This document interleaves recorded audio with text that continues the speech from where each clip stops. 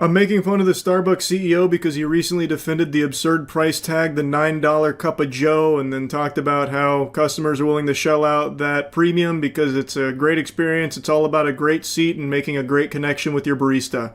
Basically, you're going to fall in love with your barista and it's worth every goddamn penny. Now, the reason why I've just given you that, AI synopsis right there on what this video is going to be about is because I don't know how much of the actual interview I can use here because it's the Wall Street Journal, and historically the Wall Street Journal is like a fucking cartel when it comes to anything that it produces. Or even if I've shown you like a clip from something in the Wall Street Journal, I've gotten in trouble in the past for it. Even if it's like a 5 or 10 second clip, they've come at me looking for fucking scalp. They'd be plucking my teeth out of my mouth until I apologized. I do not fuck with the Wall Street Journal. They've done great reporting, I get that, but any time that I've tried to opine on something that's been broken by the Wall Street Journal, I am very prohibited in what I'm allowed to show you, so instead we're going to be looking at a transcript, and maybe I'll jump scare you with split seconds of this CEO talking in the interview and see how that goes. So yesterday, the Starbucks CEO, Brian Buttfuck My Wallet, went on to defend the company's $9 cup of coffee, insisting that the price reflects a premium experience offered to customers. He also was recently granted access to the company jet for personal travel, which is a nice little tiddlywink of information I didn't know about, so thanks to the article here for enlightening me on that, because he definitely deserves it. Brian needs to be traveling luxuriously, and he's doing the Lord's work out there. He's delivering mediocre coffee to every sucker out there willing to fork over all the clams for it. He also said that customers across all income levels are willing and happy to shell out big money for a chance to interact with baristas or score a great seat inside the chain.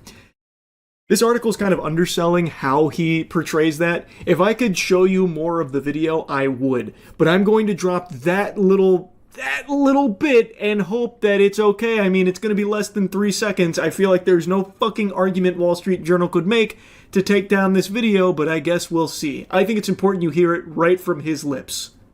That value is to be able to have a great seat, have a great moment of connection with a barista. Son of a bitch, I tried everything, but I couldn't get it to 3 seconds. It's 4.5, but it's under 5, so I should be safe. I should be protected. I don't think they can roll up with the goddamn Pinkertons for me showing 4 seconds here at the very end of the interview. Well, at least of this segment of the interview.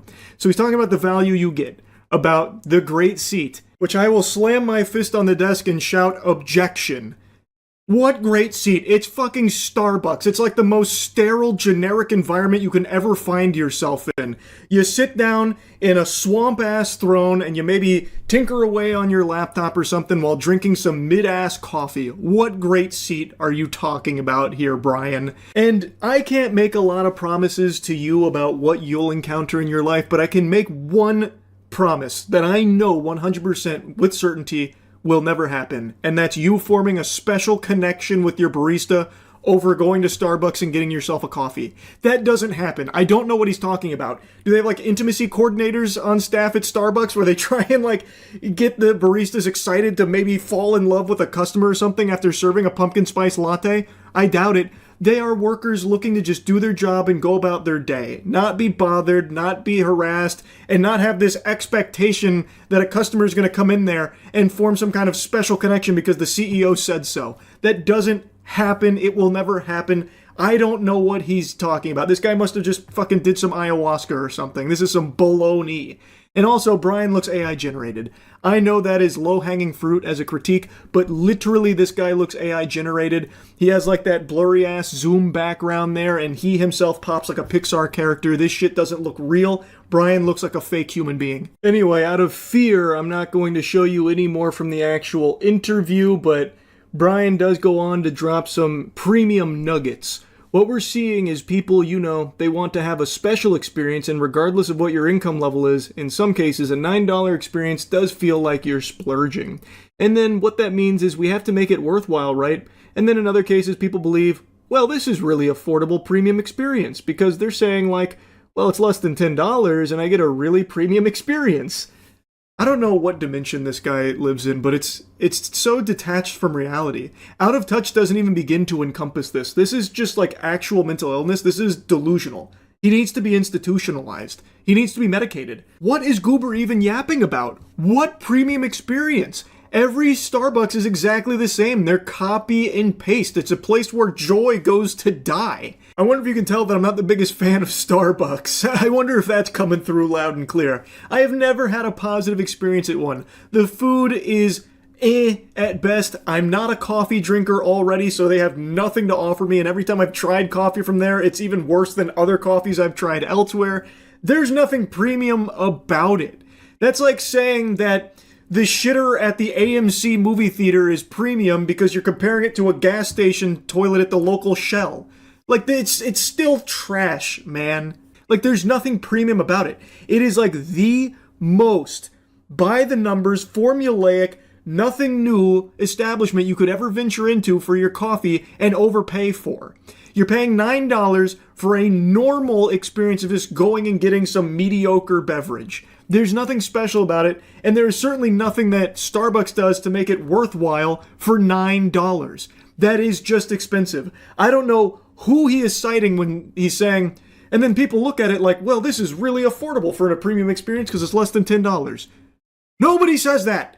No, not even an NPC that you programmed would say that. Because it's not. There's no premium experience, and there's nothing affordable about it. It's expensive. And also, it speaks volumes that he can't even justify the $9 price tag on the merit of the beverage itself. Instead, he is relying on these ancillary things like, $9 may feel like splurging, but we have to consider the entire experience of going into the Starbucks. That's what's most important, the ambiance. That's what makes it worth it, the premium experience. He can't even just say with his whole chest that our drinks are so good and so high quality that they warrant a $9 price tag. You're paying for the highest quality coffee on the planet. Because that's not what you're paying for. You're just overpaying for mid-shit. And he knows that, and he knows he wouldn't be able to get away with saying that, so instead he's relying on these like X factor things of a connection with the barista, a great seat, and of course, the premium Starbucks experience of being lucky enough to come inside of a Starbucks. It's a privilege, and you should feel honored every time you walk through those doors. That's what warrants the $9 price tag.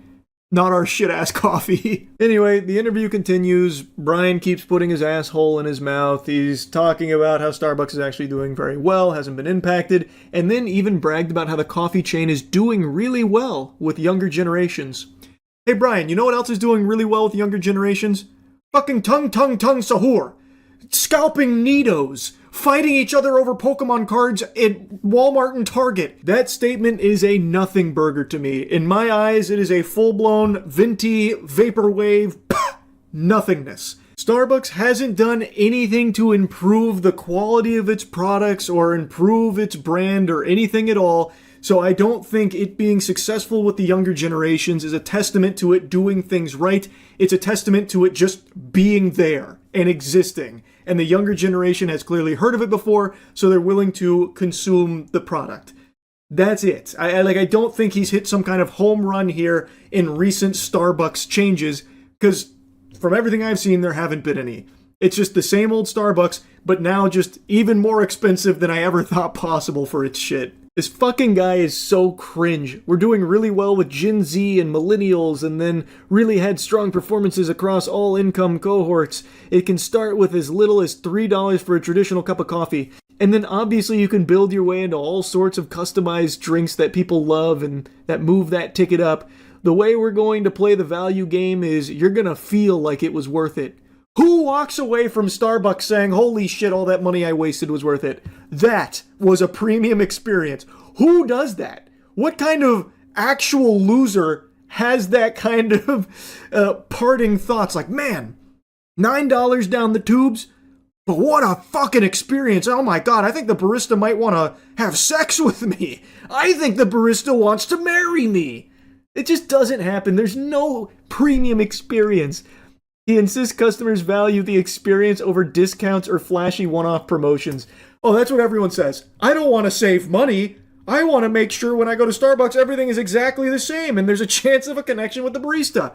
Please, don't help me save money with discounts or anything. I want to waste maximum amounts of money here at the same fucking Starbucks as always. Yeehaw. I'm sure, Brian. I'm sure. Anyway, I won't blabber on more about this guy. Just another painfully out-of-touch CEO I had to clown on. That's really about it. So, yep. Are you happy? If the answer to that question is yes, then stay far away from Pokemon tournaments. You turn the cheek, run the other direction as quickly as you can, Buster, because that is an environment where joy and whimsy goes to die.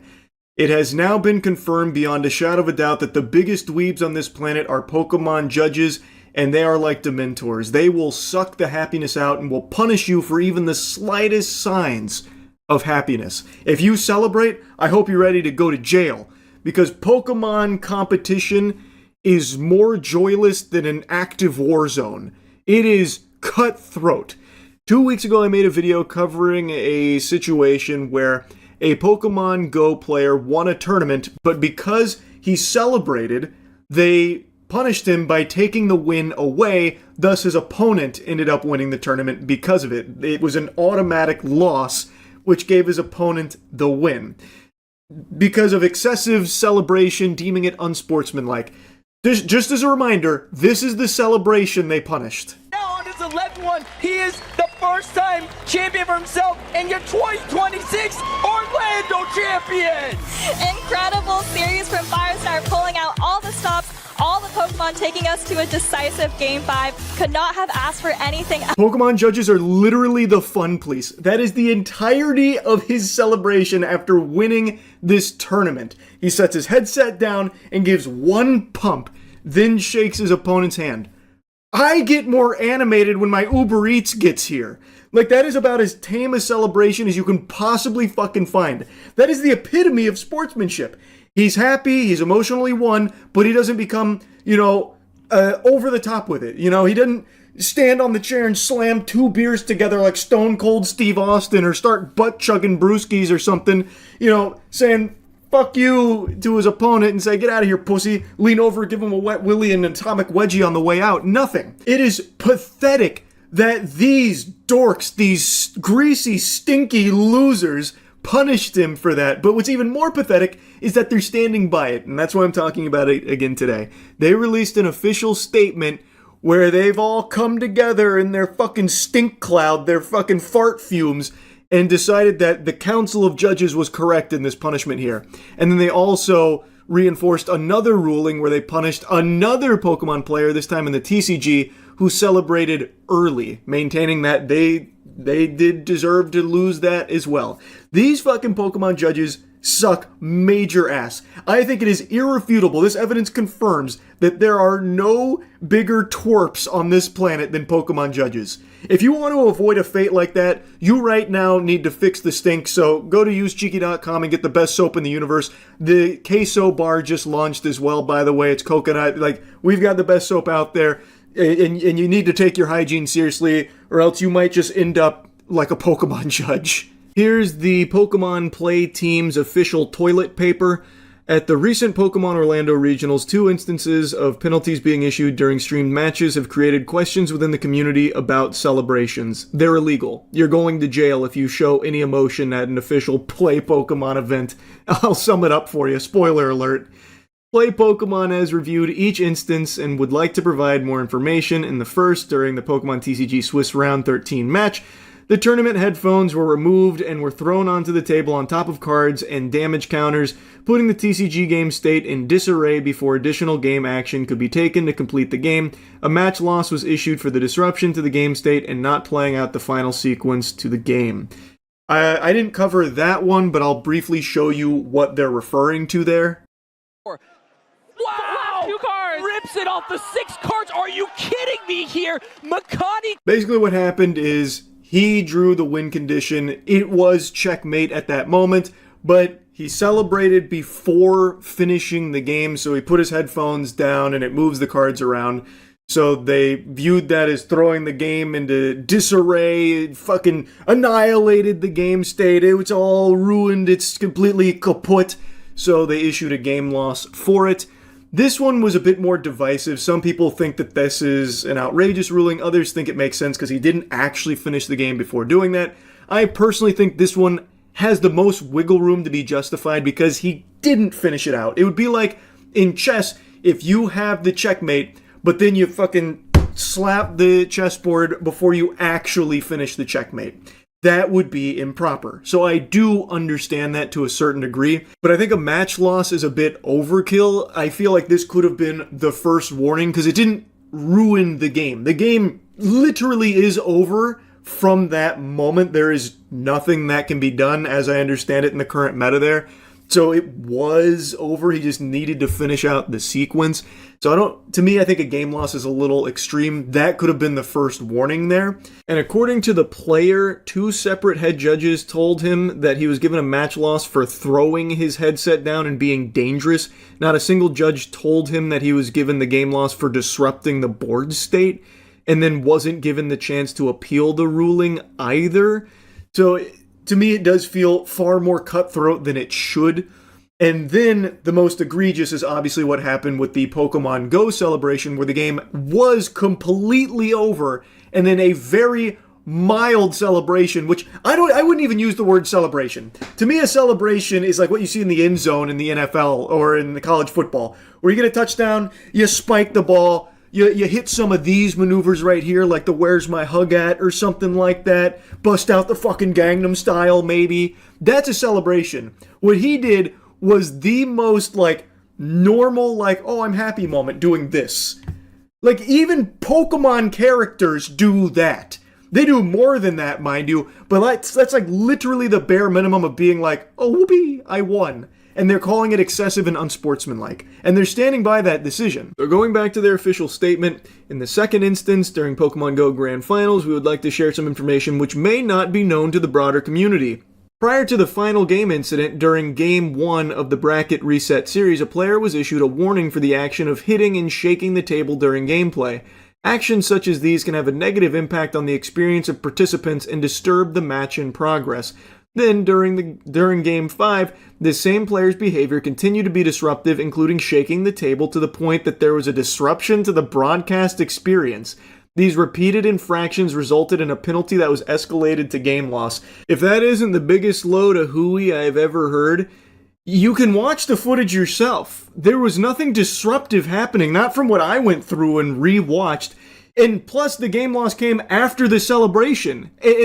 Unsportsmanlike, I believe, is what was being tossed around. But now they're saying it was actually because he was shaking the table. It was a fucking earthquake he was having go on over there. We couldn't even get the broadcast going. It was so all over the place. It was a natural disaster, a fucking calamity. We will uphold the decisions made by the judges at this event. Pokemon judges are committed to bringing the best possible experience to our players by preserving the competitive integrity of our events. Yeah, it's in the shitter. It has completely been flushed down the tubes with this, by the way, because you could win grand finals, but you best be completely fucking stoic and silent. Even the slightest iota of a smirk will have that title stripped from your fucking cold, dead paws. They will rip that W from your hands if they see you happy. What do you mean preserving the competitive integrity? You took away the winner's win and gave it to someone who lost. All over them celebrating slightly. Without them and their commitment to play Pokemon, we would not be able to hold events, and it is our expectation that they are treated with the same respect as all people in the community. In the moment of a win, emotions are high, and we recognize that these emotions can lead to energetic reactions celebrating a win, which, by the way, didn't really happen here. It wasn't that energetic. My fucking grandfather, I saw him get more animated when the mailman would show up than I saw from this guy winning the fucking grand finals of this tournament. It wasn't that energetic, mind you. We want to support this authentic, positive reaction and not discourage this excitement. Celebrations are not an issue, but actions that disrupt or negatively impact competitive integrity can be. We will continue to listen to the community of players and our judges on how best to evolve our tournament system rules and how penalties are enforced. The Play Pokemon team, they sign it off. Now, Firestar73, the player who had his title ripped from him for his celebration, did make a statement after this official Play Pokemon piece and said, "The incident you are now for the first time claiming was the basis of the decision did not affect the gameplay at all, yet decided the whole tournament." That is 100% correct. It had no impact on the game at all, even if he was shaking the table, which I don't see any strong evidence of him being over there like, the waves of the ocean, moving the table back and forth all wobbly. I don't see anything like that. But none of it affected the gameplay no matter how you spin it. Section 2.1 requires a clear explanation of any infraction and its penalty, and I was never given this as the basis at all. That is also true. Apparently that was never relayed. There's even a community note that talks about this. Firestar wasn't given an initial warning for shaking the table. This is a major infraction under section 5.1 of the penalty guidelines, and then it also has something about Makani, who received a game loss for a headset throw and wasn't able to appeal, and section 433 of the tournament rule handbook allows for an appeal. So they're not following their own guidelines, basically. Which doesn't come as a surprise to me because it feels like these are complete losers that are power tripping and looking for any excuse to exert their authority here. Did I just catch you showing emotion? You lost now, Buster. Ha! Give that back. Don't you ever show me a smile again. And I mean it. I'm a Pokemon professor, by the way. So cringe, man. Actually so cringe. So they're standing by the decision. Firestar 73 does not get the win that he earned.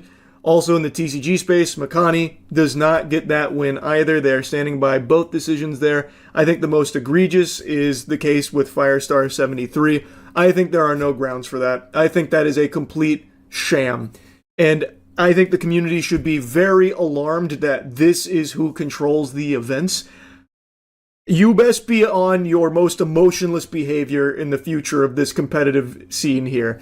The competitive environment of play Pokemon events from this point forward better be quieter than a fucking library. It's going to be like a funeral in there, not an ounce of joy. So, I guess that's what they're looking for. That's what they're trying to cultivate. This shit's so stupid, man. It's so embarrassing. It's so shameful. Had to yap about it. I had to give you the follow-up. That's really about it. See ya. You read the title and you've heard the news. Battlefield 6 just released its Battle Royale mode. It's called RedSec. Get ready to put some hair on that chest, dweeb. I've now dumped like 4 or 5 hours into it, which obviously compared to many others is nothing. That's like a very pitiful amount. But for me, it's enough to give you a review of it because I now feel like I've pretty much experienced everything the game mode has to offer. And it's no secret, I haven't been the biggest Battle Royale enthusiast in many years now. The only one I keep up with is Apex Legends. It's just a genre that I find to be extremely stale at this point, just super bland. It's like the 6-7 of game genres, where just hearing about Battle Royale makes me fucking cringe like that god-awful meme. It's just, I'm so tired of it. But I like Battlefield 6, so I thought it only fair that I give this one a shake to see if it's any good. And now I can confidently say, it's fine. There's no huge flaws with it. The tanks are kind of annoying, but it's not that big of a deal. It's just a very by-the-numbers, very generic Battle Royale mode that they seem to have just slapped on here like a hemorrhoid, because there's no reason not to have a Battle Royale mode. It's only a boon to the game because there are plenty of people that will play the Battle Royale that maybe weren't interested in playing the multiplayer. And the Battle Royale is free. So it gets a lot of people in the door, and then maybe they turn into a paying customer. So it makes a lot of sense. But boy howdy, let me tell you, it really does feel like they just tried to draw Warzone from memory here for RedSec. It is 1-to-1 in certain instances. Like, it feels very copy and pasted in a lot of ways. Like, I'm pretty confident there are times where you could show side-by-side gameplay of Warzone and RedSec, and you wouldn't be able to differentiate which is which. It is very similar in a lot of ways, but the thing that sets it apart is the Battlefield 6 gunplay. Like, the gameplay elements in Battlefield 6 versus Warzone are very different. And for my tastes, I prefer it. So I've had more fun with RedSec than I had with Warzone. Warzone I have many more hours than RedSec with, obviously, but I fucking hate Warzone now. I think it sucks major ass. That is some turbo cheeks over there. RedSec at least feels fun to play. It feels nice. I prefer the Battlefield formula, so I've been having more fun with RedSec. But if you already like Warzone, I don't know if RedSec's going to win you over. The game mode is extremely similar to Warzone. You are likely going to just stick with the one that you prefer the gameplay of. So if you're someone that likes the less movement-based shooting of Battlefield, you're probably going to prefer RedSec. But if you already like the Call of Duty formula and all the movement tech there, RedSec's not going to be stealing you over there. It's not going to be taking the Warzone lunch money, I don't think. I feel like it's just going to be boiled down to a matter of personal preference in gunplay. And for me, I prefer Battlefield 6 gunplay. Like everything in Battlefield 6 gameplay, I vastly prefer to Call of Duty. But again, RedSec and Warzone are so incredibly similar, I can't see a fucking world in the entirety of Doctor Strange peering into the multiverse. I can't imagine he would see one where Warzone players are so blown away by RedSec specifically that they leave Warzone for it, if they already prefer the Call of Duty gameplay. Because RedSec just does Warzone with Battlefield gameplay in tanks. That's really it. Like, I can't find any other big differences. Maybe the ladder. You get to place a ladder down in RedSec if you play Assault or something. Or like the artillery strikes. But even then, there's comparable things in Warzone. It's just very, very, very, very similar. So there's nothing crazy about RedSec. It's just been there, done that standard Battle Royale shit. And if you're someone that likes Battle Royales, you'll probably have fun with it if you already like Battlefield 6 gameplay. It's just as simple as that. But it's worth mentioning that Battlefield devs here are really trying to shove RedSec down the throat of everyone that plays Battlefield 6, even if they're not interested in RedSec. So I've been seeing that there's been a lot of negative reviews, not even so much about RedSec existence, because if you don't care about Battle Royales, just ignore it. But they've tied a lot of like weekly challenges and shit to playing RedSec, so you like needing to farm and all of that. And it seems like there's going to be a big emphasis on like the premium currencies and shit now. It feels as though that even though RedSec is fine, it's just a really standard Battle Royale, it is alarming to the community who believes that this could be the vanguard of more things to come that they just don't want. Like, you can ignore RedSec and not play it and just miss out on the XP tied to the challenges. Plenty of people will do that. Yeah, it's a bit of a headache for some players, sure, but you can just ignore it. What you can't ignore is if RedSec takes off, the resources that they'll pump into RedSec that they might be taking away from the rest of Battlefield 6 multiplayer experience. So there's many in the community showing legitimate concern that maybe the rest of Battlefield 6 starts to be neglected as they try and focus more on RedSec so it can stand toe-to-toe with Warzone and try and squeeze some of those players over to RedSec because they'd make more money that way. So I understand the concern there. Like, that does check out. Like, that makes sense. And it does seem like they're placing a huge emphasis on it, which isn't surprising. It's a brand new mode they've introduced. But yeah, it remains to be seen if RedSec is going to end up being like the primary development focus to try and, blast as much money out of it as they possibly can from the community. But I am very curious to see how everything shakes out. I truly don't think RedSec is going to be a battle royale that stands the test of time that people are playing even 3 years from now. As I said, in its current state, it is like the most bare bones battle royale experience. It is clearly an afterthought to Battlefield 6, something that they put in here because they knew it's a very popular game mode that will get a lot of people to check out their game, get them in the door, get their feet in the door because it's free. And battle royales are still just so popular. Even though the genre went through oversaturation for a while, there's still no shortage of battle royales for people to choose from. But you'll probably notice most people just stick to the big ones that they already like. Warzone, Fortnite, whatever. I don't see RedSec doing anything here that's going to get anyone to stick with RedSec. What I think's more likely is people will try RedSec and maybe if they really like the gameplay, they'll buy the multiplayer and then just stick to playing the multiplayer because it's just the better version of the game. Why would you be playing a watered down version of Battlefield 6's multiplayer with RedSec when you could just play the multiplayer? So I just don't think that there's a lot of staying power to RedSec. I could be very wrong. I guess we'll see. Only time will tell. But my early impressions here are it is just fine. It is just Warzone, but better if you like Battlefield gameplay.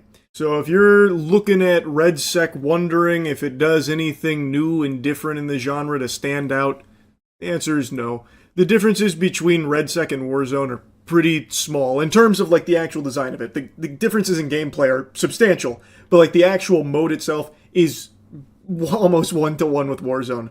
Again, the only differences I could pick up are the tanks the Ring of Fire. Instead of having like continuous damage if you're outside the zone, you just die, which I do think is a good change. I actually really like that change. I think that's solid. And then the only other one is like classes. So like the classes carry over from Battlefield 6 where you could be like assault and put up a fucking ladder, you know, or recon, support, engineer, that kind of thing. But I can't think of anything else that's different from like an actual design perspective of RedSec versus Warzone. The rest is just the exact meal you're expecting to eat with this mode. And for some people, maybe that's exactly what you want. For me, I just am tired of the genre, so it doesn't really stick with me as something I'm going to be actively playing. When I want to play Battlefield 6, I won't be choosing RedSec. I'll just be doing the normal multiplayer. Anyway, though, I just wanted to drop this little review on you here. That's really about it. See ya.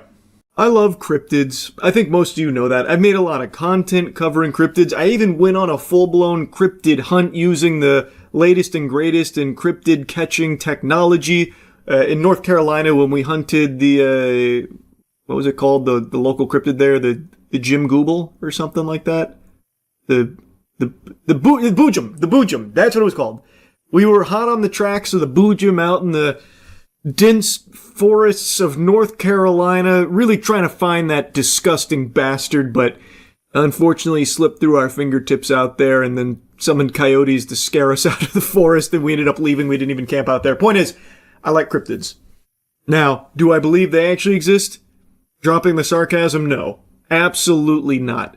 But I really appreciate the people that do believe in them. It is so fun to watch content from true cryptid believers. Unfortunately, now the community's been hijacked from people just fucking farting out AI cryptid videos all over the place, unfortunately.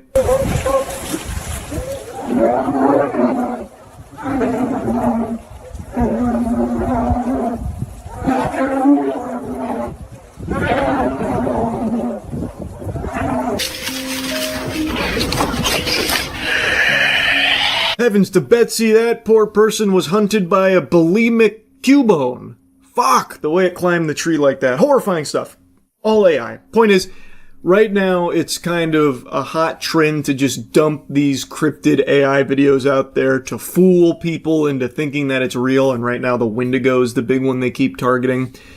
So I've been inundated with that because on stream we did a little cryptid deep dive onto some that I'd never heard of, which is rare because I love cryptids and I've familiarized myself with most of them, even like the really obscure ones that no one gives a fuck about or has ever even heard of, like hairy hands. For those that don't know, hairy hands is a disembodied pair of hands with a lot of hair on them, real fucking fuzzy hands, that on a certain stretch of road, I don't even remember where, it's in some rural area where some drivers report seeing a pair of paws come out and yank the wheel of their car off to the side, causing them to crash in the nearby ditch. Now, using basic logic, you can probably surmise that the actual explanation for why so many cars crash into the ditch on that stretch of road is probably because the drivers are tired. It seems to happen at night exclusively, so they perhaps got tired and imagined it. Plenty of reasonable explanations, but the fun one is hairy hands. And there's just so many wacky cryptids that I just find a lot of joy in learning about. It's a lot of fun. So, unfortunately, it's being fisted by AI right now, but I don't want that to overshadow the whimsy that cryptids can offer. So I want to show you some of those stream highlights going over some of these cryptids that you probably haven't heard of either. Cryptid sightings disappeared when 4K cameras came about for some reason. Are you insane, brother? There's cryptid sightings every day. Don't you remember the whole giant thing? Where people on TikTok were convinced that giants were real because they saw the top of a fucking antenna on a mountain? Flatwood Monster is cooler. Who's the Flatwood Monster? I do not recognize this at all. The terrifying true story of the Flatwoods Monster. Give me the cliff notes. West Virginia's Flatwood Monster. Flatwoods Monster.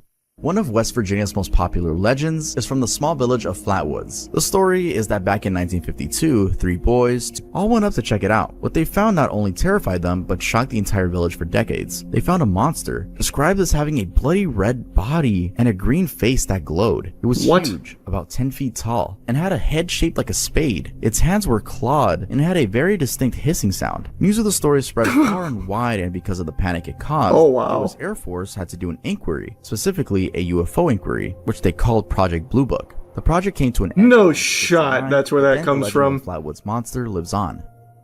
No shot, that's where the Project Blue Book comes from. Is that actually the origin? No, yeah, I was surprised you've never heard of this one. Nah, it just doesn't ring any bells. I've certainly never seen that image of the Flatwoods monster. Looks like an Adventure Time character. The Sandown Clown is the most terrifying cryptid. It's another one I don't know. Hit me with the cliff notes. Did you know about the alien clown? The Sandown Clown is a humanoid entity that was seen by 2 children near Lake Common, England. That shit's the amazing digital circus. The children heard an ambulance-like sound and came across this being, which was described as a mix of a clown, robot, and alien. Standing over 2 meters tall, the Sandown Clown was thin with a large head, blue triangle eyes, a flat brown nose, and yellow lips. It had a tall pointed hat, a red and green clown suit, and wooden antenna extending from its body. Despite its appearance, the Sandown Clown was friendly and spoke to the children for almost 30 minutes. It spoke through some kind of microphone or speaker system. It identified as Sam and claimed to be all colors and non-human, providing cryptic responses to questions about its nature. When asked if it were a ghost, it is reported to have answered, "Well, not really, but I am in an odd sort of way." After this encounter, that's deep. the Sandown Clown vanished and has never been seen again. Whether it's true or not, the tale of the Sandown Clown is another odd mystery of our world. No, it's not. How is that an odd mystery? Some kids lied. The end.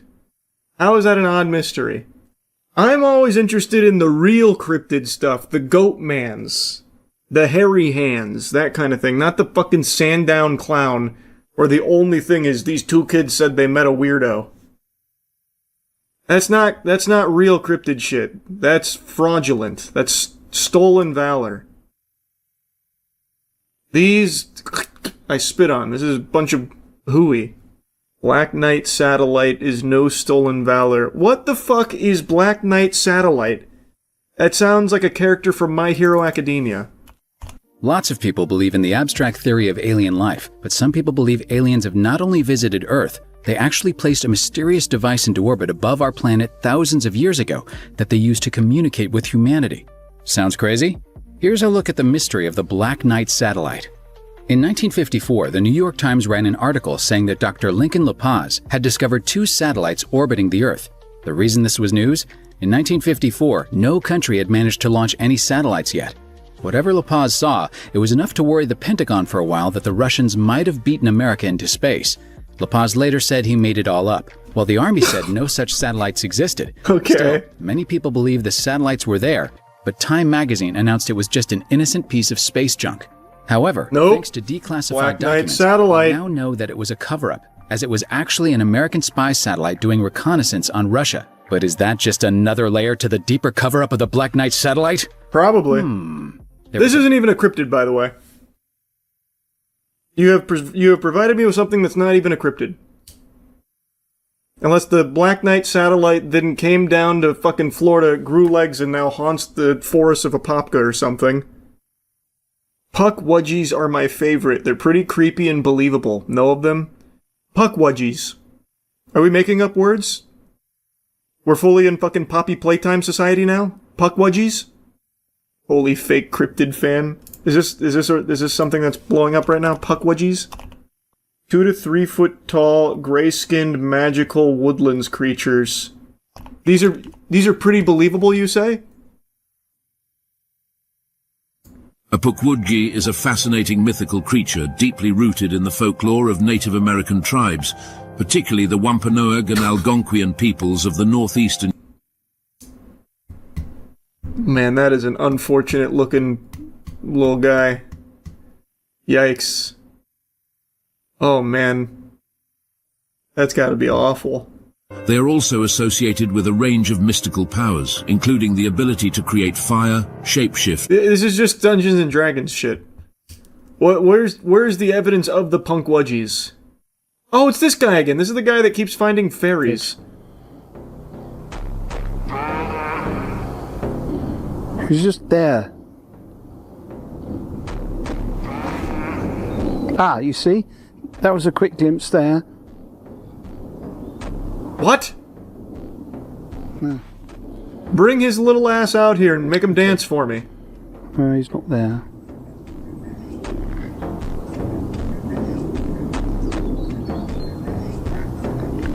Oh, sorry about that. He was doing a... Oh, there he is. Okay. Where? Oh, fuck! There. That dirty pervert was twerking. Oh my god. Alright, well, maybe Punkwudgies are real.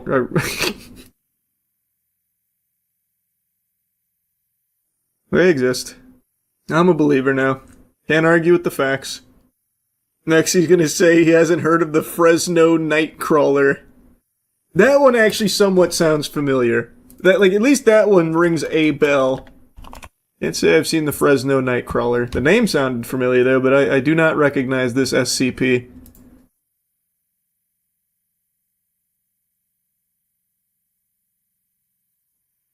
Wow.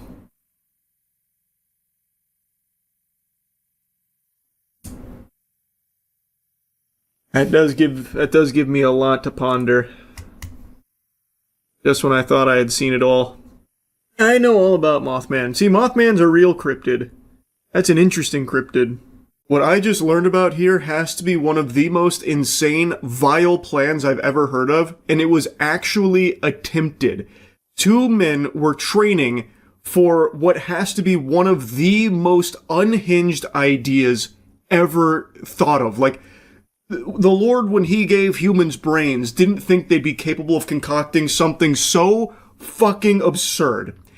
I'm actually struggling to find the words to even set the stage here for what I'm about to show you, so I'll just instead use a hand gesture. It's a big thumbs down moment. This shit is foul. A federal grand jury indicted 2 North Texas men accused of plotting to invade a foreign island, kill the men, and take the women as sex slaves. Prosecutors say one of the men enlisted in the Air Force to get military training he thought he needed. Fox 4's Blake Hansen. I know that intro hits you like a fucking knuckle sandwich because it's so preposterous, but it's actually just the tip of the iceberg here. And they left out a very big key detail. According to the official press release, these 2 lunatics were also planning to take the children as sex slaves as well.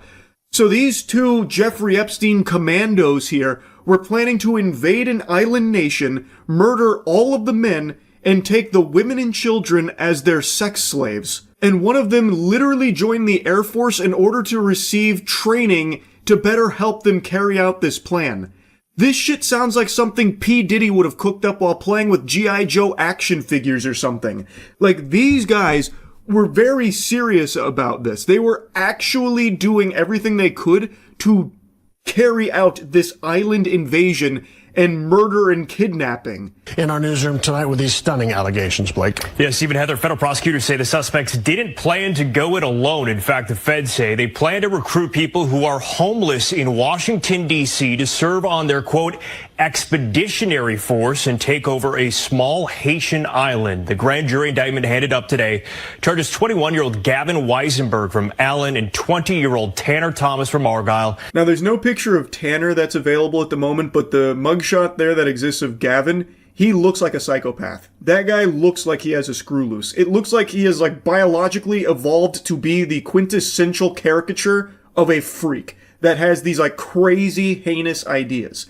And like I said, this is something they took so seriously that they were even planning out how to recruit homeless people to join their ranks to storm the beaches of the island that they were going to invade so they could start slaughtering the men there.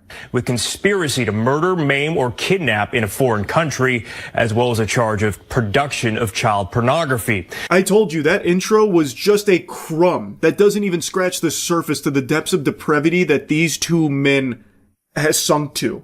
Like, these are evil, rotten to the core fucking monsters.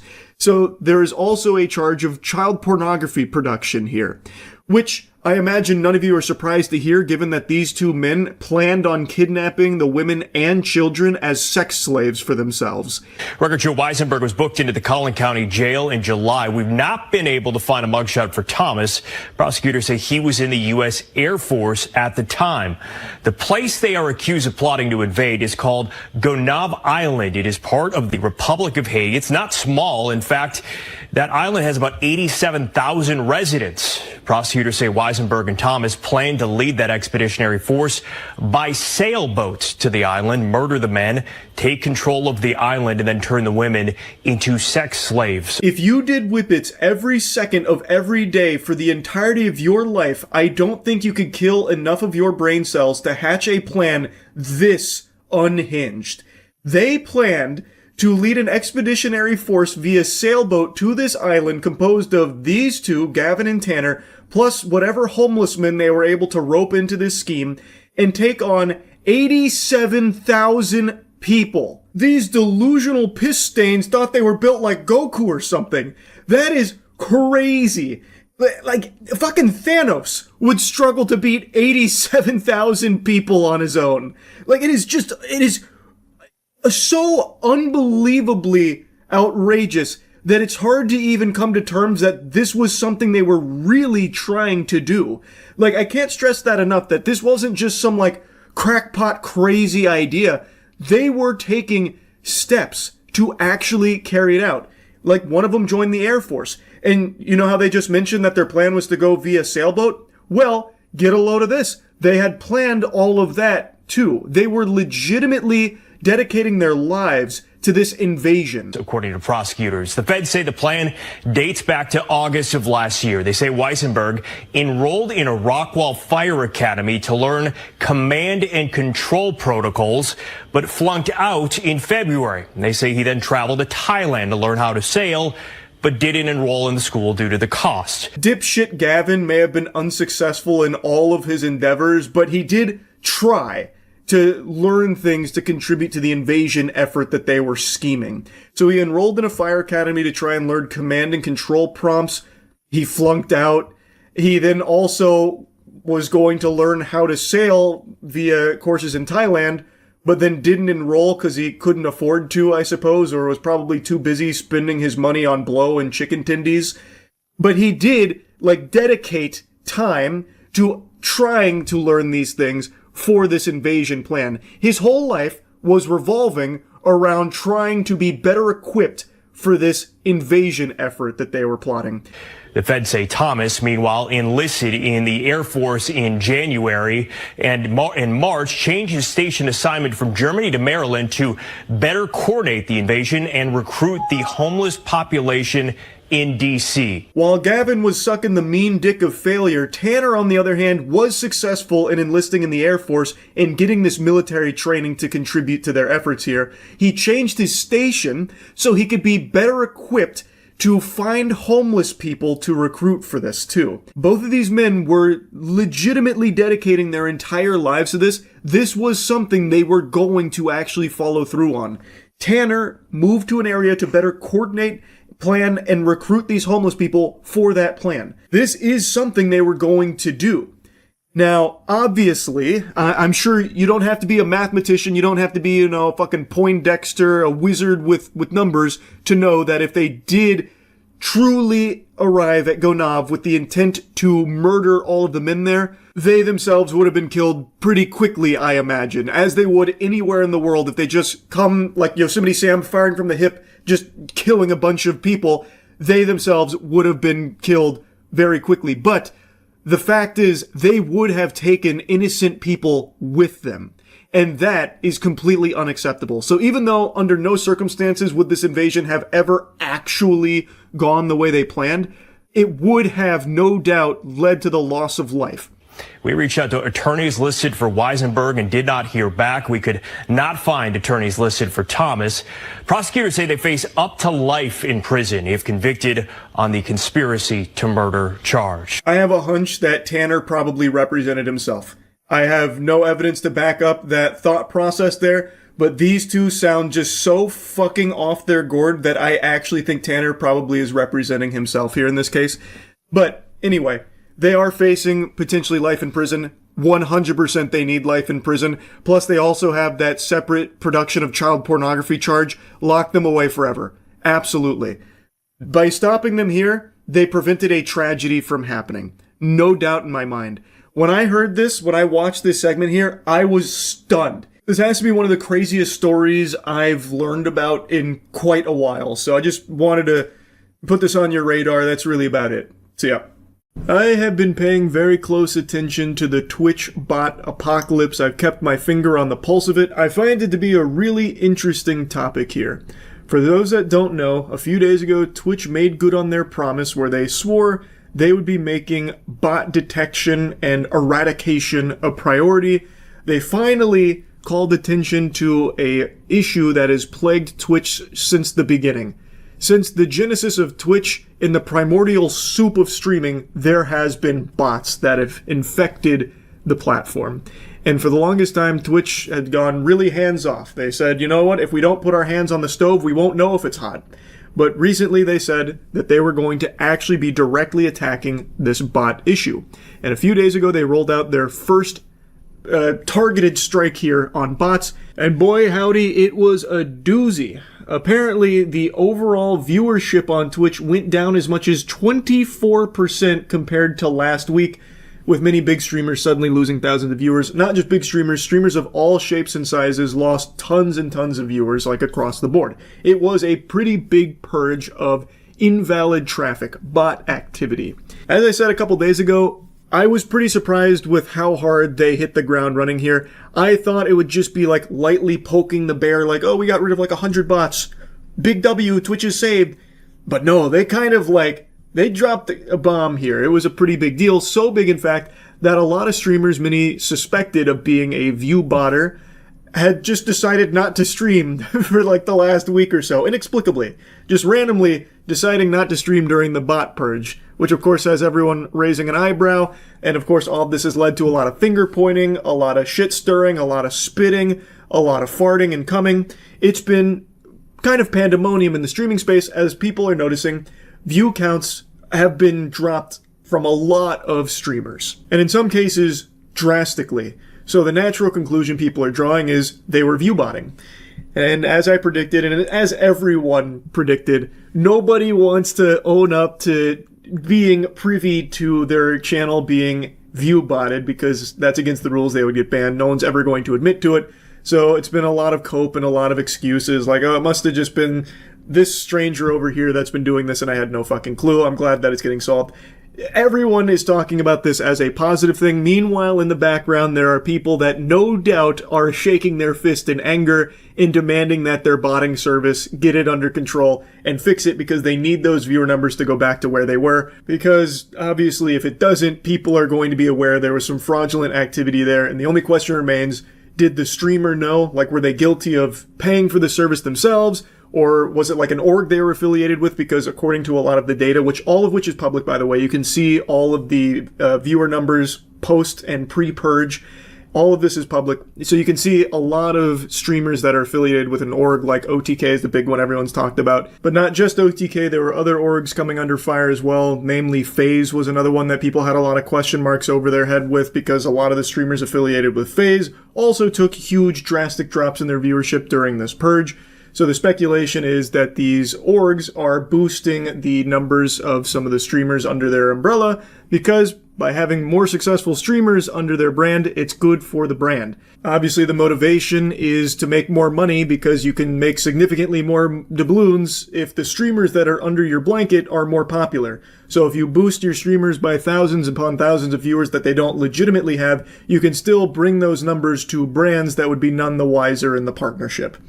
And according to some other streamers, there's been actually quite a bit of talk from streamers about orgs even like softly admitting to doing this in certain cases. I don't know like all the particulars around that, but there has been like a lot of discussion that orgs do actually do this. Like, it's not just a full-blown conspiracy theory, but then the question becomes, well, do the streamers under these orgs know about that? Like, there's just a lot of questions now after all of this bot detection and all this bot purging. It's been a flood of questions like Yahoo Answers just got revived.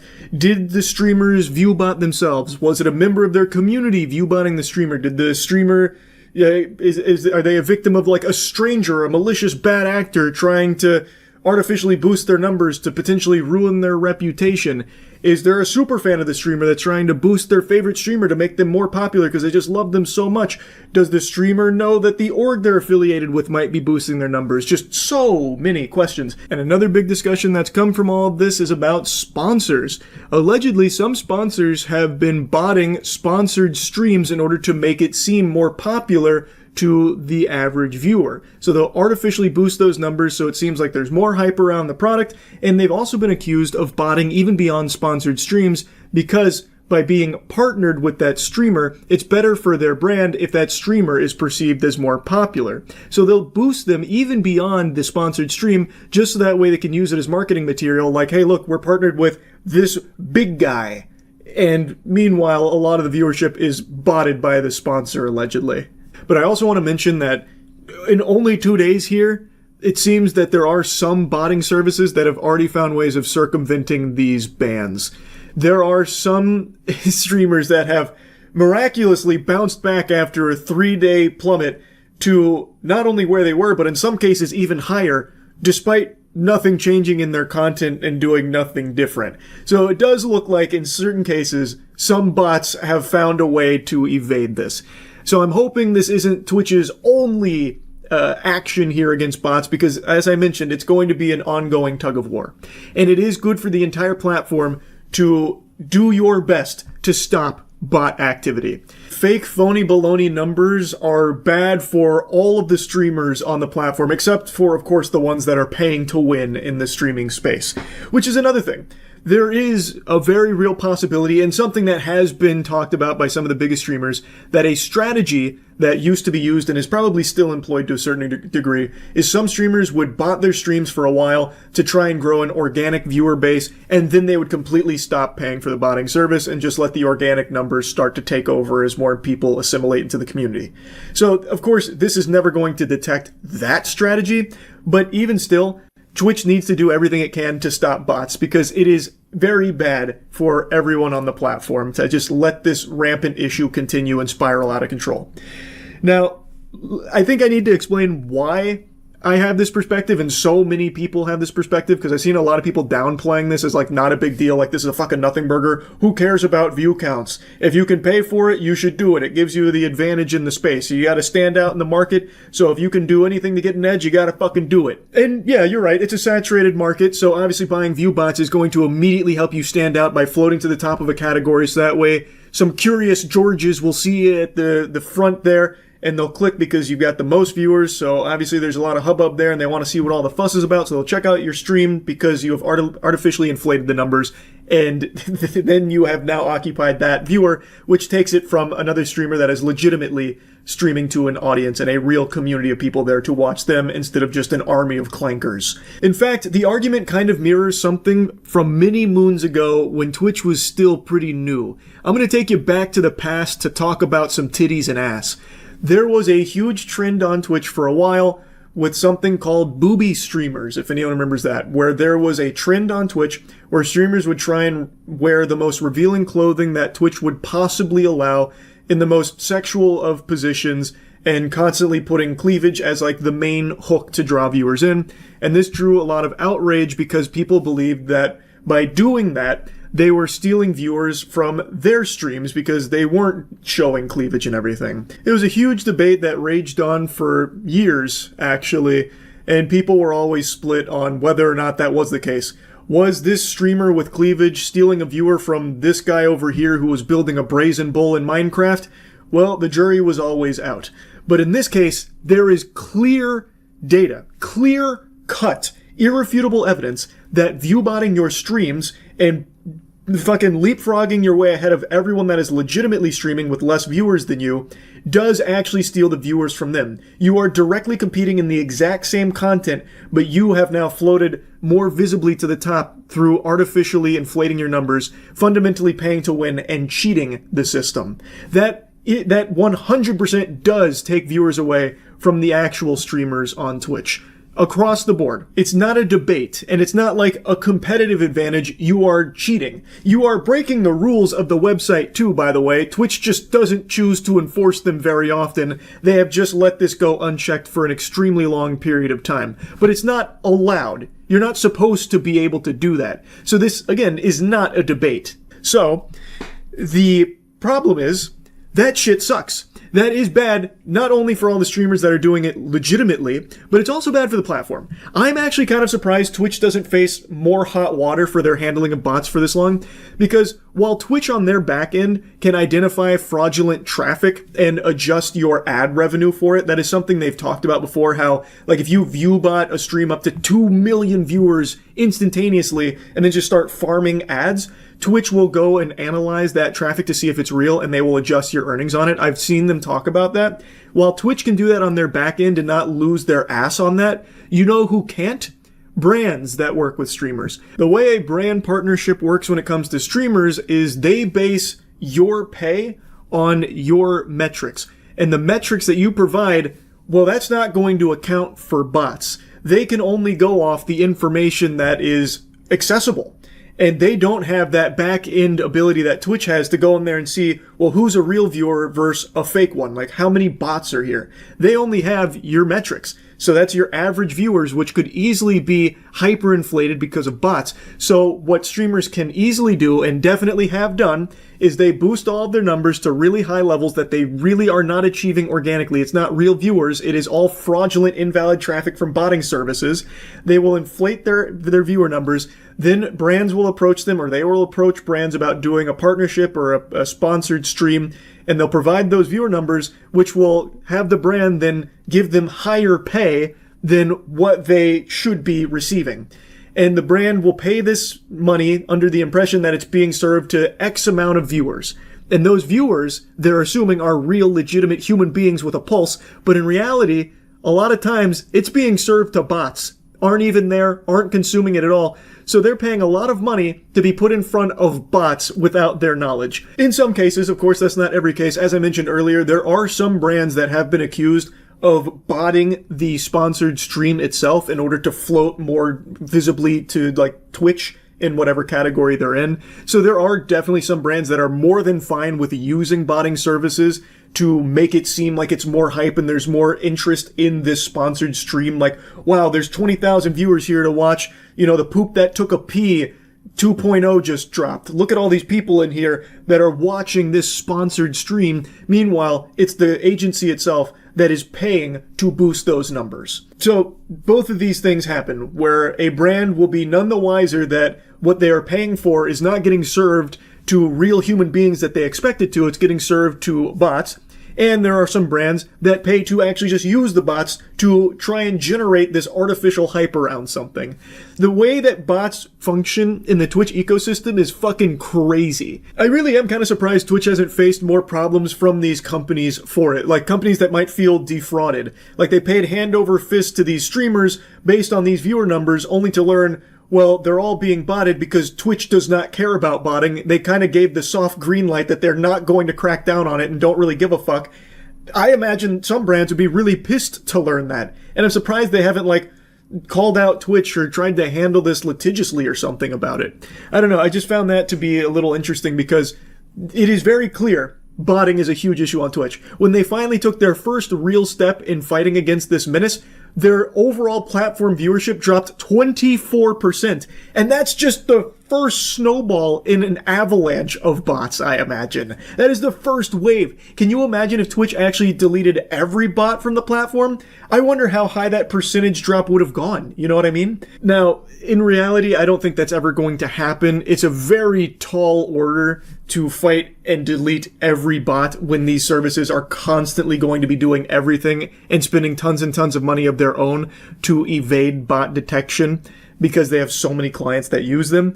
There will probably always be bots on Twitch. Not only on Twitch, it's obviously on YouTube and every other streaming platform as well. I understand that. And also, I feel as though Twitch might be apprehensive about this anyway. Like, if Twitch had a magic button that they could press it, and it would guarantee every bot and all invalid traffic would be banned on Twitch from this point forward and could never return. It'd basically be like in K-pop Demon Hunters when they fully seal away all the demons, they can't return. If Twitch could do that right now, I think they would be very apprehensive about it, because we just saw them take one step in fighting bots and they lost 24% of their viewer base over the last few days that it's been there.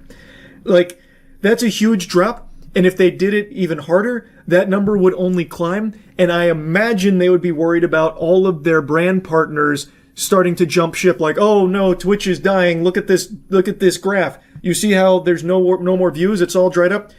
Time to pull our ad spend from Twitch. I think they would be worried about the future of Twitch if they did that, because their viewer count numbers would be so much lower, significantly lower, that they'd probably be getting hit financially pretty hard from all of these sponsors that are paying money to be put there. And brands don't really care about, like, the nuance of what the numbers say. They only care about what the numbers indicate. So most of the brands, I imagine, would see this. And in fact, some of them are probably already worried with the 24% drop. But if it got even higher, some brands would probably see this and they wouldn't take into account like it's all bot activity. They would see this and be like, nope, this is dangerous. This is not worth the ad spend. We're pulling out. And even if they did bother to take a little bit of time looking into it, they might feel slighted by Twitch for letting this bot problem persist for so long, and they were spending so much money for what ultimately amounted to a lot of invalid traffic. So I think Twitch would be really skeptical about getting rid of every bot, even if they could. Which is why I was so surprised that they went this hard out of the gate against the bots and actually did make a dent in it.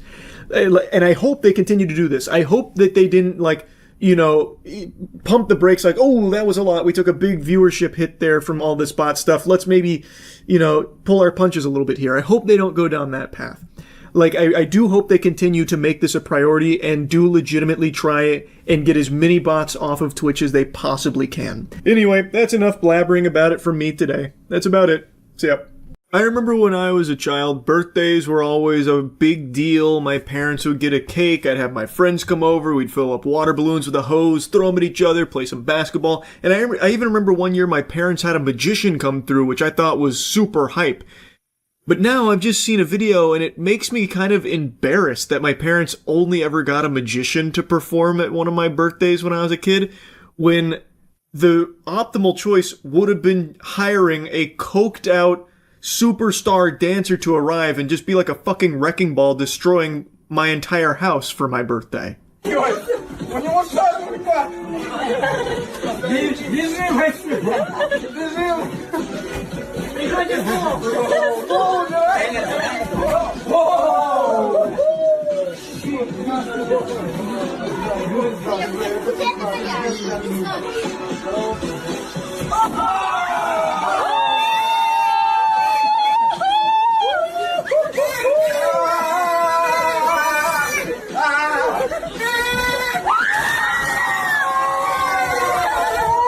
See, that's what a birthday is all about. Your fucking uncle coming through fresh off the meth pipe and just going hog wild. This dude looks like an unholy fusion dance performed between Aaron Paul and Agent 47. And he is going ballistic here with the moves. So they put on the TV, there's another angle, and it just says, mixtape. So I'm guessing dude brought his own music. But since we're in the modern age, he didn't have the boombox on his shoulder. He instead just said, pull up my fucking YouTube channel. I got mixtape ready. Cue it up. I got something. And it's at a 9-year-old's birthday party. And he just wants to be the center of attention. So he's like clearing out, you know, the space here. And he hits a gnarly backflip, actually. That backflip looked like it happened in slow motion. That looked like he did a fucking 0G backflip right there. That was incredible. Pops the balloon with his belly, like a full belly flop balloon bust, which was incredible. And then just when you think he's done with the routine where he's doing one of these side to side and you think he's about to, you know, call it curtains there, he goes for like a full-blown dead drop onto the table like it's WWE and just blasts it, annihilates that table. It was incredible. He did like one of these, like he was about to be like a ODST shock dropped in there like it's fucking Halo or something. It was unbelievable. And he just bounces off. No damage, no problem whatsoever. Like, if I did any of these moves, I would have blown out my ACL, my MCL, my VHS, my BBL, my DVD. Like, my whole body would have combusted. But this guy is blessed by drugs and he's basically immortal right now. He's activated God mode. This is like in, Mario Kart, when you get the star and you can just blast through everything, you're invincible. He's got the star power up right now. And he is utilizing to its fullest potential at a 9-year-old's birthday party for some reason.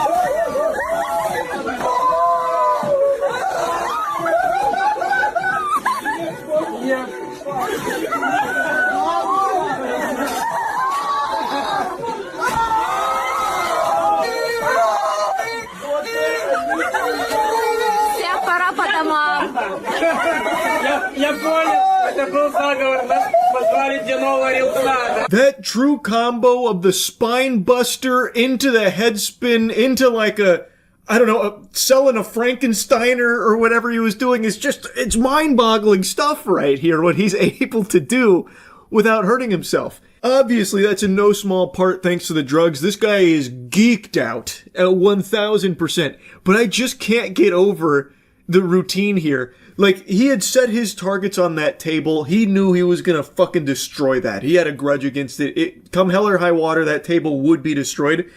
And then even when the birthday boy, the 9-year-old, like, entered the frame and was kind of like making fun of him, like, doing what he was doing, jokingly, trying to have fun, even though his coked out uncle there was, I guess, making his birthday all about him for whatever reason. When he, like, went into the frame there, the uncle pushed him aside in order to clear enough space for him to body slam the table. To, like, frog splash onto the table. He just throws the birthday boy over to the side. It's crazy, and I can't believe that no one was upset about that. Like, the homeowner there, whoever owns the apartment, I can't believe they were just okay with this fucking madman, this lunatic, this raving fucking feral animal destroying their table and, like, ruining this kid's birthday party. Like, I guess he didn't ruin it because the kid seemed like he was, like, laughing about it up until the table got destroyed. Then he seemed pretty upset. Like, he's the only one in that whole room that was like, guys, is this okay? Is this, like, acceptable behavior for an adult? Like, what are we doing here? Like, he's the only one that looked concerned. Everyone else is laughing. Honestly, I'm a little confused by the atmosphere here. I can't say I recall for my 9th birthday my parents inviting all of their friends and only their friends, as well as our drugged out uncle, and I didn't get to invite any of my friends. I think it's a little weird that the birthday boy is the only kid there and everyone else is just an adult that I'm guessing is part of this uncle's posse. Like, they're all friends, I guess, with the way they're responding to his breakdancing. I think that's already kind of weird. And then he makes the whole celebration about his breakdancing, even throwing the kid to the side for it. It's so weird and wacky, but it's also impressive. Like, his moves, they're no joke. Now, the one move that he did that I liked a lot was this one, which was like a bunch of nothing. And it just feels like it's such similar DNA to some of the rancid dance moves that I've cooked up over the years, just for silly, shitty moves. And I'm just honestly impressed.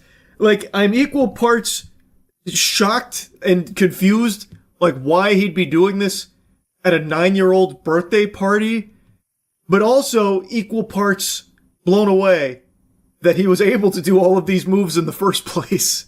Anyway, though, just wanted to yap about that for a little bit. That's it. See ya. I bet if you went through every movie review I've ever done, you could probably count the amount of comedies I've reviewed on one hand. It is very rare for them to come around. It's like a solar eclipse in film. Like, it is just not a genre that gets made much anymore. And the ones that do come out over the last decade have just been pretty trash. Like, there's not a whole lot to like about them. Usually you just end up wishing you had seen something else or just stayed home. Which is a shame, but the new Naked Gun movie just came out, and I saw it mainly out of respect to the franchise. I wasn't expecting a whole lot from it. I was somewhat hopeful that Liam Neeson would kind of slap in the role, because he did a great job in that one Ted scene, so I knew he had some comedic chops, but I was beyond surprised with how much I enjoyed this. Liam Neeson as Frank Drebin Jr. had me giggling like a baby playing peekaboo. I was actually, not exaggerating, out loud laughing multiple times in this movie, which does not happen. When I go to a comedy over the last 10 years, the few times that I have, for all like 7 comedies that have come out, I sit there like the Grinch, stone-faced, and it feels like I'm watching a snuff film. Like, I bet if you walked in on me watching a comedy in theaters, you would think that I was watching traumatic footage of my grandmother being set ablaze or something by a terrorist. Like, I am just not having fun. But in this film, I could not stop smiling and actually got loud laughs out of me. I was so impressed because it felt like Hollywood remembered how to tell a joke. It did feel very reminiscent of some of the great iconic gags from the original Naked Gun films. Like, without being just like super derivative. Like, it felt like it was paying homage without just trying to walk the same path and emulate it one-to-one in the modern age, which I really, really appreciated. So, Liam Neeson plays Frank Drebin Jr., the son of Frank Drebin. R.I.P. to the great Leslie Nielsen. I really think Liam Neeson fits perfectly here for this film. He does a great justice to it. Like, I really was impressed. But not only with him, Pamela Anderson. She is, like, really good in this movie, too. Now, of course, the chemistry works really well between them because apparently, like, they're actually in love in real life, which is actually somewhat wholesome, and it really works well in this film. But by far, like, the best part is just how serious Liam Neeson is. And of course you know that going into it, but I've seen countless of his films, and I don't think I've ever seen him so stern. Every single word that leaves his lips sounds like the most important thing you'll ever hear in your life. It really helps elevate it. So the film has a lot of different kinds of comedy that it weaves in here. It has classic slapstick, even like some prop humor and gags, really clever wordplay. Like, it's non-stop jokes. It reminds me of old Tom and Jerry cartoons where they spit out watermelon seeds like a Gatling gun, but instead of it being watermelon seeds here, it's just like endless jokes in every single scene. Pretty much every line of dialogue is setting up a joke or like expanding on the back of a joke, and it works. Like, it never gets tiresome. Obviously not all of them land. In fact, I would argue like maybe like 60% of them aren't gonna have you like, you know, gut busting in your chair, fucking Santa Claus ho-ho-hoing or anything. But the other 40%, like, they're actually, like, they had me laughing. And that's exactly what you want. Just having a good time start to finish. Not every joke needs to be a fucking home run grand salami, you know what I mean? But this film does what I've missed so much from movies that the old comedies used to do, like the old Naked Guns, God rest their soul. Really doing a great job of being a smart, stupid person. Like, you can have all kinds of oafs, bumbling fucking morons, like drooling homunculi idiots, and that's fine, but to have like a really smart one is special. What do I mean by this? I mean, like, the character is clearly supposed to be incompetent, but it's written in a way where it's like really smart incompetence. So, like, some of my favorite, like, lines are things like, Pamela Anderson is at Liam Neeson's apartment, and he's cleaning up off his table. He's like, I just haven't had the drive to clean up after my wife died, and he's like throwing away bullets and guns and hand grenades. And she says, how did she pass? And he responds, extraordinarily well. She had an arm like a cannon, could easily throw the pigskin over 50 yards, and then she died, so we'll never know if she could have gone pro. Like, that kind of writing, I have missed so much. That had me laughing pretty hard. It almost felt nostalgic. I don't even know how to explain it. I just had such a fun time with it. And I love how over the top it is with, like, its action, where, like, he's ricocheting his magazines off the bad guys, and then he's, like, going under them and, like, punching their nuts on the way through. Like, really just old school classic gag comedy like that. I haven't seen it in so long. It felt really refreshing. But by far the hardest I laughed in this movie was probably its most throwaway nothing burger joke. It is literally 2 words. It's when Frank goes and meets the film's main villain, Richard Kane. It's like a tech conference display, like fucking Comic-Con for nerds.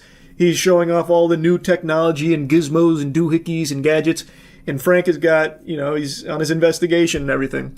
Richard Kane notices him, and he goes to introduce himself to him. So Richard Kane approaches him, he extends his hand and says, Lieutenant Drebin.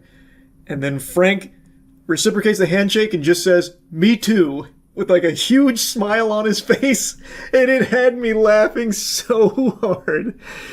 And then the two are walking away and they immediately, like, they just actually, it lasts maybe less than a second. It is 2 words and it made me laugh that hard. And then as they're walking away, maybe 2 seconds later, there's like a little art display or a little tech thing that looks like a staircase. So Frank walks his fingers up it and then it breaks. And it had me laughing so fucking hard. Like, that sequence maybe lasted 5 seconds, and I laughed harder during that than in any comedy of the last 10 years. Like, I know I'm glazing the movie kind of hard, but it's not like a perfect film by any means. It's just like the most refreshing comedy I've seen in a long time. Comedies have been dead and buried in Hollywood for a decade at least. This was such a breath of fresh air. Like I said, a lot of the jokes don't land. Some of them are like almost dad joke tier, like bits that they throw in here. But it's never like eye-rolling and it's never cringe. Like, it's still just so charming. It is such an honest-to-God attempt at bringing a classic comedy to life again. And I think they've done a really good job. It's super clear there was a genuine love for this style of movie and real passion put into this one. It just oozes throughout the film. It even had a nice little cherry on top that I want to mention. I would venture a guess that the one singular line from Naked Gun most people still quote to this day is the classic, "Like a blind man at an orgy, I was going to have to feel things out." This film has 2 lines in a similar style to that, and I think that they are very strong lines, and I was very happy, delighted to see them do that. I didn't expect it. I really didn't expect them to even try, but they did a good job. It even had its own couple of lines like that, and they were very solid. I don't want to spoil them by just, like, giving away the joke there or whatever, but I just wanted to say, like, it is clear they love this kind of movie, and I think they've done a great job at making something that feels very in line with the Naked Guns of the past. I went into this without huge expectations, and I left really pleasantly surprised. I enjoyed it a lot. I do think it's worth seeing. Easily the hardest I've laughed in a long time in a movie. I can only hope that somehow this will start the resurgence of good comedy movies back into cinemas. I've yapped about this a lot. I think we're just in this age of infinitely bloated budgets for superhero films, or just like really lackluster, safe garbage like Electric State. Like, I would love if we got back to movies like this also hitting the box office. I think it would be so pleasant. Anyway, though, I guess we'll see. Hopefully there's more good comedies to follow. That's about it. See ya. About 2 weeks ago, a group of thieves made off with over $100 million worth of jewels that they stole from the Louvre. You might have heard of that place before. It's pretty well known, nearly as famous as the Florida Citrus Center. The Louvre houses innumerable, priceless art and jewels. Now, I don't know about all of you, but for me, whenever I hear the Louvre, the first thing that pops into my head is that episode of Courage the Cowardly Dog where all the art starts coming to life. And kind of similar to Courage the Cowardly Dog, the way that they stole these items is actually cartoonish. It's like actual Neanderthal mode thinking here. So what they did is they got this big ladder, this lift, they drove it up, and then extended it to the second floor, broke in through the second floor window, equipped with angle grinders, and then just went to town on the displays. But the displays were pretty resilient, so it wasn't enough. Like, the gadgets they brought weren't enough, so they just threw away the doodads, they disarmed themselves, and apparently started like shoulder bashing it and elbowing it until it finally gave way and they were able to lift the jewels out of there. And security guards did actually arrive, which is why we have this footage here, but they were worried that the thieves could have been armed. So they did arrive at the scene, but it didn't turn into like an action movie moment or anything where they started doing like fucking martial arts on each other trying to stop the thieves. They reported to the scene, called the authorities, but the thieves were in and out in about 7 minutes. So they were able to steal over $100 million worth of jewels through this method. They then took the tools with them, as I understand it, and then they left on this lift, and we have footage of them leaving. This video filmed by security guards in the Louvre shows 2 robbers leaving the crime scene. They make their way down with a boom lift stationed outside and escape on 2 scooters just seconds before the police arrive. Plans don't get more simple than that, and most people, myself included, are very surprised at how easy that appeared to be. And according to some of the French officials, they're also pretty shocked that security was so lax and pretty outdated. So a very simple plan. Sometimes caveman brain is best brain, where you just go and you hit it with an angle grinder and a little elbow grease, and then they make their way out there with $100 million worth of jewels. Now, there have been 5 arrests, which we're going to talk about in just a moment, but they have not recovered any of the stolen jewels here. And the fear is that they are in the process or already have dismantled them so they can sell them, because you can't really sell them as is. These are extremely recognizable, easily identifiable, famous pieces. Who's going to be buying that for $100 million? Fucking Dr. Evil? Like, you're not going to find someone that's going to buy them as is, because then it would easily lead to their arrest. There's no wiggle room to weasel your way out saying, oh, I didn't know that this treasured French jewel was, stolen. Like, it's clearly never going to be sold like that. You know, it's not like a movie where you could sell the fucking Statue of Liberty and some dude will put it in his backyard, some, like, obscenely rich guy. Like, that's just not how it works. So, what they believe is currently going on is that they are dismantling the jewels carefully to keep everything intact so they can sell the jewels individually as opposed to just like an altogether piece, meaning all of these could be lost, destroyed. And that's maybe why they haven't been able to recover it right now. But they're holding on to hope that they're still all together, but I guess we'll see. They have made 5 arrests, so let's go ahead and quickly go over that. Turning our attention now to Paris, where 5 additional suspects are now in custody, arrested in connection with that daring heist at the Louvre that stunned the world earlier this month, into custody over the weekend. Despite the arrest, the stolen jewels, worth over $100 million, have yet to be recovered. So here's where things got a little messy and hard to understand for me. So CNN mentions that there have been 5 people that have been taken into custody, arrested in connection to this. I read something from the BBC that 3 of them have been released without charge. And some sources are saying that, not everyone that's been arrested was, present at the scene. They believe that they could be instrumental in getting more clues about the people that were there. What is confirmed is it was a 4-man team. There were 4 men present. There were the guy who drove the truck, another guy that stood behind, at the truck where they pretended like it was renovations, and then the 2 people that actually went in and got the jewels. So it was a 4-man team. They made 5 arrests. Of those arrests, one of them is a woman who is connected to one of the people that they arrested. They believe she is an accomplice that can be helpful in getting more breadcrumbs for them to follow. And then DNA evidence. This is where it got really, fucking muddy for me, because it seems like at least one of the people that was directly involved in stealing the jewels has been linked to this via DNA evidence. But then I also saw that they used DNA evidence to link other people to it as well. But then that got contradicted by other sources. And I saw the word DNA used so many times here, it made me think that they must have just went here fucking full of cum or something, spreading it all over the Louvre, because it sounds like they had so much DNA out the wazoo, shit must have looked like a porn shoot. Well, as you say, we do understand that one of these latest 5 arrested is one of those who was here on that day. Of course, those 2 that had been arrested over the weekend, also part of that 4-man team. These 2 had been known to police. It was DNA samples that had matched them to the scene of the crime. This latest arrest of one of those 4 also tied to the scene of the crime, we understand, by DNA. As to the other 4... Now, I think there might be some kind of translation error sometimes, which would explain the discrepancy and why not all sources are agreeing on the amount of DNA evidence used here. But I'm still going to give you a montage of all of the ones that have DNA evidence cited as how they were linked. The one that seems to be agreed upon across most sources here is that this 37-year-old man had his DNA found inside the basket lift that was used to get to the 2nd floor and also escape after they stole the jewels. He is claiming that he hasn't done it. The Paris prosecutor said he's denying involvement, so he's hitting him with that classic Patrick Star, is this your wallet? No. But it has your name on it? No. But across most sources I can find, they all agree that his DNA was found inside that basket lift. Another person arrested in connection to this heist was a 34-year-old Algerian national who was arrested while trying to fly to Algeria. Apparently, they had found his DNA matched on a scooter that was used in the getaway. And then finally, the 38-year-old woman who is actually the partner of the 37-year-old man.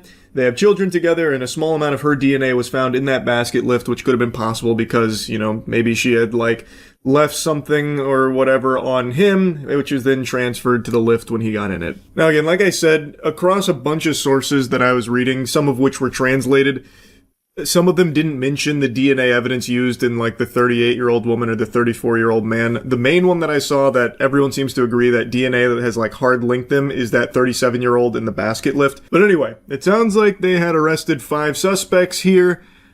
Some may have been released, but it looks like they're hot on their tail, but have yet to recover the jewelry. They continue to search for it and try to get all of the items back.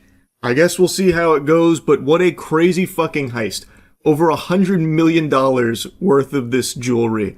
I have to imagine that they haven't sold any of it yet, would be my guess. Pretty much every official is saying that this is not like a professional, ordeal. This was not carried out by, Ocean's 11 style geniuses, galaxy brain scheme or anything. These are petty criminals that just did a very simple idea that worked. And I think they're right. This does not seem like the work of some highly organized professional crime unit or anything here. Like, this really does seem like a group of goobers got together and said, what if we took a lift to the Louvre to get to the second floor real quick and then take some angle grinders to the displays? Like, anyone could hatch that idea. Like, that's pretty, like, low neuron activation scheming. So I think they're right. These probably are petty criminals, which leads me to believe they probably haven't started dismantling any of the jewelry yet, because they're probably still trying to figure out how the fuck to do that. Or maybe they're so brazen that they're trying to find buyers for it as is, which is not going to be super quick. So I think there is a good chance that they do recover the jewelry. It's just a matter of when. It seems like they have narrowed in, at least on some very, likely suspects here that are in connection to this possibly. So I guess we'll see how it all shakes down. But anyway, I wanted to yap about this a bit because it really is one of the craziest jewelry heists in modern day. That is an unbelievable haul to make off with from one of the most famous locations on the planet. Full stop. The Louvre. That's crazy. So anyway, just wanted to talk about it a bit. That's it. See ya. It's that special time of year again. We're looking at what are the worst 5 games of 2025. Now, this was a pretty stacked year for gaming. I've said that quite a bit. There were some bangers in here, some slappers, but for every hit, there is a shit. And there were plenty of shits this year. However, I think as far as worst game of the year goes, this one was pretty easy for me to choose. But anyway, I think the other 4 might be kind of surprising and worth mentioning. I even did some real-time analysis on stream, seeing if there were any other terrible games I might have missed, and I played them on stream. I won't show you the footage of me playing through them before the finalized list, but if you want to watch the full playthroughs of those, of course, they're on my gaming channel, Moist Critical Gaming. So yeah, anyway, get your popcorn out. It's worst games of 2025 coming at you raw. Brought to you by Cheeky, powered by Cheeky Soap. The only thing worse than bad games is bad hygiene, so go ahead and fix that with the best soap in the universe. Go to usecheeky.com. Also, our Chainsaw Man soap, our collector's boxes for the Chainsaw Man movie are about to be restocked the next day or two. I'm not sure when this video is going to go up. They might be restocked by the time this is live. I already know what the worst game of the year is, but I'd have to really think on what 2nd, 3rd, 4th, and 5th place would be. I played so many games this year. Unlike last year where I missed out on a lot, this year I played like the entire kit and caboodle of like everything that came out. If your old 4th grade English professor found Unity assets and put something on Steam for $50, I probably played it at some point. I played everything. And yet this year was so stacked, I still missed some bangers that I need to go back and play. But this year, I've got a firm handle on like every game that came out. You skipped every Nintendo game. Yeah, well, aside from Nintendo games, I literally played 0. They can hold my Johnson. So I already know what the worst is. Now we need to find what's almost as bad. I don't want to cheap out on it and do like the really small, terrible indie games that I've played. I don't think that's super fun. I feel like that's a little too easy. And there's nothing that I played that was so incredibly shitty in that area that I would put it there. So I really gotta think. I gotta rack my brain. I want to give an honorable mention to something that, by all definitions, is not a good game, but it's probably one of the most unique experiences I've ever had gaming. It is I can't even remember the name of it. It was called like Learn to Fight, Fight with Me, Time for Fight and Fighting or something. Hold on, I have a video of it on the gaming channel and I can't remember the name right now. But I want to start with an honorable mention here. Honorable mention to this game right here. This is such a fun one. Hack and Slash Fury. That's what it is. Hack and Slash Fury. Time to blow me away. This is very... Just look at this. Impressive.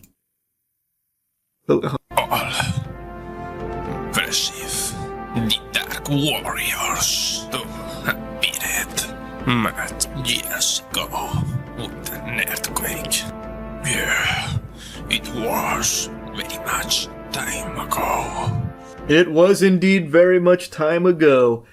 Hack and Slash Fury, legitimately I had a wonderful time playing, but you could make an argument that it's not an incredible game. I want to give it an honorable mention here, but also a recommendation, because that shit was special.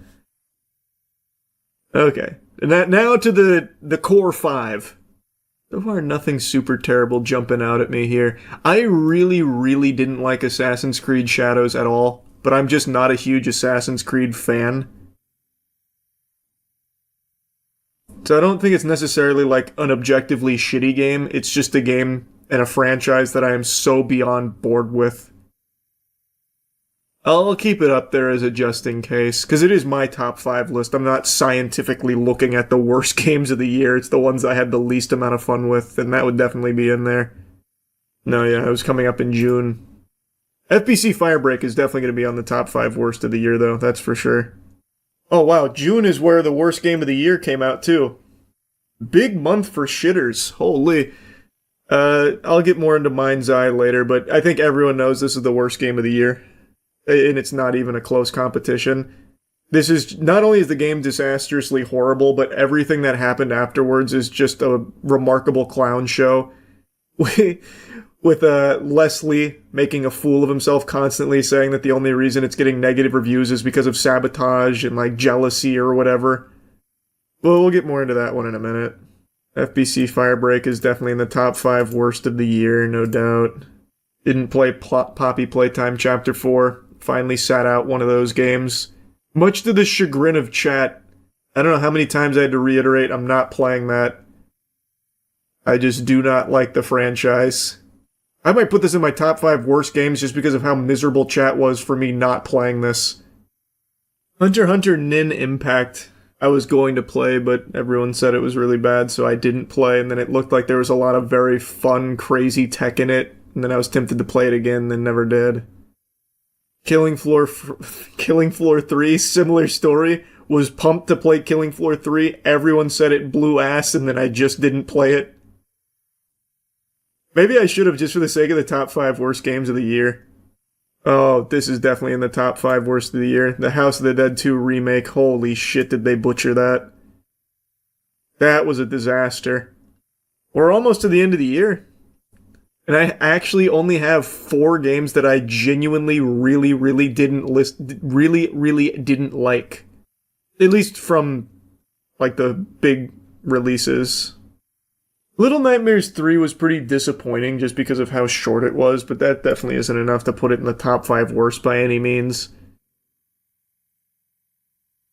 But it was pretty underwhelming.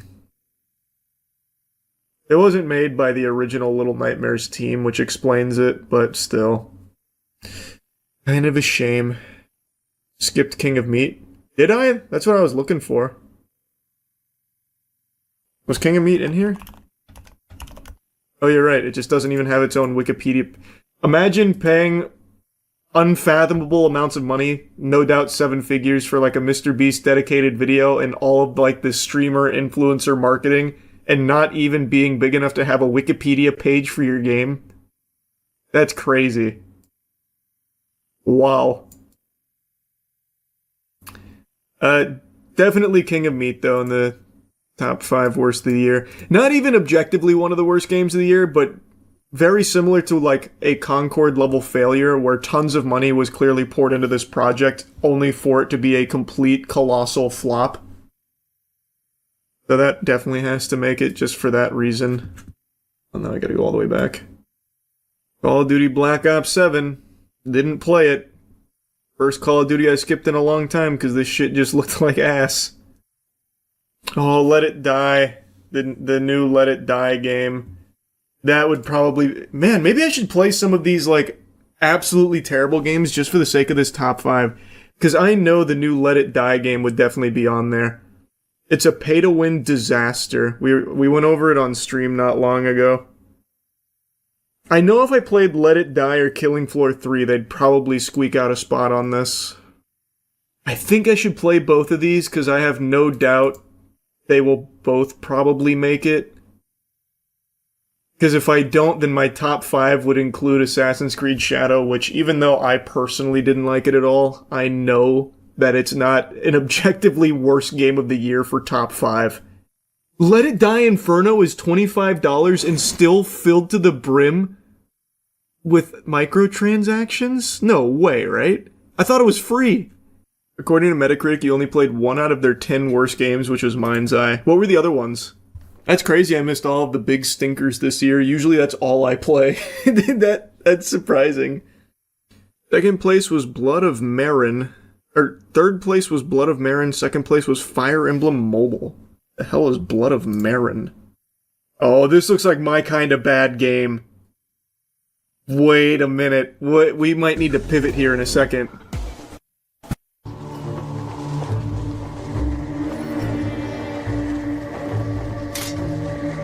Stand up. Now, I demand. It's my sworn code to end your life with a sword. Oh man, that's music to my ears. Yeah, we gotta do that. How long do you think it'll take to beat? I'm definitely not beating Blood of Marin, I'll tell you that much. I'll probably put like an hour into this puppy and it'll probably be enough to let me know if it's a top 5 worst game of the year. I then played through Blood of Marin and then Let It Die Inferno just to give them a fair shake and see if they were going to be a worse experience than Assassin's Creed Shadow. I'm not going to show you those playthroughs here. If you want to see the full playthroughs they're on my gaming channel, Moist Critical Gaming. That was fun. Does it make the top 5 list? I'll be honest, I don't think so. I had more fun playing that than I did Assassin's Creed Shadows. Granted, I think this is obviously a much worse game. But it's my fucking top 5, and I enjoyed this more than Assassin's Creed Shadows. The new updates to Killing Floor 3 are quite good. Is it not as shitty as it was a couple months ago? I don't know if anything will beat Shadows. You were so miserable playing that. Yeah, I just can't in good conscience put it in the top 5 worst of the year, because it's not. I just fucking hate Assassin's Creed. I hate that series so much. Alright, Let It Die Inferno. I actually played this when it came out originally, the first Let It Die, and it was enjoyable.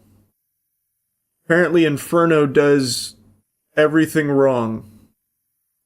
So I guess we'll see how they massacred my boy. Okay, so what is a room match, I wonder?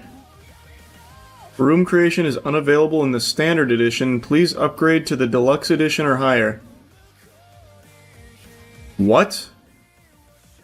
Okay, that probably just landed it on my top 5 worst games of the year. That is egregious. Are you serious? What? I just paid $25 for this and I can't even use an actual, like, standard feature of hosting a room? No way. Is the deluxe edition a free upgrade? No way, right? There's no way they would paywall that. I didn't even notice there was a deluxe edition. Let's see. Deluxe edition is $45.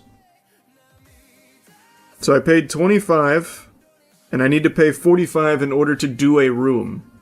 That's crazy. There's also one more edition, the Ultimate Edition. That's $60. Is there also another game mechanic that's paywalled there? That's nuts. Am I misunderstanding something? Because this feels like absurd. And I could see like this game being fun, like getting into it, but this is absurd. Like that is crazy. Like I heard the microtransactions were bad. We went down that rabbit hole. We already knew, but I didn't see anyone mention this. To me, this is just beyond greedy. Okay, so now I can comfortably finish the top 5 worst games of the year. Assassin's Creed Shadow does not make the cut. At number 5, it'll be House of the Dead 2 Remake. This is probably one of the worst remakes you'll ever find for anything. When I played through this on the gaming channel on a whim, I didn't know it was so bad. They completely ruined House of the Dead 2. So that comfortably gets number 5. At number 4, Let It Die Inferno. Like, after having just played it for, what, hour and a half or something, which isn't a lot. It's barely enough for, like 2 or 3 Hellgate runs. It's slower than the first, but the reason it's here should be pretty obvious. It literally paywalls you from basic content. So I bought the $25 game, which I already knew was littered with microtransactions, but when I tried to create a room, which is what I believe to be a pretty basic feature, and it's right there at your fucking fingertips, when you try and create it, it says you can't do that unless you upgrade to Deluxe Edition, which is $45. That is unfathomable amounts of greed that I just truly cannot believe exists. So that is why it is easily in the number 4 slot. Even though there are some things to like about the game, that is unacceptable. Number 3, FBC Firebreak. What a stinker. This game was a miserable 4.5 hour experience. Like, it was fine in the beginning. It's just like a very simple game. But within the first 30 minutes, you have seen and experienced everything this game has to offer. So FBC Firebreak is pretty easily there as well. Also, one of the first games that I played for the gaming channel, by the way, when I launched that. Number 2, King of Meat. King of Meat should be obvious. Even though I think like there is some fun to be had with the game if you and your buddies, want to do something for a little bit as like a adventure together, you could maybe squeeze like half an hour of fun out of it. Maybe. But it's also a $30 game for what feels like a free-to-play mobile experience. And it is also a colossal flop on the level that the likes of which we haven't seen to this level since like Concord. Millions of dollars went into this, as well as marketing for this with Mr. Beast, influencers, and all kinds of shit, and ads out the wazoo, even like Discord orbs, and nobody played it. Peak player count of 320. Like, it's just a disaster across the board. And then number 1, a surprise to nobody, it's Mind's Eye. This game, there's not a single redeeming quality to this game. Everything that could go wrong with a game went wrong with this game, and Leslie, being as delusional as he is, made it even worse, put the actual bow on top of this shit package by just being a complete asshole about everyone who was criticizing it. The game just super sucks.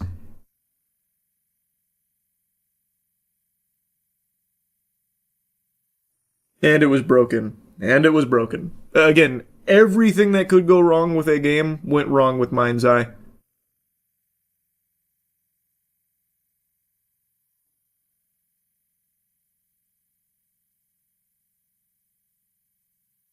Hot take, Mind's Eye better than FBC Firebreak. That is a hot take, I disagree. As an FBC Firebreak hater, I can tell you confidently you're wrong. This game, you didn't play it then. I played this shit start to finish, and my god does it blow ass. He actually beat Mind's Eye with a warrior. Hey, I'm no hero. I did it for the gaming channel, baby. Mind's Eye 2 will redeem it. Hey, I actually wouldn't put it past Leslie to try and make a Mind's Eye 2. I genuinely think there is a non-zero chance he actually tries a Mind's Eye 2. They had the gall to put out DLC for Mind's Eye only like a month ago, by the way. For all zero Mind's Eye enthusiasts. The protagonist VA did an okay job, though. I feel bad for whoever plays the main character here. I said it during the game, too. Like, that guy is trying, and I know he also got shafted with Mafia 3 as well. He's a talented performer. But whoever his agent is, he needs to dump ASAP because they are choosing some shit for him. Don't you want to know what happens to Jacob Diaz? Was that the name of the main character in Mind's Eye? I couldn't even tell you. Oh yeah, Jacob Diaz. I don't even... The only thing I remember about it is when the fucking aliens come into the fold. I actually lost my mind when they brought in, like, the interdimensional being aspect of the story. There's a phenomenon where some viewers get so parasocially latched onto a streamer, like more so than a newborn to their mother's titty, that they will actually carve out pieces of their paycheck solely for their favorite streamer. And it gets to such an extreme degree in some cases that some viewers will even donate all of their money to their favorite streamer. And I'm not saying that as an exaggeration, it has happened multiple times. Of course, it's not the most common thing in the world, but the fact that it's happened at all, and more than once, should be enough to have you scratch at your chinny chin chin and go, It's just so weird. A year ago, I covered the story of the man in China who donated all of his money and all of his family's savings to the tune of $550,000 to a streamer just so she would call him bro. Brother, every streamer on the planet will call you bro for free. But he wanted that. It was so special and so important to him that he ruined his life and jeopardized the future of his family just to send all of that money to that streamer to hear her refer to him as bro. It's fucking insanity. Like, it's actually unbelievable. And you know what else is unbelievable? Our cheeky Black Friday sale offer. 20% off of all of our soaps using any creator code. Go to usecheeky.com right now and get the best soap in the universe. Anyway, this is the reason why I'm yapping about this topic again here today. I just read this. A woman in China had donated all of her and her husband's money to her favorite live streamer that she was obsessed with. This one is just diabolical. I just have to talk about this. It is so outrageous. It sounds like it's just a made-up plotline in a Hallmark movie for the sake of conflict, but it's real, apparently. A man in central China has filed for divorce after learning his wife blew their life savings on a male streamer, sending him $94,000 and leaving the family deep in debt. We're going to take a breather here for a second to really let that marinate. $94,000 she sent of her and her husband's money to this stranger who she became obsessed with through watching his streams. This is already very different than the others of its kind because it is a woman who is now donating all this money to a male streamer because she is obsessed with him. Normally, the meme is like the desperate, lonely, virgin loser is throwing cash and cum at his favorite female streamer's stream to try and get her attention so she'll fall in love with him and be his romantic partner for life, and he bankrupts himself in that pursuit. And while that has happened in the past, this is very, very different, and it is heartbreaking for the husband in this story here. The husband spent 8 years living frugally and funneling nearly all of his income to his wife, hoping to give her a sense of security. This guy was literally living and breathing to try and, make his wife comfortable and happy. So all of his money that he was earning through being very cost conscientious and everything that he was working towards, he was letting his wife hold. But his wife, unfortunately, was viewing this money as the streamer's money that she just had the privilege of giving it to him. Basically, she didn't even view this money as theirs. Basically, she viewed this as her holding that streamer's cash, and she couldn't wait to give it all to him. It's fucking concerning. It is alarming. According to South China Morning Post, he saved $163,000 during that time, all of which he entrusted to her. But when he recently asked to check the account, his wife refused, raising suspicions, and she later broke down and admitted the money was gone. Fucking devastating. That is tragic. Not only is all the money gone, but your wife is so obsessed with another man that she's never met or anything, and it is confirmed in this report that they have never met offline, at least allegedly, I suppose.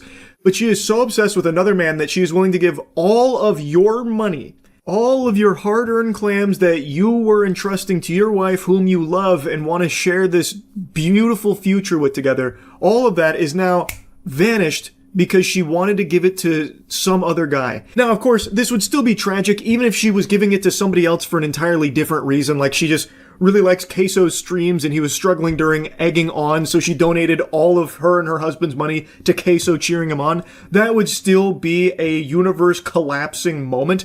But the fact that she was doing it to another streamer whom apparently she was so obsessed with, and I imagine in a romantic way based on how all of this reads, that is just another layer of gut-wrenching. It's just so fucking awful. Out of the 1.16 million yuan, she tipped 670k to a male live streamer she followed obsessively. She couldn't explain where the rest of the money went. On top of that, she had borrowed another 11.2k from online lenders, pushing the family into debt. Lou, this is the husband. Lou said he lived in a bare bones rental costing 42 USD a month while sending nearly every spare cent home. His wife has been a full-time caregiver for their child since they married 8 years ago. Yep. She cared more about that live streamer than her own child and husband, putting them all into debt, ensuring that this family was going to have a very hard time raising this child because they now have nothing. She was so fucking obsessed that she sent them into financial oblivion here just for a crumb of attention from this live streamer. It's sickening. Like, it's actually just despicable. I've been saving money on food and expenses and offered all my money to her. However, she gave the money to another man, he told Hinin TV, adding that he felt stabbed in the back and no longer loved her.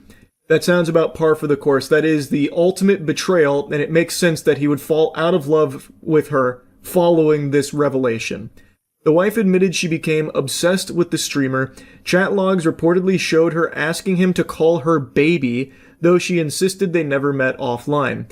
With the savings wiped out and 80,000 yuan in debt, Lou now plans to recover half of the couple's common property before filing for divorce.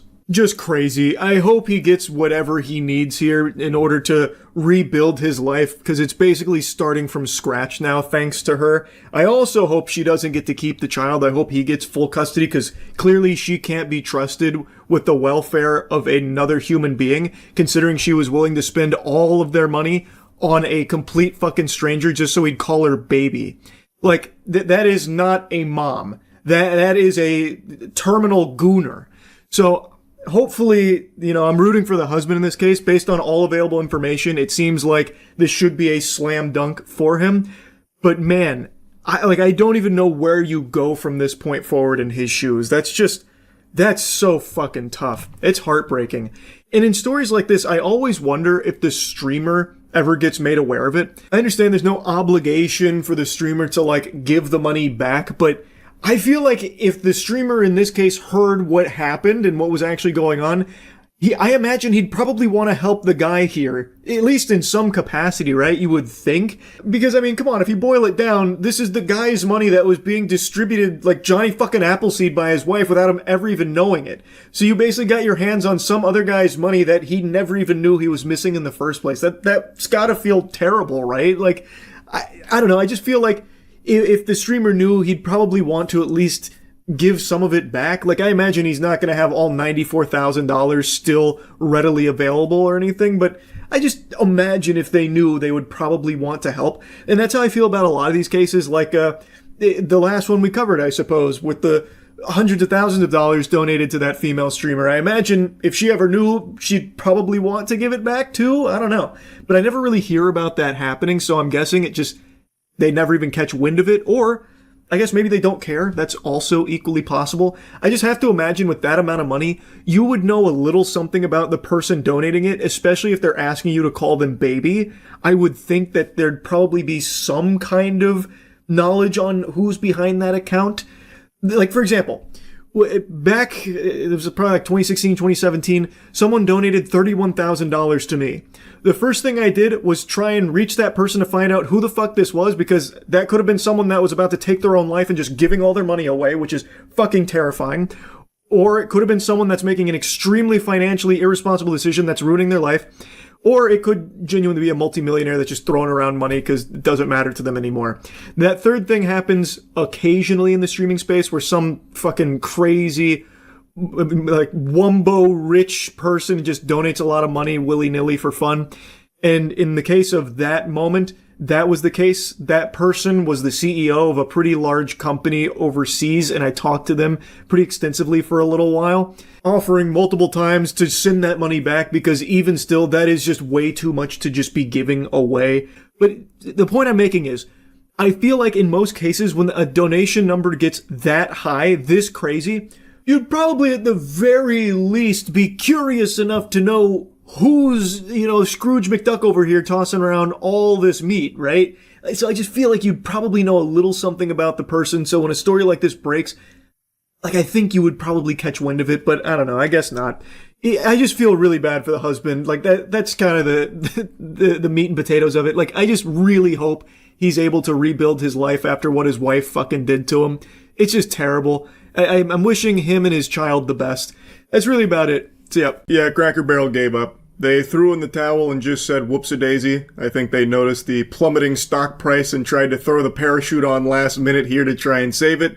And actually, it is working. Their stock is rebounding after they've announced they're just going to go back to the old branding and everything, which is definitely the right call because the new logo is just more of that minimalist corpo dog shit, just personality-less, sterile, chrome garbage. I use chrome in the way that it was used in SpongeBob, how everything's chrome. Well, when it comes to marketing, there's been a huge push over the last few years to do everything as simply as possible and take all of the creativity and soul out of a brand identity. I don't understand it at all, just boiling everything down to plain text. And for Cracker Barrel, it's even more incomprehensible because their old logo was kind of iconic, and the entire reason people even go to Cracker Barrel is for the sake of nostalgia, to go to something that reminds them of being a kid and driving across the country to old Meemaw's house. And you get that whole blast from the past at Cracker Barrel. And now this whole new marketing campaign was about how they're modernizing it and changing it. It's super stupid. Obviously, the people that are going to Cracker Barrel probably weren't going to respond well to it. And even people that don't go there weren't going to respond well to it because no one likes to see this fucking direction that companies take now. It was a lose-lose situation across the board. I don't know how they thought they could squeak a fucking W out from their butt cheeks here with this one. And now, after everything was going tits up for them, they've just desperately said, all right, you win. We're going back to the old logo, and we're not going to be making these sweeping changes. Their original statement after the backlash was that it was a vocal minority that didn't like it, so they tried the denial approach and drank a delusion smoothie. It wasn't saving them, so now they're trying to snap back to reality and trying to paint this as a good thing, we listen to you guys. We thank our guests for sharing your voices and love for Cracker Barrel. We said we would listen, and we have. Our new logo is going away. Our old timer will remain. It's like the end of a fucking MCU movie. Old timer will return. So now they're okay, I guess it wasn't a vocal minority. So we're going to listen to you guys, because if we don't, I think we're going to be ending up with our ass in the air getting fucked in the stock market. This now puts Cracker Barrel in an exclusive club of companies whose marketing was so bad they had to just pull the plug, get it off life support ASAP, and go backwards. This includes Coke, with their new Coke push, an infamous marketing blunder. Also, HBO Max, where they changed to Max, but then eventually back to HBO Max. Again, I'm going to go off on a little tangent here. I really don't know what kind of scam is being run from marketing agencies on these big companies, but all power to them. They must be making so much money through coming up with the most simple, stupid ideas ever that any sensible person with half a brain would hear and be like, yeah, it's a bad idea. But somehow these marketing drones are able to convince these fucking billionaires and these super high upper echelon people on the food chain of massive corporations that they should completely redo everything and ruin their brand image because somehow that will make it fresh. I don't know how it's working for them. Well, I mean, it's not working for the companies, but it's working for the marketing agencies of convincing them that they need to be giving them hand over fist amount of money to do these awful changes. Again, these are changes anybody, even someone at a fucking elementary school would probably hear this and be like, why would Cracker Barrel do that? I don't like that. Actually, any human being would hear these changes and they'd naturally ask the question, why? But somehow these companies don't. Let's talk HBO Max. You have your marketing firm that's doing all the levers and pulleys on the doodads and whatever to try and help your company grow there with the streaming platform. And then one of them says, let's change the name from HBO Max, a name everyone knows and recognizes, to just Max. Does no one ask why? Like, why would you not just follow that up with a simple question, like a simple inquiry saying, but why? Because there's nothing to gain from that. You actually gain nothing. All you do is lose people that don't know what Max is now on their fucking TVs. Like, oh, what is this program here, Max? What'd you download here? Is this some kind of porn platform? What is this garbage? Get this out of here. Like, you just lose the entire identity of it. Like, it doesn't make sense. It really doesn't. Especially in Cracker Barrel's case. They lost like $100 million overnight, and I have to wonder how much they paid for this huge rebrand and this huge push. The whole idea of Cracker Barrel is nostalgia. And this new push was about getting rid of the nostalgia. You've done it. The marketing execs, they really do get it. Like, these guys, they've got their finger on the pulse of what the people actually want. It's like every single marketing push from these companies is about, like, how they can completely change things and then try and, like, hypnotize people into thinking that this is a good thing. Like, yeah, you're gonna hate this, but you gotta take your medicine. You gotta swallow the pill. We know you better than you know you, and this is what you want. So it's what we're giving you. Yep. And it didn't go over well. I'm actually very surprised that they shifted course so quickly. I thought for sure they were going to ride this for a little while here and just try and brute force it. But it must have been so bad for them internally that they're like, okay, just fucking abandon it. Please, God, we have to save this now. I thought for sure they were going to stick to it for a little while to, test the waters, dip their tootsies in there before, like, fully cannonballing back into the pool of regret and, reverting everything. I thought they were going to stick the course. Because most companies do. When they spend this amount of money on this kind of push, it's very hard for them to admit fault and go backwards. So I thought they were just going to go for, brute forcing it through, like, okay, just hunker down, plant our feet, lat spread, and yeah, we might lose a little bit in the short term, but what about the potential long-term gains, which are always non-existent in a change like this? It's not like there was like a huge flood of people that were like, okay, now I can't wait to try Cracker Barrel. Now that it's gone fully minimalist and is now just another generic sterile restaurant, I can't wait to get my teeth in there and chomp on those meals. Like, that doesn't exist. There was never that group of people. All it does, again, is just kick out the customers that went for a specific purpose of, like, that old-timey feel. But these companies don't seem to know that when they make these changes. So I thought for sure they were just going to try and get that imaginary group of people into the door, but they didn't. And they made the right call by abandoning it this quickly. It should have never even been something that had been greenlit in the first place, but at least they did act pretty quickly in reverting everything. Definitely was the right call to do that. They should have never even got this far in the first place. Maybe this will be like a lesson going forward that maybe a lot of those marketing agencies you're paying the big bucks to don't really know a fucking thing about what they're doing or what people are looking for out of your brand. I mean, I know that's kind of blasphemous to say in the corporate world, but maybe it's just a little food for thought. Oh, also, one more thing I wanted to mention. In the midst of all the Cracker Barrel hoopla, I saw some reports from employees claiming that they don't actually make the food at Cracker Barrel fresh. Like, it's not all made from scratch at some of the restaurants, which, I mean, I guess it doesn't surprise me per se, because a lot of companies make these claims about, like, how fresh the food is. We make it here. In fact, we got all the animals in the back and we go slaughter them there and make it so fucking fresh you wouldn't believe it. And it's like, yeah, that's probably not true. In Cracker Barrel's case, though, that was like a core component to their pitch on their cuisine. So if that is true, that's a damn shame. Like I said, I've never really had a problem with Cracker Barrel food. I've always enjoyed it. Every time I've gone there, it's been like good eating. I've never been disappointed or anything.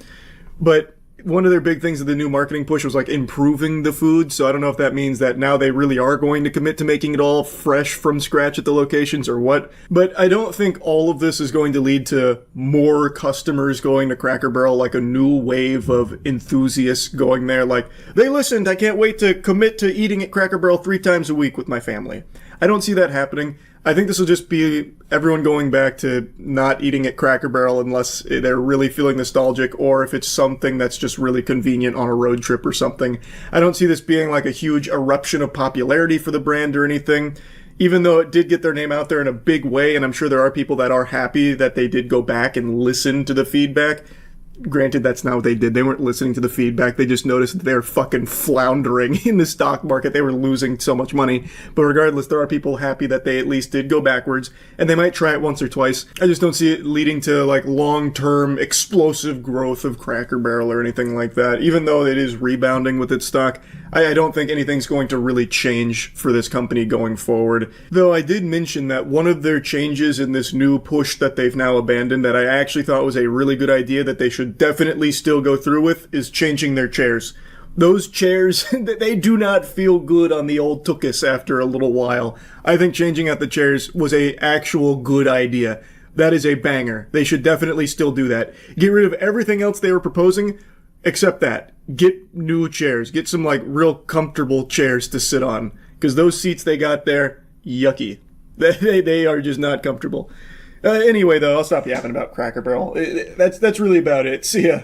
So, my dad's got friends, and all of them have unique talents and superpowers. It's like the League of Extraordinary Gentlemen. Like, one of my dad's buddies was a pilot, and then he was at, I think it was an airport bar or something, on the job, and then the bar stool just exploded because they, I don't know, never fully screwed it in or something, and it really destroyed his back. And that was like Peter Parker being bit by the radioactive spider, but instead of getting the ability to crawl on walls, he got the ability of money. Huge payday from that, and he's just got like this group of friends that all have like very unique stories and abilities.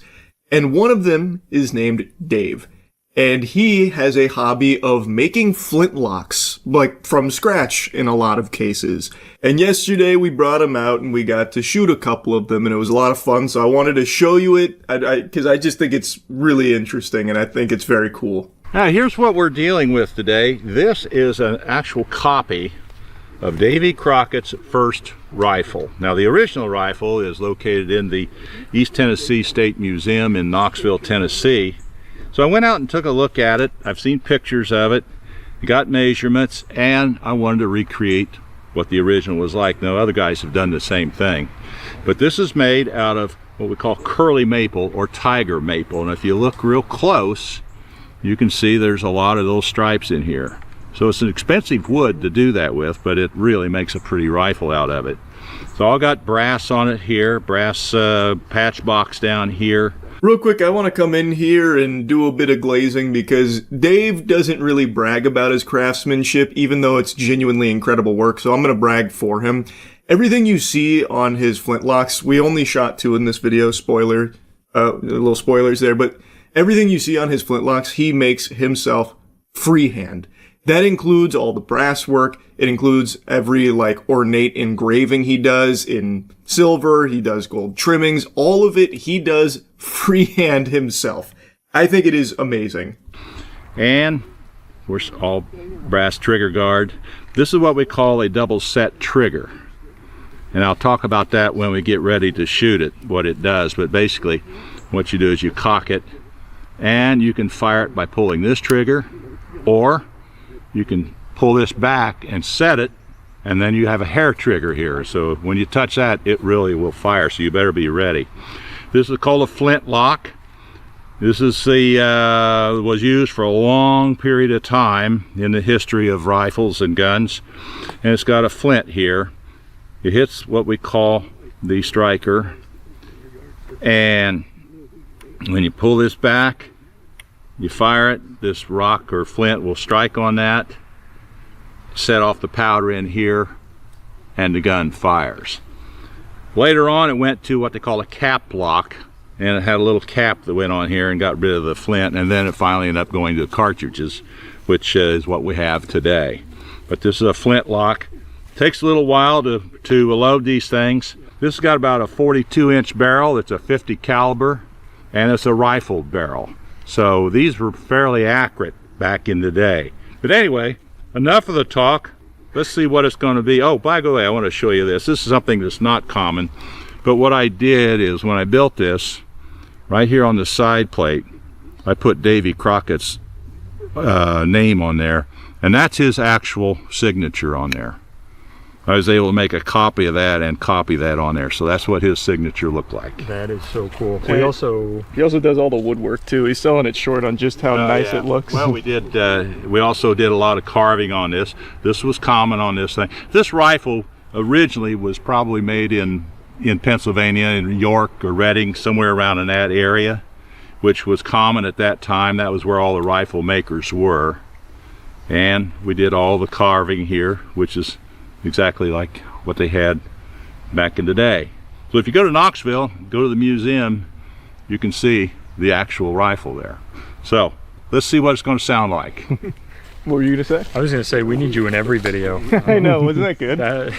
It's almost like you're a professional or something at this. You should also see his whole collection. He's like the fucking Kakashi of flintlocks. He's able to he's able to copy like every rifle ever. He's working on George Washington's pistol as well. The thing I have is I got black powder. I have it in here. This is a 2F powder, which is a heavier grain. And to be safe, I always measure it out like this. And the rule is always remember powder patch ball.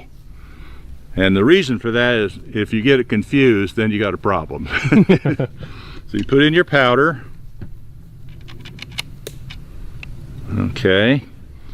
Now you take your patch, put it up here like so. And then you take your ball. This is a 50 caliber ball, lead ball. You lay it right on top like so. Try to get it as centered as you can. And then we have what we call a starter here. This will help you get it down in here. And I've never fired this thing, so it's going to be all new. Well, that went in pretty good. You push her down. Make your ramrod.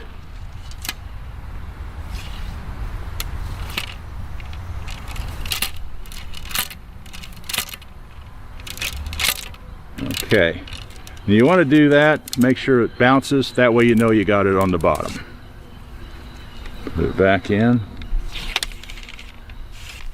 Now we got to prime it. So put some primer, this is gunpowder again, in the pan. Put that down. All right.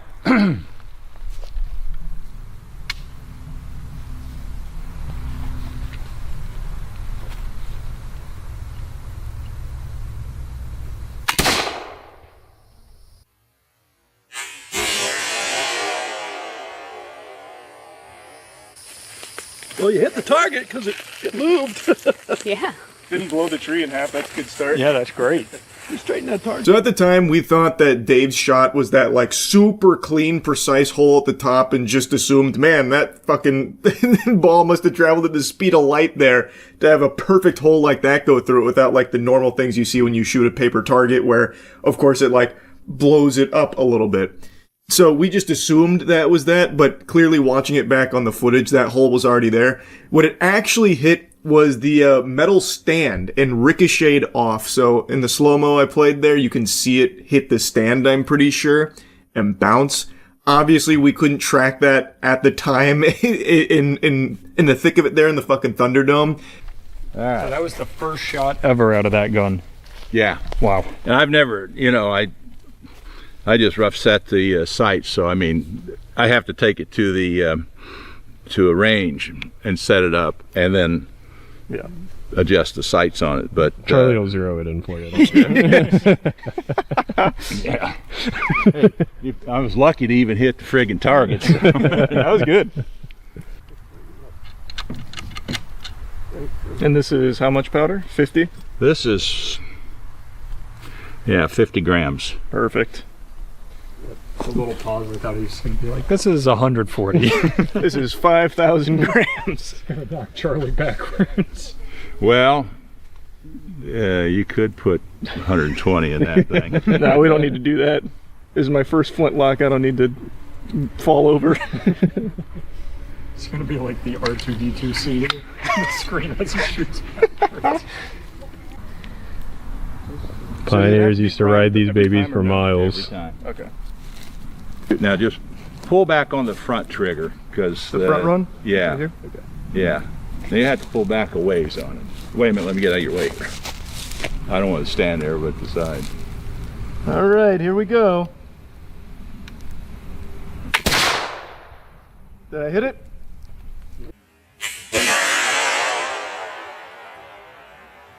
Hit something. Holy. Oh, that smell. That was cool. You like the smell? I feel like this is like a gas smell kind of thing where you probably either like it or hate it. Nothing like the smell of Yeah. gunpowder in the morning, right? That smells kind of good. How was the kick on it? There was no kick. No kick at all. You can one-hand it, come on. Oh, yeah. You missed. Oh, no. Totally missed. I felt like I was right. Oh, wait. Wait. Oh, yeah, you got it right there. Oh, You got it. bullseye. Yeah, On the little target. I never. That's what I was aiming for. He was trying to scare him, go over his shoulder, you know? Right there, look, Danny. Right there. Yeah. Hello. Right there. You got a bullseye on the little target right there. Yeah, I zeroed it for you. What were you aiming at? Literally anything in this direction. The tree. Is that really where you were aiming for? Absolutely not. Where were you aiming? Genuinely anywhere in that vicinity. Have you not heard of aim small, miss small? All right, I'm going to shoot in that 30 square feet. If I can get somewhere in this direction. I just want to. Sailor's log, just want to make a note. That is exactly where I was aiming. All right, you have to tell us before where you're aiming. Yeah. Okay. I will. I'll tell you exactly You where I'm don't at. get the Charlie specialty. I can't believe you hit the bullseye in that little target. Well, you best start believing it. Yeah, well, sorry, bud. Guy's incredible. Yeah.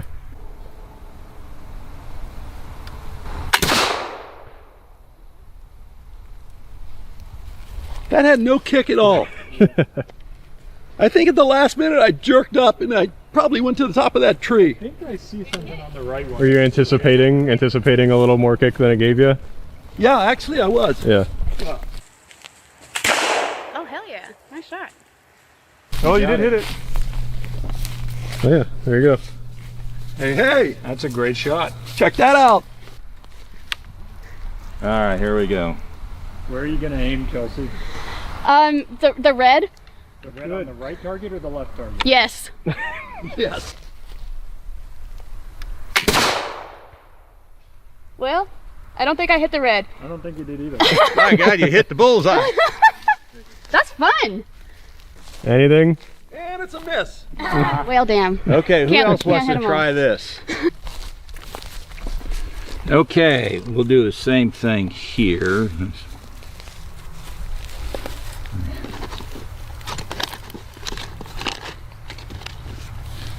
That is insane. That's built that by hand.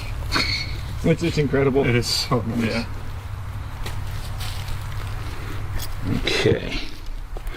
All right, let's see what we can do here. We'll just use the same powder.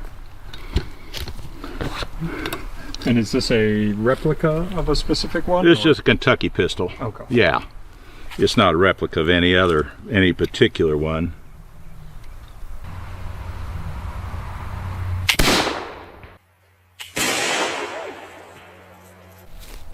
I think maybe you clipped the right side of the red one. Oh, yeah. Yeah. Yep. Right side. Right there. All right. Good job. What are we looking? Oh yeah. Oh, that rattlesnake. Oh, yes, that's a scary snake. That is a scary snake. Right there. That's not Oh, a... that's, don't go near that. Yeah, that's that's a a- water moccasin or Yep. a copperhead or something. I was going to say copperhead. Well, that scared me. What do you got? Probably heard the noise of a flintlock and was like, I don't really want to be around here. I'm gonna... Let us know in the comments what kind of Yeah, snake you tell that us was. what we just saw. I think it's a rattlesnake. And scale 1 to 10, how dangerous? It'll stop. Okay.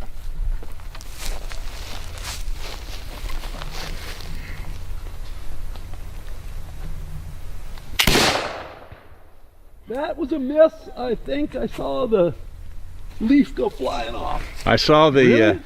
It looked cool though. I thought I really cool. I thought I was right on the money, to be honest. I saw the patch fly out. Keep an eye out over there. Yeah, be careful of the snake. It's insulting to think that I'd ever missed the target. Never happened, never will. You could see it on the camera there. The precision was magnificent. It was a little off target, but I gotta hone in a little bit. I haven't used flintlocks before. They're unusual instruments in my hands right now, so I gotta get more reps in there. But not a bad shot. It's about where I was looking. That's about where I was aiming, you know, that Dark Tower shit, he who aims with his hand, you know, that kind of vibe. Hey, look, right there. Isn't it weird Yeah. how every time the camera turns away, Charlie magically just... Yeah, how about it's that? oddly, like, finger hole Yeah, shaped. like, big thanks to Dave. Yeah, I really appreciate it, man. Thank you so much for bringing Hey, him out. This was fun. This It a lot was of fun. great. I'm glad to see you guys take advantage of it. Now you see what it was like about 200 years ago. Yeah. How guys had to fight. Can you believe that? Because each one of them had to do the same thing. So It was so fun, man. His work really is just so impressive with these homemade flintlocks, his home brew here. So yeah, anyway, thanks to Dave again. If you're watching this, Dave. Anyway, that's really about it. So, yeah. I'm going to try and use my power of incorrect predictions for good instead of evil. I will boldly, proudly, with my whole chest state that Bloodborne 2 will not be revealed at the Game Awards. A statement I didn't even think needed to be uttered, but the hopium, it's overflowing right now. The cup runneth over here for people to see Bloodborne 2 at the Game Awards next week, because Jeff Keighley posted a wacky statue, which does look very cool. It's a very aesthetically pleasing little doodad there, a little doohickey. And then there was a reply to it with a bunch of, like, redacted information, like it was fucking Epstein files there at the Game Awards. And this sent people into a frenzy trying to find ways to brute force Bloodborne into it to make it seem like this is confirmation it'll be Bloodborne 2. I don't buy into it at all. Would love to be wrong, though I'm gonna tell you, I'm batting with a tremendous record right now when it comes to my predictions on Bloodborne 2 not being real and probably never being real, at least not for many more moons to come. But anyway, let me show you the statue, let me show you the Game Awards riddle around it so you can start forming your own thoughts on what it could be. And then I want to tell you a little new piece of information that dropped this morning, a little tidbit that I think would be so fucking embarrassing if this actually is the reveal. But you know it'd be even more embarrassing? If people found out you didn't shower using Cheeky soap. It's the best soap in the universe. What are you waiting for? And right now is the perfect time around the holiday season because Queso and I just got our collab soap out. We got the Naughty and Nice. So go to usecheeky.com right now and really upgrade your hygiene game. Yes, I want to talk about the Jeff Keighley cryptic tweet that a lot of people are speculating could be a reference to Half-Life 3, to Bloodborne 2, and all that. So it's this right here. I already talked about it when it got posted. It's that right there, but the Game Awards replied with this. The blank are silent, blank bleeds, new blank stir. And that right there has been a bomb in the Bloodborne Hopium community. It's a very cool statue, by the way. Very cool. They do this every year. Not really to this degree. There's never been a year where I thought, maybe it could be Bloodborne until now. And even then, I still don't really think that. I just think if someone's going to go this hard for, like, teasing an announcement, it's either gotta be something people have been begging for a long time, or a delusional company that's about to just beclown themselves in front of the entire Game Awards and God. Like, imagine this is all just an announcement for some, like, fucking shovelware gacha game or something. It's definitely not going to be Elder Scrolls. If you want to know what I think it is, and I don't think anyone's going to be, like, necessarily pleased, I think it's Saros. So, if you look at Saros, and this is a game that's got, like, a lot of meat behind it, and it looks like a cool game.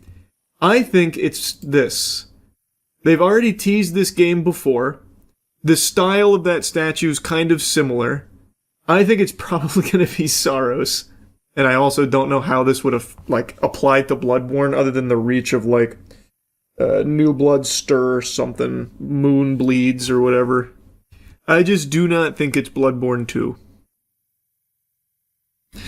But do you really think they would do all this marketing for a game that's already announced? Seems like a waste.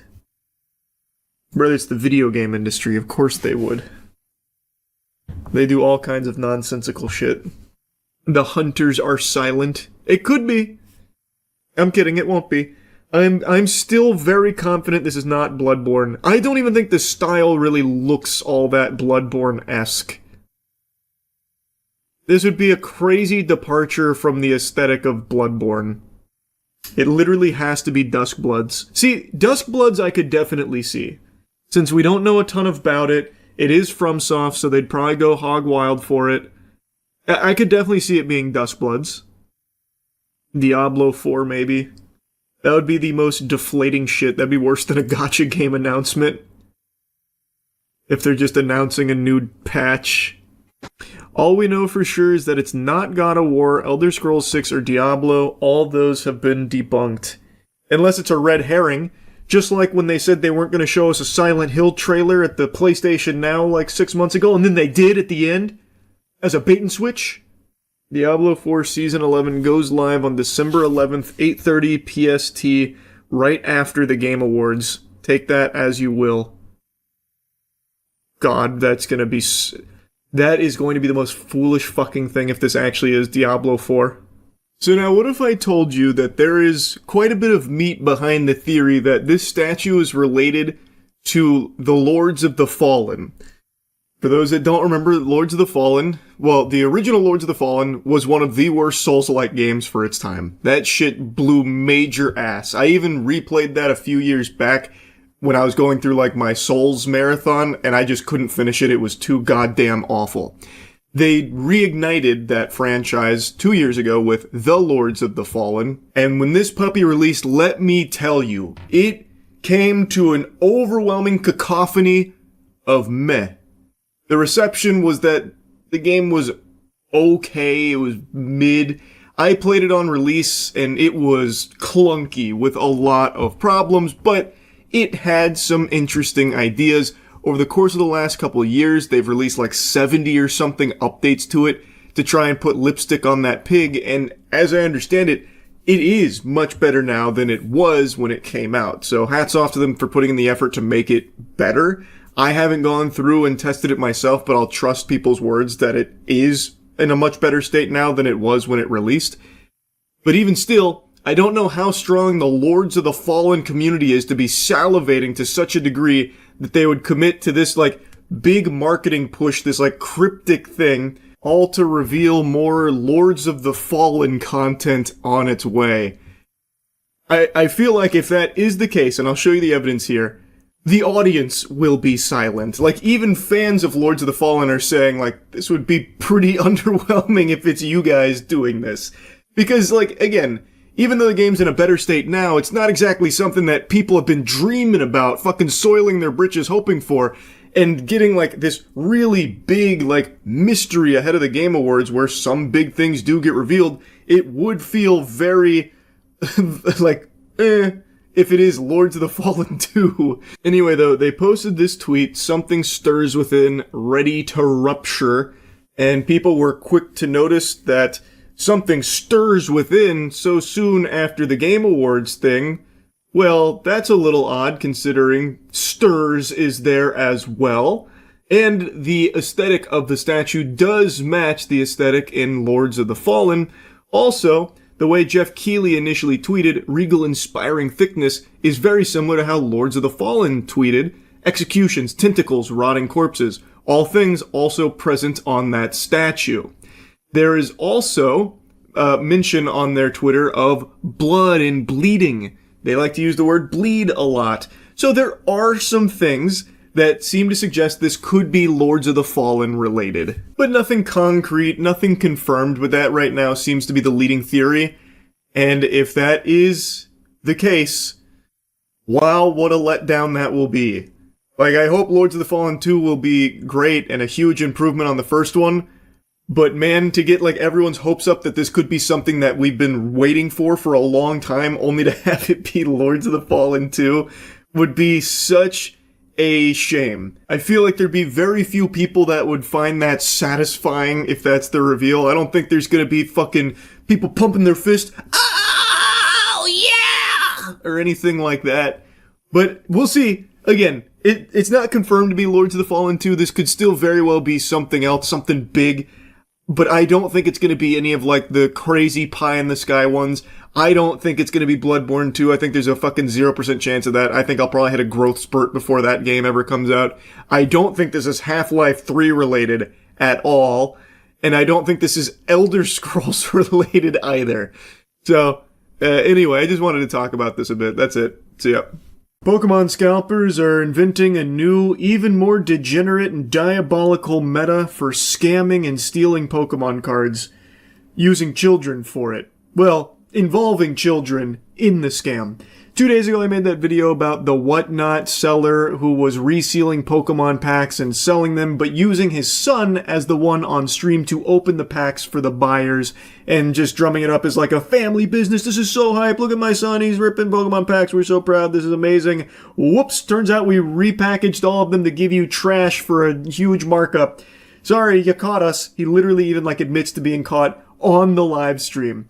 And now I just saw another video about a couple that was stealing Pokemon cards from Target using their 1-year-old as like the method.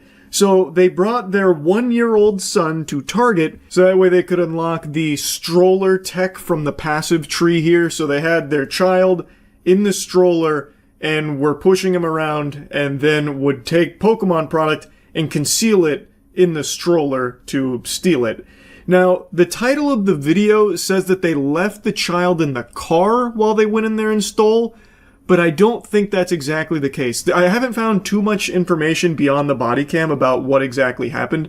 My understanding with the way it's described is that they had the child in the store using him for crime, basically, not them leaving him in the car. But either could be true and both are bad. The kid thought he was going on a fun adventure with mommy and daddy, but he was actually involved in their little crime escapades here. An unwilling accomplice. He had no clue. So, pick that time to steal Pokemon cards, man. Yeah. Just so we have an understanding, she had nothing. She was right there with you when you concealed it. It is totally me, man. Totally me, 100% me. You guys put the Pokemon cards into the... Yeah, I will give them back, of course.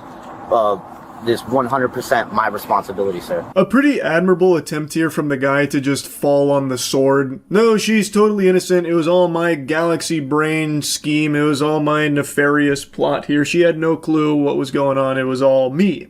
So he's trying to, isolate her from this so that way she doesn't get in trouble. And then he also generously says he's willing to give the cards back. That's very sweet of you. Seriously, honest to God, I am short on my rent, and they are very valuable. And I was hoping to pull something in order to make up the money I'm short on my rent. Were the cards in the car? Yeah. I know, where are they in the car? In the back seat. And by the way, you can't say she had nothing to do with it when that's all you guys came in here for. And you concealed it right next to her. Just so you're aware of that. His hero plan, unfortunately, falls a bit short because they have surveillance camera footage and they can clearly see she was directly involved in this plan and acted to help conceal it and work to get the Pokemon cards out of there. So it kind of ultimately ended up looking like that scene from Kong Skull Island where that guy pops 2 grenades to sacrifice himself to kill the monster, but the monster just hits him with the tail and he gets flown into a fucking wall and blows up. It didn't work, is the point. Say, I don't know if it would make a difference. Is there any way we could pay for it? This isn't an apology type of thing. You've already done it. You know what I mean? There's no way to just suddenly, hey, we're going to pay for everything because you got caught by the police. Yes, sir. Yeah, you also stole stuff with the baby. Yeah, but... That doesn't matter. I have the money for it. I can pay Yeah, but it. as I just told him, that's not how this works. You don't get to suddenly want to pay for things after you get caught by the police. Fourth quarter, back up against the wall, throwing out the Hail Mary. They try to, pay for it after the fact. That didn't fly either. So they are both facing not just like the small-time theft. The officers also threw out the possibility of pursuing child endangerment against them because they involved their child in this crime, which they argue puts them in a path of danger. Should Gary Oak roll up and start airing the place out, trying to stop him from stealing the Pokemon cards, the kid is now in harm's way. Basically, they brought the kid for the sole purpose of executing this crime. Now again, the title says that the child was left in the car, but all of the information in the video seems to indicate that the kid was present. Also, if the kid wasn't in the stroller in the first place, there would be no point to bringing the baby anyway. So that wouldn't even make sense unless they had like a decoy, like they had like a baby doll in the stroller. But then again, why would they bring like the actual flesh and blood human being there? So I have to imagine that they did actually bring him in the store to do this. Though if they did leave him in the car, that is also equally dangerous. You do not leave a child in a hot car. Everyone should know that. This happened in Florida. You especially don't do it in Florida. If they did leave him in the car, who knows how long they were in the store for. That is extremely unfair and irresponsible to the kid if he was left unattended in that car. But I am leaning towards the idea that they brought him in the store to do this. Worth mentioning, I haven't slept in over 28 hours. There is a good chance that maybe I'm just completely wrong there. I just thought I'd put that on the record. But either way, still not good. Regardless, stealing Pokemon cards by using your baby to help you accomplish it is fucking unhinged. This is so avoidable. Like, ruining your life just to get your hands on some Pokemon merchandise to flip because you're a scalper is just so low. It is shameless to involve your child in it as well. Thank you. I'll go get the press one. We got child endangerment on both of them. For what? They had their... How old is your child? A year-old, then they used the stroller as cover for it. Decent human, you literally put your 1-year-old child in danger. How is that? You cannot do a crime and then nothing happens because you have a kid. It is happening. I'm going to jail. You use the stroller as a ways of concealing the merchandise. And I'm getting arrested. And so is she. I need you to call your dad to come pick him up. Please. The other officers didn't seem super on board with his evaluation here about child endangerment, so I don't know if that stuck or anything, but this was him explaining it to them. Regardless of what charges were ultimately, brought against them, this was just so fucking avoidable. Like stealing Pokemon cards from Target by using your baby and its stroller to conceal them is just like, how can you sink so low? They say that they were short on rent, so the plan was to steal these Pokemon products, open them, hoping for a big hit, fingers crossed, praying for a big hit, so they could sell it to nearby game shops. That is like, in the world of scalping, that is even stupider than most scalpers. Why would you open the product? Just sell the product itself in that case. You are not going to hit, most likely. You are not going to make more money buying the product, opening it, praying for like the big hit that'll grade it like a fucking PSA 10. Like, it's not like that is a pipe dream. Are you guys going to other stores and doing this? No, sir. So how do you guys have so many Pokemon cards? No, I've been collecting for years. That's what I'm saying, but these are all new cards, man. They're all like fresh out of the pack. Yeah, the ones that I have? The ones that are in there, yeah. Yeah, those are, if you see the sleeves in there, they're all sleeved up, well taken care of, fresh out of my binder. We were taking them to the game store, Prodigy. Okay, cool. Alright, be right back. He apparently had a lot of Pokemon cards that he claims he had been collecting for years. The officer notes that they seem pretty fresh and new, so it's probably not like years old cards or anything. It seems like it is some pretty brand spanking new puppies in there that he is saying that he was going to go sell to the game stores. Well, maybe GameStops. I'm pretty sure they take Pokemon cards. They fucking grade them there now. They have like a wizard on standby who's just like, yeah, it's probably like a 9 or a 10 maybe. I have no idea how it works. Not important regardless. His plan was to take these hits, sell them, and then pay rent, is what he said the goal was. Of course, no way of knowing if that's true or if he is just someone who is a scalper who turns around and sells it because it's hot right now and people make money doing it. I have no idea if the story about the rent is true or not. They then searched his car and found some other stuff, like a marijuana cigarette or something, and he got in trouble for that as well. Big mess, all of which entirely avoidable if he didn't try and steal Pokemon cards from Target using a baby and his stroller to try and smuggle the Pokemon sacred cards out of the store with. Just super crazy the state of Pokemon cards right now. It's unbelievable. That's about it, see ya. Did you ever hear the tragedy of GPU prices? I thought not. Not a story the AI bros would tell you. Well, I hope you're bending over because the suppository's coming in one way or the other. A recent report indicates that Nvidia is going to be pushing the prices of RTX 5090 up to $5K. This is still an unconfirmed rumor from an insider source in South Korea, from what I can understand. That's kind of like, boots on the ground that's talking about it right now, which is where this headline is stemming from. Previous price was $2K. This is over double. That's an awfully hard bargain there. 5,000 clams for a GPU here. Not exactly an easy sell to most people, I would imagine. Most sensible, sane human beings on the planet would be pretty upset about that. Now again, this isn't fully confirmed, but what we do know is that, well, prices are probably going to be going up, which isn't all that surprising. I think most people were able to predict this. Don't need to be Baba Vanga to have that kind of future sight. We're already seeing it with RAM prices. And I gotta tell you, you might not like to hear this, but we're gonna rip the Band-Aid off. It's because of AI. Everything that was once good in your life, or everything that was reasonably priced in the tech sector, is getting significantly worse and significantly more expensive because of AI. If you want to keep plugging your ears to that fact, or just keep kicking the can down the road for the realization of AI having a supremely negative effect on your life, that's your call to make. But regardless, the sun still rises. The AI plague, the scourge, is coming. Whether you want to accept it or not doesn't matter. It is coming fast, aggressive, hard, and unlubed. It is raw. So I think it's best that you start paying attention to all of this now. Anyway, back to the regularly scheduled doom and gloom here.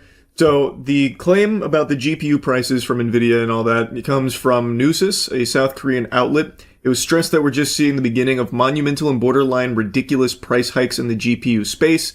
The report explained that sources have suggested a climb in RTX 5090 stakes from $2,000 at launch this year to as much as $5K later in 2026. AMD's RX 9000 series is apparently set to mimic that ticket growth, but not as steeply. The article also has a brief mention of the RAM prices, which I've also touched on and what I've also bitched about quite a few times now because of AI-driven data centers, and also one of only 3 RAM manufacturers just abandoning the consumer market come 2026 because they'd rather instead just exclusively sell and work with AI. So, yippee! That's great for all the normal people out there that want some technology in their homes. Hopefully you like fucking flint and steel and start learning the ways of the Amish, because soon technology will be a luxury you can't afford. It's crazy how as we get more and more advanced, it just starts to price people out. It's not getting cheaper, it's getting so much worse because of AI. And there's this crazy hopium, this fucking crackpot lunacy thought process that people have, that once these AI data centers are all established and all these companies, worth trillions, start slowing down a little bit, well, then everything's going to get so much cheaper and it's going to be great for all of us. It's just going to be short-term pain for the long-term gain. Because that always works. Trickle down has a great history. That is a fucking flawless. That's 100% win rate when it comes to trickle down. And not only that, we all know corporations love to lower their prices. So once they're set up and once they've made oodles unfathomable amounts of money, they'll definitely start lowering the prices for every average Joe Schmo out there. That happens all the time. They love lowering prices. We see it often because they are for the people. So it's clearly just a matter of time before everything's really affordable again in the tech sector. We just gotta wait for them to reach the golden age. And then it's all smooth sailing. We're in good shape. And until then, well, why don't you just go ahead and start renting computers? Yes, a subscription-based economy. Just start renting your PCs because you don't need to own anything. Companies don't want you to own anything. You will own nothing and you will be happy. You can have the imagination of ownership with their little permission slip. You can license it for a certain amount of time, and that's all you need. You don't need any pesky ownership of anything, especially not a computer. I'm getting a little lost in the sauce of sarcasm. It's all bad. It's all really bad right now. It sucks. This wonderful little nugget of good news also comes on the heels of a previous blessing that NVIDIA gave us, where it was announced that NVIDIA might be cutting supply by up to 40% in 2026 due to memory shortages. I already talked about that, where there is the potential that NVIDIA is going to be cutting back on supply by 30 to 40% come 2026. Very few things to be smiling about when it comes to the future of PC gaming, and not just PC gaming. I know everyone gets focused on that. This affects every industry in the tech space.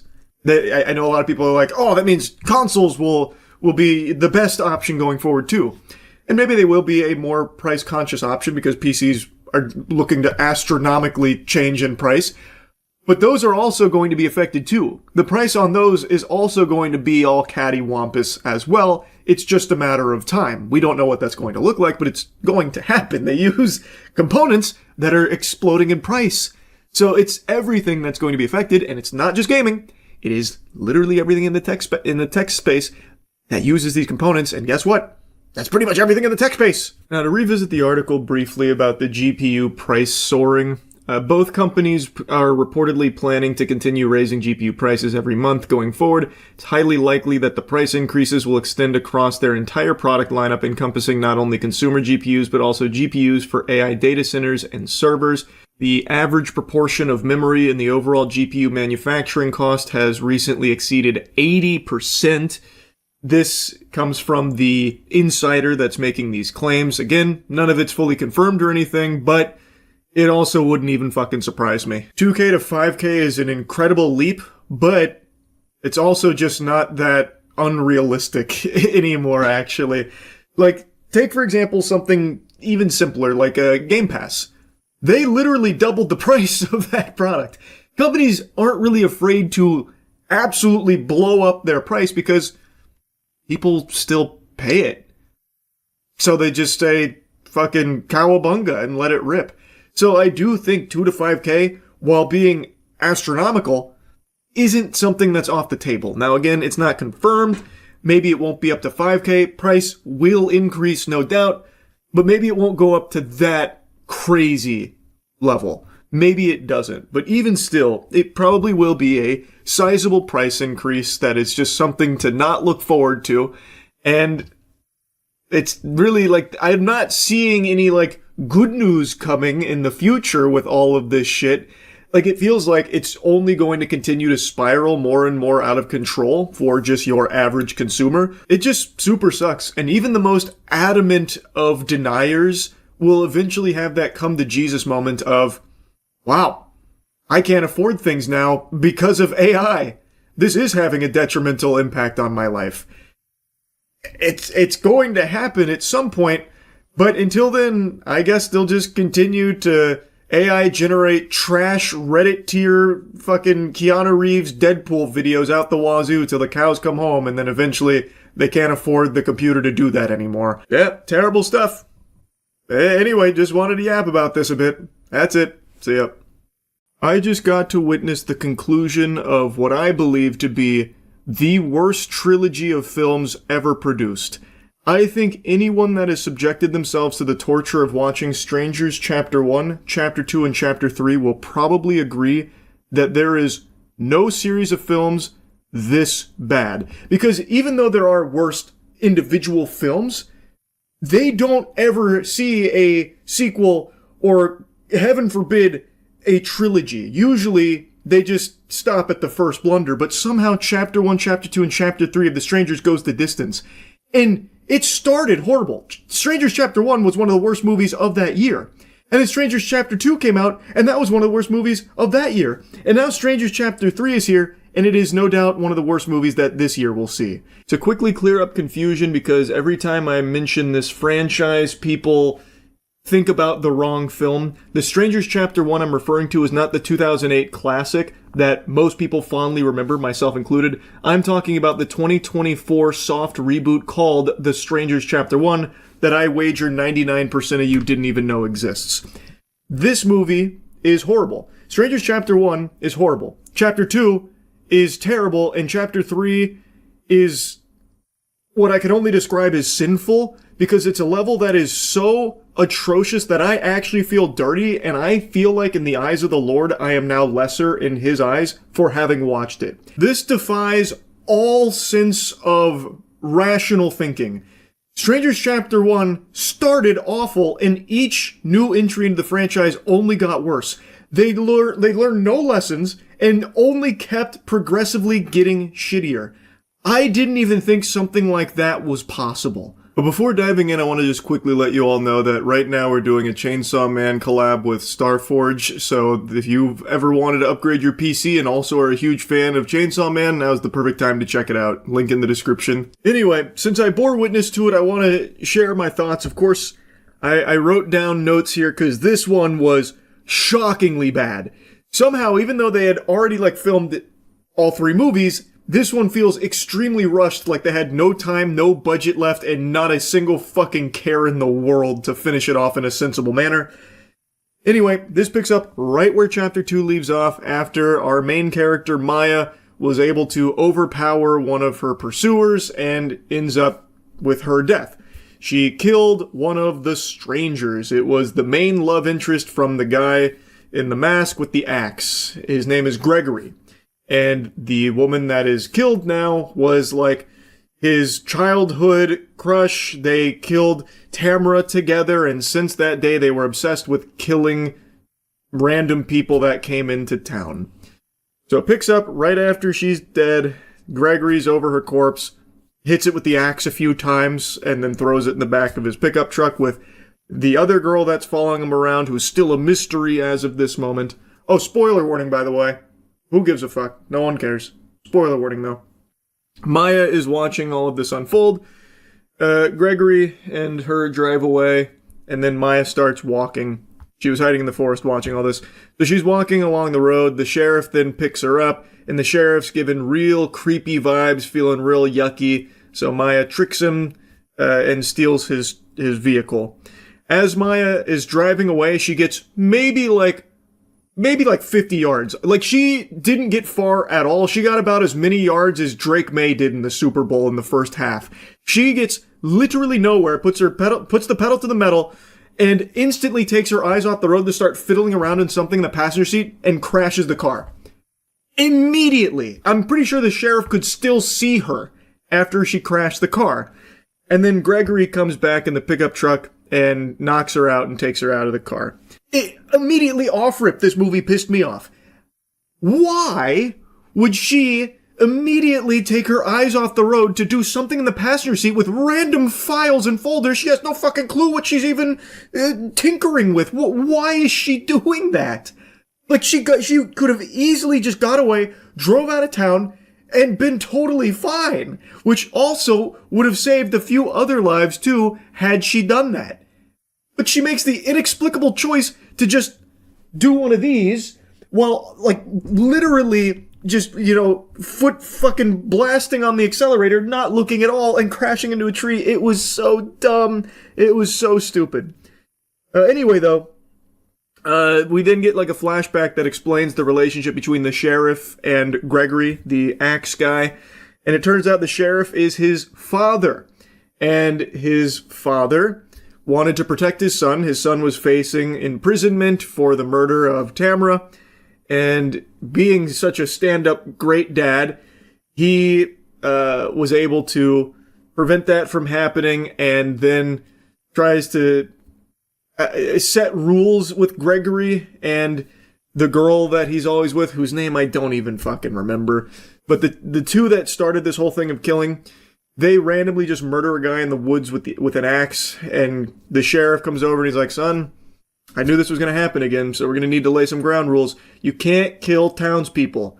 You can only murder people that visit us. Because surely that won't be looked into and investigated, and surely they don't have anyone that cares about them. So that was the plan. It was bulletproof, really. So the sheriff does everything in his power to bury the investigation on all of the people that go to this small town and end up missing, knowing full well Gregory and her and the other girl are murdering them. And that's the backstory. So the sheriff's not a good guy. But Gregory, in the last movie, ended up killing some townspeople, which has the townspeople even more scared because they know that when people come to this small town, they die, they end up missing, but they know that since they're residents of the town, they're safe until all of a sudden they're not, because Gregory has now killed some normal townspeople. So the sheriff's partner's like, look, but I'm going to call in the out-of-state police because this is out of control now. And then the sheriff kills him. He jabs him in the head with like a tiny little medical instrument, instantly killing him. So then Gregory has Maya in like this underground facility, and he puts the mask on her, the mask that the girls wear, the strangers wear. He puts that on Maya, so that way she'll team up and join his crew, which she does. So now Maya's traveling with Gregory and the other girl to go murder some out-of-town people. But while this is going on, Maya's sister, her sister's husband, and then some agent, I guess, he's like the hired muscle, have arrived at the small town trying to gather clues about Maya's whereabouts. You know, is she safe? They're here to save her, but the town's being all weird, and then they pick up on the sheriff's odd vibe, so they start following him. We then get another flashback sequence. Gregory and the girl are a little bit older, but they're still supposed to be kids, and they're at the gas station choosing their next target to murder. She goes inside the gas station to get some food, and some weirdo walks up to her and starts hitting on her with some really, really uncomfortable dialogue saying, "I'm really good with my hands." And then the dude's girlfriend comes out and she's like, I thought you said you'd never do this kind of thing again. You promised. And he's like, shut up, babe. You know what it looks like. And then they go off to the motel together. And then Gregory and that girl decide that that's going to be their target, those two. So they go to the motel with intent to kill them. She knocks on the door with the classic, "Is Tamara here?" And there was no response. So then they break in to find that that girl had actually stabbed and killed the boyfriend. She had murdered the boyfriend, and then she joins their team. So that's the third stranger. That's the other girl in the crew, is that lady who murdered her boyfriend there. That's the gang, and that's the whole backstory. Now, one thing this movie really likes to do is bastardize the iconic line from the original Strangers movie, which was, when asked, "Why are you doing this?" the response was, "Because you were home." This franchise has completely ruined that, and they've changed it to "Because you're here." So, throughout this trilogy, the victims asked, "Why are you doing this?" And they say, "Because you're here." They do that again in the beginning of this movie where they're just showcasing a random kill, just in order to remind you of, like, the 2008 movie that a lot of people still associate with this franchise, even though this is so far removed from it. It's a joke. But yeah, they have their own version here, and then they also have the "Is Tamara home?" which I think they were really hoping would catch on as like an eerie, iconic line. It's not. It's fucking dumb. Anyway, though, I think that's the last flashback in the movie. So, what happens next? Maya has now joined the team, unwillingly, like she is tied, like her hands are tied, and they're in a hotel. They have found some victims, they've broken in, they've tied them to chairs, and now Gregory tells Maya to kill one. She shakes her head, she refuses, so then Gregory starts killing one of them with an axe. He kills this man with an axe, and while he's doing that, Maya grabs the machete out of the girl's hand and stabs and kills her. The other stranger, the girl that we just learned about in the flashback. She kills her and then slams her head on the ground, making sure to finish the job. She's now dead. Maya's killed her. And she goes into like a trance where it seems like the weight of this kill is weighing on her, or maybe she really enjoyed the thrill of killing her. And Gregory picks up on that, so he stops murdering the guy with the axe. He's already dead, though. And he stands up Maya and then guides her hand with the blade to kill the other girl, which she does. So now Maya has just played a sizable role in the death of this random woman, and it seems like she feels nothing. In fact, maybe she even enjoyed it, which is something Gregory said. He said, "Felt good, didn't it?" It is bizarre how shitty this idea is. Like, there was no build-up to this at all. Maya just all of a sudden starts going along with it. It's fucking trash. But anyway, The sister's husband and the agent are trailing the sheriff. They're doing a terrible job, by the way. It's the middle of the night in a small town on a single lane dirt road, and they are only like maybe 4 car lengths behind them with their headlights on. Mind you, they are supposed to be incognito. They're supposed to be tailing him unnoticed. Yet they have their headlights on right behind him. So then the sheriff like pulls over and turns his headlights off and basically just disappears. So then they drive by him, get lost, find a random trailer, and the agent's like, you guys need to go in the trailer and stay safe. I'm gonna go wander around in the woods here. Which he does. He wanders around the woods. He finds like this sawmill type thing, which has a wood chipper, which we saw earlier. They'd shoot up a body there to hide evidence. He wanders over there and finds that, and then the sheriff finds him and just shoots and kills him. So the agent does nothing besides just lead the sister and the husband into a fucking random trailer. Gregory then shows up with Maya with him, and Gregory knocks over the trailer, and while doing so, her sister's husband just starts randomly shooting. He was given a gun by the agent, so he just starts randomly just fucking firing shots at nothing, shooting at ghosts, and then he's out of ammo, so then Gregory just comes in and kills him with the axe right in front of his wife. And then he drags the sister in front of Maya. Maya is watching this whole thing, pretty emotionless. Like, there's a couple tears that kind of stream down her face, but overall it's like really hollow, and I think it's supposed to drive home like this shell shock idea, but it's really poorly done. And then he just kills her sister right in front of her, to which she still has no real reaction. And then Gregory just leaves with the sheriff, and then Maya just takes his pickup truck with her sister's body and drives away. And then there's a moment where she's like, I don't know, has this eureka, like, I don't want to leave yet, I want to try and get revenge. So she turns the truck around, and then she goes to that underground facility where she wanders across the sheriff who's just listening to the radio, drinking a beer, and she shoots and kills him with a shotgun. And then she wanders into a room which is just full of fucking candles and scribblings on the wall. Turns out that's Gregory's room. And Gregory comes in there and they share the worst dialogue together. I wrote this down. I could not believe this dialogue. Also, I don't know how she even found this underground facility in the first place. She was held here for maybe 2 seconds and somehow remembered exactly where it was off of like a quick sign. But regardless, when Gregory enters the room, it is the worst exchange I've ever seen. What is supposed to be like this clash and like a very tense moment is just embarrassing. I couldn't even get the words down in the notepad because I was just so, like, I was fuming at the cringe. So, like, the first thing here is just a bunch of gibberish because I just started pounding on the keypad on my phone and then said, it's so fucking cringe. Quote, she was the only light in the dark. This is referring to the girl that Maya killed in chapter 2. The one that grew up with him murdering together.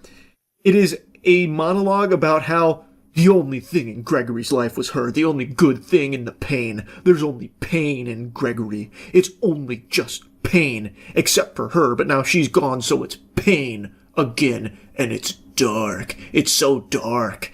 And Maya says, it's quiet in the dark. So now she's like relating to him like, yes, the dark. I have nothing now. Which is something she says. When he says, now you have the pain, I freed you from it, I freed you from everything, now all you have is pain like me. She says, no, I don't have pain, I have nothing. You've given me nothing, it's all nothing now. It's so bad, it's so bad. And she finishes it by saying, the only thing I have left is you. And then she's already asked him to take the mask off so she can have this heart-to-heart. And then they get like really intimate, like romantic, but in an animalistic way. So he starts sniffing her, gritting his teeth, and snarling as she's petting him. I thought he was about to transform into a werewolf or something. So like he's just like nuzzling her and doing this. And she's petting him this whole time. And he's just like nuzzling her. It's so bad. It's so bad. And then she stabs him. So they start hugging and then she stabs him. And then she grabs the axe and kills him with the axe. But right before she kills him with the axe, he smiles and says, we're the same now. And she says, maybe. before delivering the final blow with the axe. And the movie ends with her leaving the underground facility with the mask in hand. The mask that Gregory used. So the idea is now she is the same as the strangers. It's so bad! It's so bad! Everything this trilogy tried to do, it fails at it. Super sucks. I can't believe they even bothered. I really can't. I don't know what they thought they were cooking. I don't know. It's terrible. I didn't think that this conclusion would be as bad as it is. I knew it wasn't going to be good. Obviously, I knew it wasn't going to be good. But it's even worse than I could have imagined for this trilogy. Holy shit. I had to yap about it, man. It's so bad. Now, I do think there are some moments that are entertainingly bad. Fun bad, so bad it's good. There's a couple sequences that definitely fit that bill. But I just don't think it's worth watching 3 movies of it. I just don't. So yeah, anyway, this shit was terrible. That's about it. So, yeah, it's good. Pluribus is the latest from Vince Gilligan, and he proves, beyond a shadow of a doubt, that he just can't miss. He is just him. It's incredible how everything he's made, I like. More like Vince gurgling, because I am gargling and swallowing everything he puts out with a smile on my face. This man just knows how to tickle me. He is able to put out things that I just really, really enjoy. The only thing he's made that I can even think of where I had, like, multiple complaints was El Camino, and that really did feel like it was kind of more of a paycheck as opposed to a passion project that he wanted to see through. But even that wasn't bad or anything. Anyway, though, enough Gilligan glaze here. Let's talk about Pluribus. I think it is such a fascinating concept that is explored beautifully. In a nutshell, I'll avoid spoilers for now, but of course, I get into spoilers, so I'll give you a warning when we get there. The show is basically about an invasion, but not in the traditional sense that you're thinking of, where tiny green aliens come down, probe our butts, and suck our tits and everything. This is an invasion in the sense where everyone's mind on the planet all of a sudden joins together into a huge hive mind. After a mysterious discovery at the beginning of episode 1, and a set of circumstances that lead to a spread of some sort, everyone joins into this giant collective. And there is no longer any I, there is only we. And everyone on the planet, save for 13 survivors, are now part of that collective. And they're basically omniscient since they have the collective knowledge of all, 7 billion people except for these 13. And since they're spread out all over the planet and information hits all of them instantaneously, they can basically do and get anything like that, like magic. And the 13 survivors now inhabit this world with this not human entity that has taken over the humans, but it's like really nice. It's like super fucking polite. And we follow Carol Sturka, who is one of the 13, and she... now we're going to get into spoilers. Now it's spoilers time. Spoiler warning. She lost someone very dear to her. And she hates what's happened here because it is the death of individuality. These are not really people anymore. It's now a thing. And she doesn't like that, and she's fearful of when they eventually force her to join as well, she would lose herself. It's a really, really interesting concept, and Carol Sturka is played by Ray Seahorn, who's extremely talented. I'm sure if you've seen Better Call Saul, you already know that, but she crushes it in this role. She is alone. She is miserable. She's been through so much, and she continues to try and fight against this entity, and even tries to team up with the other survivors whom just aren't interested in it. They like this because this entity that has now joined the consciousness of all the humans on the planet is so fucking nice, so sweet. Granted, it's a big old dweeb, it's a huge twerp, basically talking to a Redditor 24/7, but it genuinely wants to make the 13 survivors happy. It will do anything they ask. It can't lie to them. It cannot hurt them. It will actually go out of its way, sacrificing people to help these survivors be happy. And even in one of the episodes, Carol's pushing them to their limits. What if I asked for an atom bomb? Would you give me that? And they're like, well, we wouldn't be happy about it, but we would. And it's just so interesting because it's understandable why the other survivors wouldn't really view this as like a negative thing, because it is world peace. Nobody's getting hurt anymore. There's no dying. There's no conflict. It's complete tranquility and just infinite, sunshine and rainbows. But it's not real people anymore. It's now just this thing that has their minds and their souls. They're basically puppets, but they're very nice puppets. And the show is just so well written, which I've come to expect from Vince Gilligan's work. It is always impressive just how tight the writing is with its characters, and especially the narrative here, where even when there is something dark, like a big reveal that Carol Sturka unveils about this entity, it's then able to be argued from their perspective, well, this is why we do that. We do that because X, Y, and Z. And when you hear their side of it, it's shit, that's pretty understandable.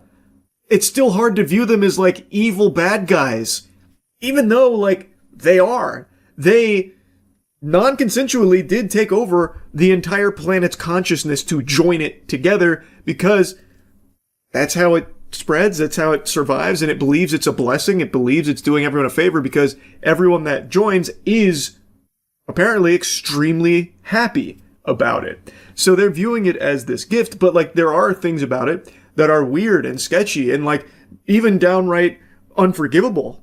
And when those get unveiled and Carol brings it up to the other survivors or to the hive mind, they have really strong arguments for why they have to do that to survive, because not only can they not hurt the survivors, they can't hurt any living creature. They won't step on an ant. They won't swat a mosquito. They won't pick a fucking apple.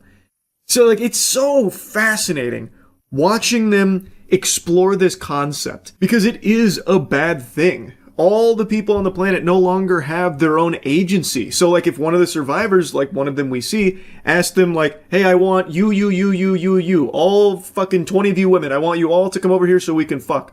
They can't say no. They have to say yes, and they willingly do so because they love the survivors so much. They say that many times, no matter what gets done to them. Even Carol does some really, bad things to them that you would think they'd want to, strike back or, stop her from doing. They don't. They still love her. And even when they, separate, it's not on bad terms, and they still will do anything to provide for her, make her happy. It's just so... I can't express enough just how interesting it is. And of course, you're constantly wondering, is there a way to fix it? And as the episodes progress, there are some breadcrumbs about maybe there is a way to fix this. And how are they going to figure out how to do that? There's only 13 of them on the planet, and no one wants to cooperate with Carol, except for a character that finally enters the fold that we've been introduced to earlier, named Manusos, who is a great fucking character. This guy is from the second this happened, he's immediately, nose in the books trying to figure out how to stop it. He isolates from the hive mind, the others. He doesn't talk to them, doesn't interact with them. He is just constantly trying to figure out what he can do to fix this and save the world. Eventually, he gets some tapes from Carol, and now, at the season's conclusion, they are going to team up to try and figure out how to stop this, how to fix this, and bring everybody back. Because it seems like an impossible task. Yet, there were little glimmers of hope that there is a way, and Manusos got very creative with exploring and understanding how this joining worked in the first place. And I'm so curious to see where that goes in season 2, which I just read isn't exactly right around the corner, which is a little disappointing. But anyway, I have very few complaints about this show. As you can tell, I really did enjoy it a lot. It's not a show I think everyone's going to like. It is a slow burn. A lot of this is very much spending time with Carol Sturka, processing everything and grieving what she's lost and trying to come to terms and trying to figure out how to live in this new world while also trying to fight back against them. And then also the confusion that comes with it, because they are extremely nice and none of the other survivors seem to think it's a bad thing. They view it as the best thing that ever happened to them and the planet as a whole. So then it gets confusing with, well, maybe she's in the wrong. And even you as the viewer, since you keep seeing how nice they are and how they're able to explain things that would ordinarily be inexplicable, you start to wonder, well, are they even really that evil in the first place? It is just really well done. I think they have crushed it. And I really like Manusos' character as well. I know I'm highlighting Carol because she is the main character, but Manusos is great. Like, I think he has been such an interesting contrast to Carol's journey, where Carol from the very beginning immediately was like cooperating with them, not because she liked them or anything, but because she was trying to understand more about them directly and try and figure out how to fight them. But Usos, completely on his own, fucking pulled himself up by his own bootstraps, dusted off his shoulder, just got to business, and anytime they even tried to interact with him, he told them to fuck right off. He would even threaten to, like, kill them. He wants nothing to do with them, and he tries his best to avoid taking things from other people, even though the people aren't there anymore. So he chooses not to. So instead of flying from Paraguay all the way to Carol, which he could do with the others, even offering it to him, saying like, hey, we can get you there in a couple of hours. He's like, nope, you can go kick rocks, eat dirt. I'm going to make this long journey and hike through extremely dangerous conditions here to do it myself. It's very cool. I like the show a lot. Like I said, it's not going to be for everybody, and I know that. Now, all this being said, I do have a pretty big complaint. Since there are so few survivors in the show, there's not a lot of opportunity for characters to be interacting with one another. Now, of course, there's a lot of individuals from the hive mind, but that's all the same character. That is one character, even though it's got a bunch of different faces. So even though Carol spends a lot of time with, Zosha from the hive mind and interacts with other characters from the hive mind, she's still interacting with just that same character. Same with all the other survivors we see interacting with the hive mind. That is still just one character. So I feel like we miss out on a lot of character interactions because it's mainly Carol and the hive mind and nobody else, until Manusos gets there, and then we get to see Manusos interact with the hive mind. But again, the hive mind is one character. So instead of in Breaking Bad or something where there's a, big cast of characters that you see interact pretty often, here, not so much. And even from the survivor side, outside of Manusos and Carol, there's really only one other survivor that we see a handful of times, and he's just basically the pervert, this is great, I get to fuck all the time, and I get to live in Las Vegas, and everything's at my disposal, like Air Force One, yippee. Other than that, the only other survivor we see is one that is very energetic, enthusiastic about joining the hive mind, and that's it. And they don't interact. We don't see a whole lot of interaction. So that was just something that kind of left me feeling a little underwhelmed with how little we see characters themselves talk to each other. But that's also kind of the point. Carol is alone. And even with the hive mind being around, that's not really a person there. You're still alone. It's kind of like using ChatGPT as your best friend. It's there to just make you feel good and just do what it can to keep you hooked on it. That's kind of like interacting with the hive mind in Pluribus. It is literally there to just always be your yes man and nothing else, to make you try and feel good. And that's it. So you don't get real character interaction, so it does feel very isolating, which I think is a good thing, but also from a viewer's perspective, I just would have liked to seen more with characters interacting. And now that Manusos and Carol are teaming up, I'm sure we will. And the little bits and pieces we got of that at the end of the season were good. I'm just hoping for more going forward, that's all. That's my only complaint about season 1 of Pluribus. Overall, I think it was just a great series. I highly recommend it, but I don't think everyone's going to like it. It is slow. But for me, that's not a big deal, so Pluribus I thought slapped. That's about it. So yep. There's a lot I want to talk about here after seeing what happened at TwitchCon last night with Emiru being assaulted by a rogue lunatic fan who just walked completely unimpeded past the line at her meet and greet and unconsensually hugged her and looked like tried to kiss her, which is textbook assault. And it's very scary that it was able to happen so easily here. He was shoved off by a security guard, but then he just walked away.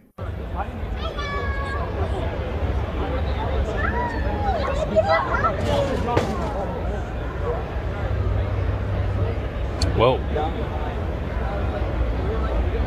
That's crazy. Holy shit, what the fuck was that? You're a creep! What The full clip goes on for about a minute and a half longer, but you've now seen the entire security presence here for the Emiru meet and greet. One person. One security guard. I have seen a stronger security presence at my dilapidated local Winn-Dixie. This is fucking crazy. One guy. And also worth mentioning, it's not Emiru's preferred bodyguard from what I understand. I had a security guard 2 years ago where there was a guy following me around TwitchCon, and he like asked him to stop multiple times. My guard asked him and the guy wouldn't stop, so he grabbed the guy, but he didn't like hurt him. He was just holding the guy until like the con security came. And then for some reason they're like, yeah, because your security guard touched him, he's like permabanned from the venue forever. But he didn't even hit him or anything. He just like held him while they waited for like the police to come. And what the fuck? And it was like my favorite security guard. I can't have him at TwitchCon anymore. Now, as I was rendering this video, Emiru posted an update to everything to shed light on everything that happened. And this bodyguard you see push that guy is someone she hired. It's not her first round draft pick or anything. It is not her preferred bodyguard, but it's who she was allowed to bring. And she was surrounded is the word I'm using, very loosey-goosey. There was like a couple of other Twitch-provided Fiverr security drones elsewhere that just didn't react at all. The only one who did something was the one she hired. We're going to be going through her statement quite a bit here, but she's giving an update to let people know that she's okay and thankful for the outpouring of support. The guy had crossed multiple barriers, even in front of other creators, to grab and try and kiss her. Which he was unsuccessful at doing, thanks to being pushed off. She then says that she doesn't understand how he was allowed to get that far in the first place, and that the security that does react is her own, confirming that it's not her usual security guard since he was banned. She then says that there were 3 to 4 other TwitchCon security who didn't react and even let him walk away, which, again, is something you can confirm by watching the clip that he just walks away completely unimpeded. The woman who was walking me away is also her own personal manager. It's not even event staff, which I thought it was event staff. Turns out it's not. The only 2 people who were checking on her and comforting her were her and her friend. Not even Twitch staff was coming to check on her. There's more in her statement we're going to get to in a moment, but I want to go in chunks here. So, I thought it was 1 security guard and then a couple of event staff that you could see in the clip. Turns out it's 1 security guard she brought, and then no event staff. It's just her manager and her friend. So where the fuck is TwitchCon security or staff at all here? They just let this guy walk up to her and did nothing, and even just let him get away after assaulting her too. Again, I still cannot even believe they banned the security guard that she wanted to bring and had brought in the past that did successfully prevent a potential threat from harming her. It's so fucked up, and I truly can't understand the thought process behind their decision to ban him in the first place. He did his job properly. He held the potential threat until authorities arrived. What else are you supposed to do? That's like the number one thing. You're supposed to stop the threat. And that sounds like exactly what he did here. I think maybe Twitch was concerned that he used excessive force or something because he grabbed him. What? Like, what do they think? He put him into a headlock and then hit him with an atomic power bomb into a fucking tombstone pile driver and then a Frankensteiner on the way out? Like, what do they think happened there? Now, I've read mixed things on who's responsible for that bodyguard being banned, whether it was Twitch or the venue TwitchCon is held at. But regardless of who's responsible for the ban, the fact that he is forbidden from being there because of being good at his job is just unacceptable. This guy walks past this entire line, literally just fucking fee-fi-fo-fums through the whole line here at the meet and greet and assaults Emiru. Nobody stopped him when he was cutting through the line, and it wasn't until he had already assaulted Emiru that he got pushed off. And then he didn't even get stopped or anything by additional security because there was only that one guy that was there as like a bodyguard. Like, I don't know. I would just kind of expect after a fucking assault just unfolded here, there would be a big response from the TwitchCon security personnel. Like coming over here throwing like a spike strip down or like at least throwing a banana peel down so he slips and falls on it so they can apprehend him. But I didn't see any of that happen. Nothing at all. Just fucking crickets. Just tumbleweed rolling through here. Like, he just walked away. Apparently he did get ID'd, like, after this happened later, because Twitch made a statement, which we'll go through in a minute, and it sounds like they ID'd the guy and everything. But this is a complete failure on Twitch's shoulders here for their event. They banned her preferred bodyguard, whom has previously demonstrated the ability to stop something like this from happening, and instead supplied non-existent TwitchCon security around her meet and greet, and forced her to hire a different bodyguard, one that wasn't nearly as efficient as the one that she typically uses and wanted to have present here to protect her. And just stew on this for a moment, because when you break it down, TwitchCon security literally did nothing.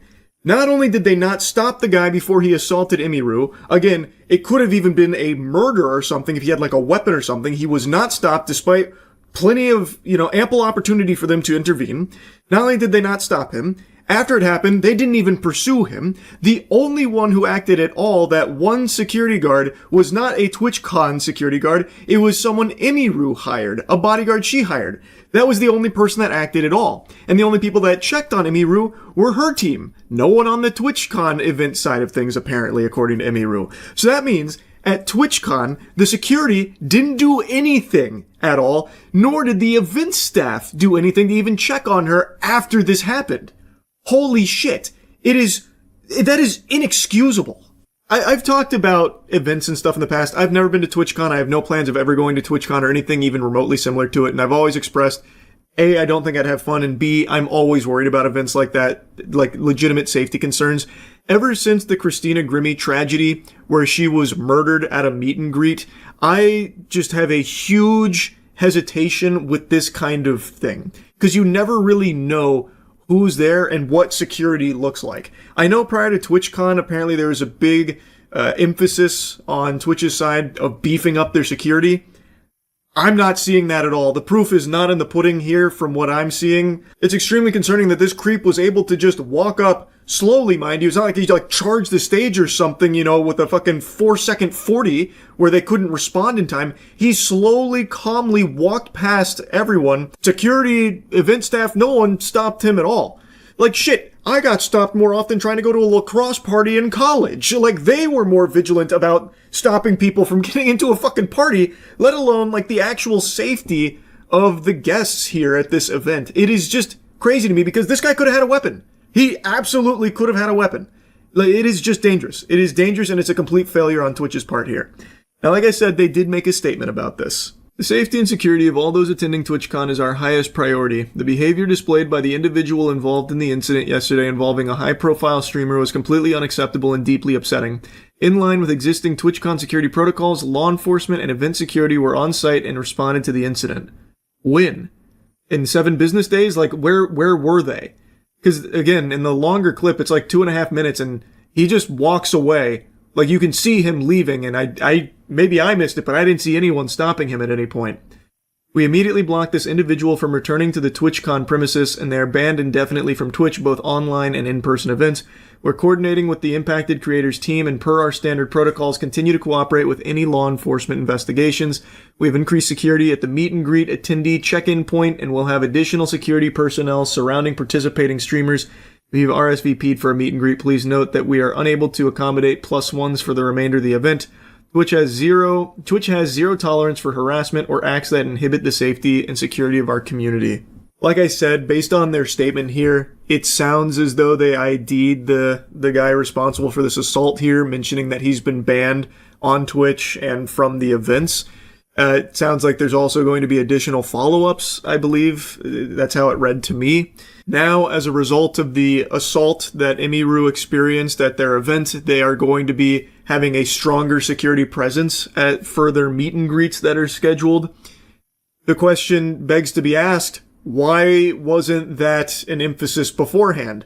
You're saying that safety was your top priority, yet it's very clear, very evident in this clip that there's not a lot of security there. So what are you doing about safety? I don't understand. If safety's such a high priority, where's security? Why, I don't know why it's so lackluster then if it's such a high priority. And again, this is a huge streamer. Emiru is one of the biggest streamers. What does security look like for streamers that aren't her size? I genuinely have no idea. It's a legitimate question I'm asking because, again, Emiru is one of the biggest streamers, and TwitchCon didn't have any adequate security presence at her meet and greet. What does it look like for a smaller streamer doing a meet and greet? Did they provide anything at all to them? And also, what they do provide is basically anyway, nothing. The security didn't act at all here. So now let's go back to Emiru's statement, because she says something very interesting here about Twitch's statement. In Twitch's statement, they said that the guy was immediately caught and detained. Sorry, but that is a blatant lie. He was allowed to walk away from my meet and greet, and I didn't hear he was caught until hours after he attacked me, and it felt like this only happened because of my manager pressing for it, not because TwitchCon staff present thought it was a big deal. She mentions there's more she wants to talk about on it, but I'll save it for stream. She then goes on to thank people for the support and confirms that this will be her last TwitchCon, which I think is completely understandable. I think other creators should seriously consider not attending in the future. I did not feel cared for or protected, even bringing my own security and staff. I can't imagine how creators without those options would feel. So according to Emiru's statement here, she believes that the guy wasn't like immediately caught and ID'd by TwitchCon staff or anything like that. And in fact, it wasn't until her manager pressed them for action that they did anything at all. That's unhinged. They didn't want to, jump into action after a fucking assault just took place? I just don't get it. That's completely unhinged. It almost feels like maybe they're more angry about Emiru's bodyguard there shoving the guy. Like maybe they're thinking about banning him from Twitch events in the future or something. Like it doesn't seem like their priority is safety. If they were going to just let this guy walk away until Emiru's manager had to force their hand to do something, this is just not a safe environment. And this isn't a new criticism of TwitchCon. This has been consistently something that people have spoken out about for years with TwitchCon. Like, I'm sure a lot of you have heard the horror stories that have been reported numerous times in the past at previous TwitchCons about like drink spiking or like the lack of security present, stuff like that. It has been something that people have mentioned numerous times, and every time Twitch tries to assure the community that they're really taking security seriously this time around. This time, it's fucking locked down. There's going to be no issues. And like clockwork, there's always seemingly some kind of big security concern or something that arises at TwitchCon. It's just, I don't understand how they're not doing anything to like remedy it. Even in this, which is again supposed to be like their big year of security, like, cause they made a huge stance on how strong they're going to be with security this year and how seriously they're taking it, how seriously they're going to take it. And then day one of TwitchCon, Emiru gets assaulted. And then in this clip, it really seems like there's not a lot of security there. And if there is, like off camera, a bunch of security, they're not very efficacious. They're not very good at stopping a legitimate threat. Like I said, this guy's intentions could have been to murder Emiru here. He could have had a weapon, and he wasn't even stopped. He got all the way to her and assaulted her before he was finally shoved off.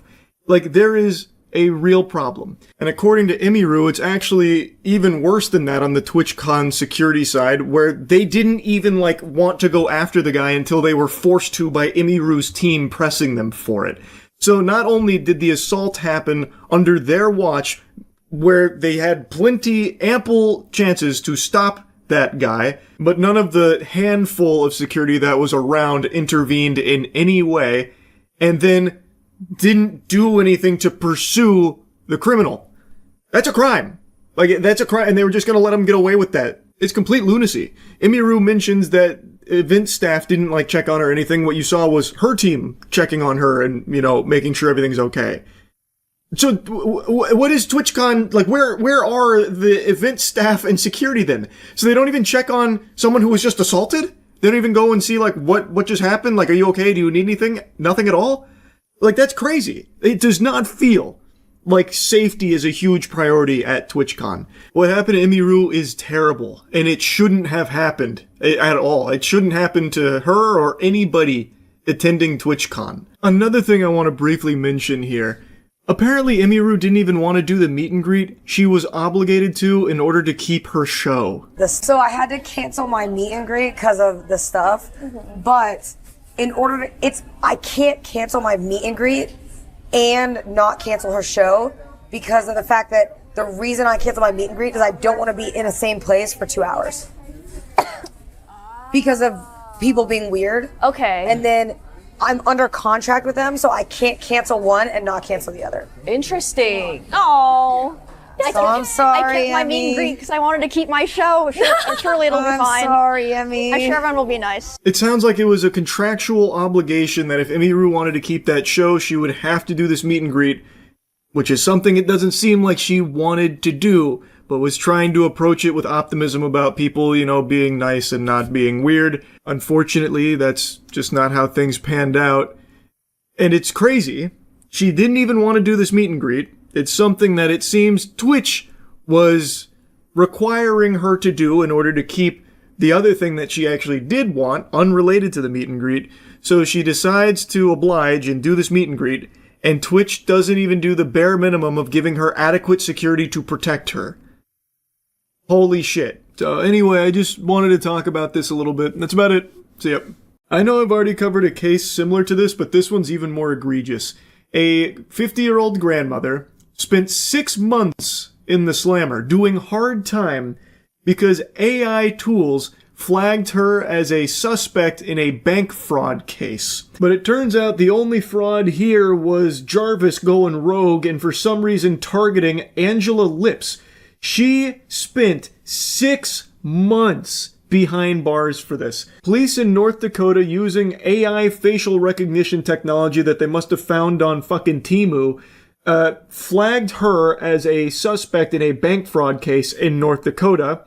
Now, Angela Lips is a mother of 3, grandmother of 5, and has lived her entire life in north central Tennessee, roughly 1,000 miles away from where the crimes she was accused of committing took place. And yet still, U.S. Marshals showed up at her doorstep last July while babysitting 4 kids and arrested her at gunpoint. The lore goes as follows. There was a woman in North Dakota that was using a fake U.S. Army ID to withdraw tens of thousands of dollars, and then Fargo police were investigating. They ran the surveillance footage through facial recognition software, and it returned a match to Angela Lips. And then, hallelujah, Flesh and Blood came in, but unfortunately he was missing a brain. A detective compared Angela Lips, that was flagged by the facial recognition software, to her Tennessee driver's license and social media images, and concluded she was the perpetrator based on facial features, body type, and hair.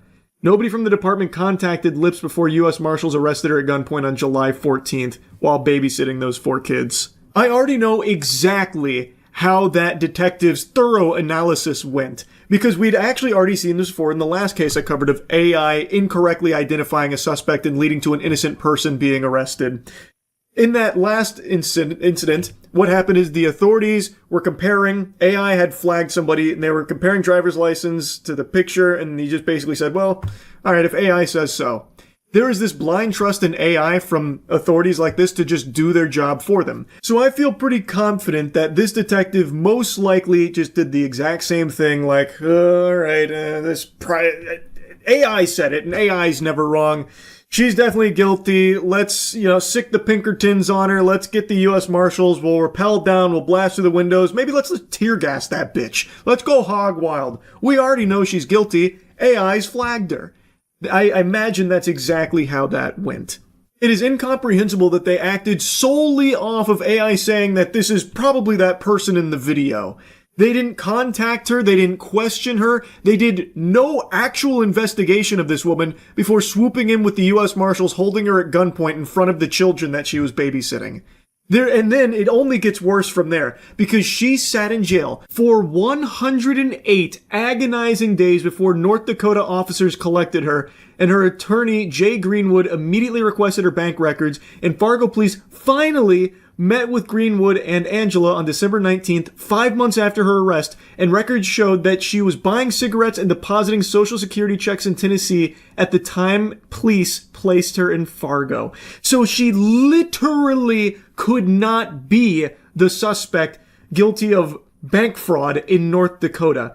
And they didn't bother to do any investigation or anything at all, clearly, and she had to sit there and stew, marinating in jail for 108 days for doing nothing wrong, literally doing nothing wrong and having no idea why she was there or what the fuck had even connected her to this crime.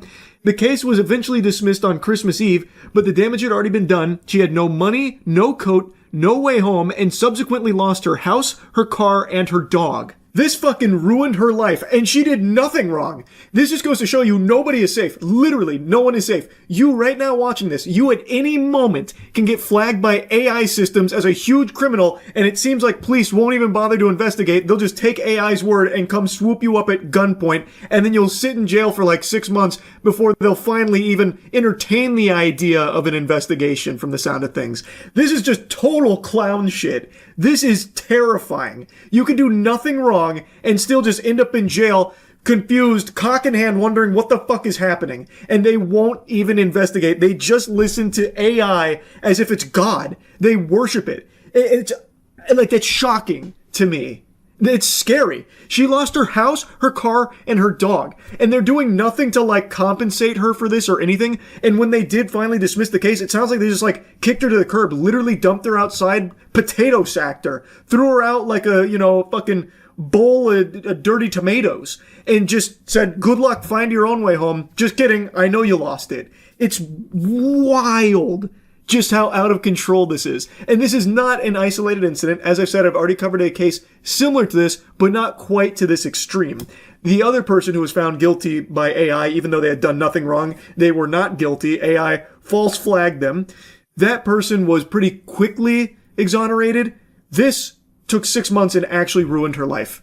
She lost, like, everything as a result of it. Just listen to this. She was booked in Tennessee County Jail as a fugitive from justice from North Dakota. So because she was considered a fugitive, she was held without bail and sat in jail for nearly 4 initial months. And then she got a court-appointed lawyer for the extradition process and was told she'd have to travel to North Dakota to fight it. She even stated, I've never been to North Dakota. I don't know anyone from North Dakota. So even though she's 1,000 miles away, the conclusion that they drew from that isn't that maybe AI flagged the wrong suspect here. Maybe this isn't actually a person of interest. Maybe we should follow up with this and see if this is actually like a guilty person or someone associated with this in any way. Instead of like anything logical or sane, they instead said, oh, she must be a fugitive. So go in guns blazing and throw her in county. And since she's a fugitive, that's no bail and we don't have to do anything else. She can just sit there and rot for 4 months. That's horrifying. So again, you sitting right there, maybe you've done nothing wrong your entire life, but you are not safe from this. Like at any moment, it seems like AI could just false flag you as a suspect anywhere across the country here. So like, let's say a criminal goes out there and does some nefarious activities in Rhode Island, and maybe you did a facial scan to verify your age on Discord a month ago. They have access to that data. Maybe AI thinks that you look vaguely familiar to that criminal all the way in Rhode Island. Well, if AI finds you a suspect, they think you look pretty suspicious. Seems like a lot of these police officers won't second guess it at all, so they might just swoop in and grab your ass, throw you in county, hit you with the, hey, you're a fucking fugitive. You got no rights here, so you're gonna sit here and rot for a little while till they can get down here and collect you. Might take a few months, so good luck. Realistically, though, the police would never even say good luck in a case like this. They'd tell you to go fuck yourself, like what they did to Angela Lips. Lips says that the police didn't even offer to pay for her trip home. This is after she was found to be innocent of these crimes in which she spent fucking 108 days in jail for. They didn't offer to pay for her trip home, and with no money to her name, she was stranded in Fargo. Again, this is 1,200 miles away from where she actually lives. Sympathetic local defense attorneys pooled together money to pay for a hotel room, and a local nonprofit called the F5 Project arranged her trip back to Tennessee. I had my summer clothes on, no coat, it was so cold outside, snow on the ground, scared, I wanted out, but I didn't know what I was going to do, how I was going to get home. See, she says that she lost her home, her car, and her dog as a result of her stint in jail, and no one from Fargo Police Department has apologized for the disastrous mix-up, she said. Yeah, that apology's never coming. Right now they're doing this behind the desk about the whole thing. They kicked this woman out into freezing cold temperatures, snow on the ground while wearing her summer clothes after they collected her from Tennessee many months after they wrongfully imprisoned her for a crime she didn't commit and literally couldn't even be a suspect in, all because of AI and them not wanting to do their jobs. So they get her all the way here in a place she is completely unfamiliar with, no money, no appropriate clothing, and they just push her out there and do nothing. No apology, no compensation, and it's entirely because of the good nature of some like actual generous people pooling money together to get her safely accommodated and then safely back to Tennessee, that she was even able to get home. Well, she lost her home, get back to where she's from. The Fargo police seem like heartless demons here. The fucking crew of Davy Jones in the second Pirates of the Caribbean movie was more nice than the Fargo Police Department here, it seems. This is so out of control. They couldn't even utter like a single like apology or acknowledgement of like man, this is rough. Jeez, tough, man. Sorry about that. Nothing at all. And an apology should be the least of it. I mean this sincerely. Everyone involved in this case should lose their jobs as a result of it. I think that's only fair. They are bad at their jobs. The Goof Troop did no investigation at all, wrongfully imprisoned an innocent woman, and did nothing at all to even try and investigate to see if they got the suspect. So they also let the criminal keep getting away with it too, by the way. So like they're just dog shit at their jobs. Like these fucking worms shouldn't have that position anymore. I think that makes sense. 1000%. And it makes you question if there's more people wrongfully imprisoned over there in North Dakota as a result of these police officers here that for some reason just let AI police North Dakota for them and do nothing at all on their own to try and enforce justice and actually catch the bad guys. So why the fuck do these police officers still have their job when they're not even doing it? It's AI doing it and it's doing it poorly. Like, again, they are shitty at it. They shouldn't have that position anymore. This is not how justice is conducted, with just blindly sucking the cock of AI when it tells you that this is the suspect over 1,000 miles away and you don't question it at all. And then you arrest an innocent woman.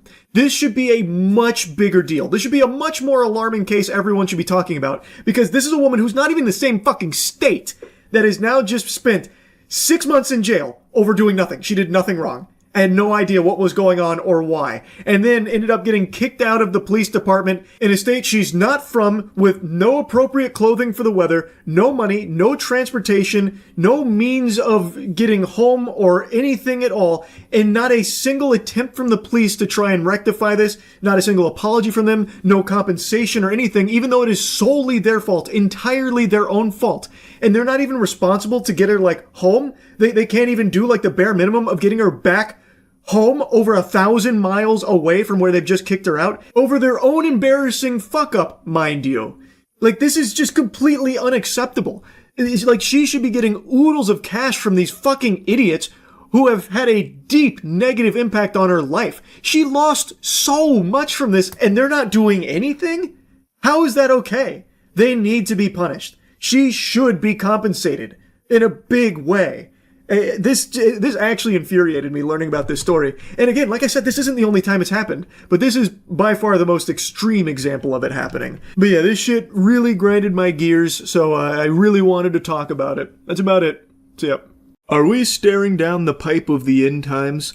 Are we about to experience an apocalyptic flood a mere 3 or so weeks away, as prophesied by a guy on TikTok? A chosen one, whom the Lord apparently dropped this patch note to with a little sneak peek, giving him a warning and then also issuing him the noble task of building arks to save as many as possible. On the surface, it might sound silly that a lot of people are genuinely questioning if this prophecy is going to come true, much like the last doomsday TikTok prediction.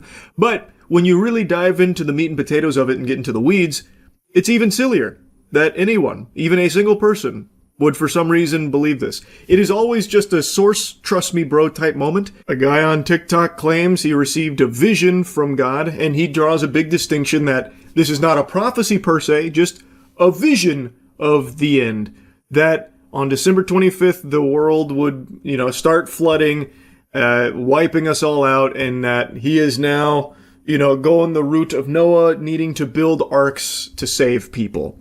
That's exactly what he's been doing. His math, I think, is a little off when it comes to his estimations on how many people they can hold. I've seen a bunch of big numbers tossed around, and based on the video footage he's provided of the boats he's building, I don't think the numbers he's proposing would ever work unless everyone gets hit by a fucking shrink ray or something. Like, it'd be real tough to start making those numbers work that he's tossing around all loosey-goosey. But as for if the world's going to be flooding in 3 weeks, I'm not exactly sold on that. I live my life by a simple rule. There are two kinds of men on this planet. Men that have tried to suck their own dicks, and liars. I don't exactly know where this guy fits into that yet. I guess we're gonna have to wait and see on December 25th if the world starts flooding. And if it does, Jiminy Christmas, I'm gonna feel like a real fool for not believing him and booking a ticket for one of the arcs. I just learned about this on stream a little bit ago, but then dove in and did my own homework on it, perusing TikTok, the experts. And there are quite a few videos with millions of views talking about this and showing like some level of genuine concern. Some of them are just trolling, but there are people that actually think this one's got some real oomph to it because he did build some boats. He did build some arcs. Gotta tell you, sports fans, even if the world doesn't flood in 3 or so weeks, this guy's still going to be set like a sailor here with all these boats he's got at his disposal now. Man, fucking, maybe it wasn't the Lord who gave him that task. Maybe Davy Jones came to him in a dream to build some boats, and dag nabbit, it did work. He's got quite an impressive collection of boats now that he is building. Did he talk about the guy who's creating the Noah's Ark and said December 24th the world is going to be flooded? Another doomsday prophecy? No, what's his name? I'll check it out. Yeah, he said the events of the Bible would reenact themselves on the 25th of December onward. Who? You keep saying he. Who is it? Noah? Did he himself come back? He respawned? Like, who is it? Ken Ham. Are you sure it's Ken Ham? Because this is old. This is a guy who built the Ark Encounter, where he made like a horrible Noah's Ark. There's no... People keep reciting the goddamn prophecy without saying who prophesized it. What good is that? Who is it that built the Ark and is saying the world is flooding in 3 weeks? I want to look it up. I gotta get prepared if he's right. The guy's name is literally Noah. I'm just gonna try and type like a fucking caveman here. Well, that didn't work. Oh, wait. Is this it? Ebo Noah? Oh my god, wait, that my search actually did work. I typed that in like an actual Neanderthal. I typed in, he said world flood December 24th built Ark. And it worked. Is this it? Ebo Noah sends warning to people ahead of the December 25th flood that he said God revealed to him on flooding the earth and to make an arch to accommodate every living creature on earth in pairs just like Noah did in the Bible. It looks pretty cool. Is that big enough for every living creature on Earth in pairs? Like that? I don't know, it seems like maybe 2 stories high. You need like the PIM particles to shrink them in order to make that work. Can I see a video of it? Oh, here we go. Ladies and gentlemen, allow us introduce the man, the myth, and the carpenter of the century, Ebo Noah, just Ghana's very own Noah II. According to him, a massive flood is coming on the 25th of December, and he's not just talking, the man has already constructed 8 arks. He made 8? Wait, that's very impressive. Holy. I'm not exactly sold on the prophecy here. I don't know if he's necessarily Baba Vanga level, but his carpentry, it's pretty impressive. £250,000 in wood alone. Each ark can take 5,000 people, he said. 5,000 people where? And carry 600 million people. I have questions for Ebo Noah. How and where is he getting the money to buy the wood for the arks? And then why is he wasting a lot of money knowing perfectly that this isn't true? Well, let's wait for 25th and see what happens. Man, this guy's got like a whole shipyard here. It's like when Luffy and the gang go to Water 7. Like, holy shit. He actually did build a lot of these bitches, huh? Very cool looking. I can tell you one thing, 5,000 people and every living creature on Earth in pairs ain't fitting on those. It's for only those who have a covenant with God. Oh, sword clashing sound effect there. Okay, I will never insult you. The number is 054155. Whoa, okay, wait a minute. Man's dropping his cell phone number there for a second. I just want to know about the prediction, brother. I'm not here to start no shit. I just want to know where the prediction's coming from is all. I'm gonna tell you, that's a lot of wood. I'm gonna tell you, probably not gonna get a whole lot of use out of the arcs. Is this the blueprint?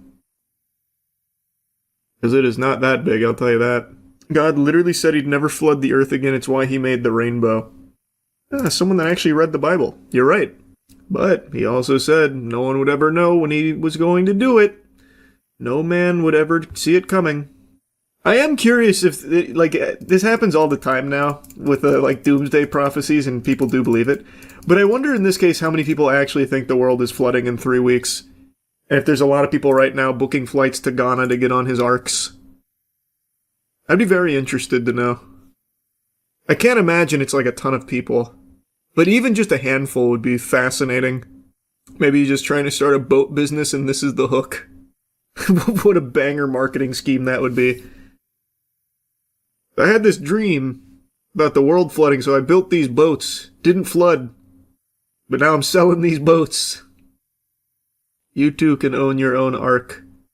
Why not just get some of the boats that already exist? No, what? Boats that already exist? Those aren't arks, brother. What are you talking about? No. Seems like it's becoming even more common now for easy TikTok views to just start making doomsday predictions now because people will actually believe it for some reason. But I will say, those boats look pretty cool. Like they seem like high quality vessels.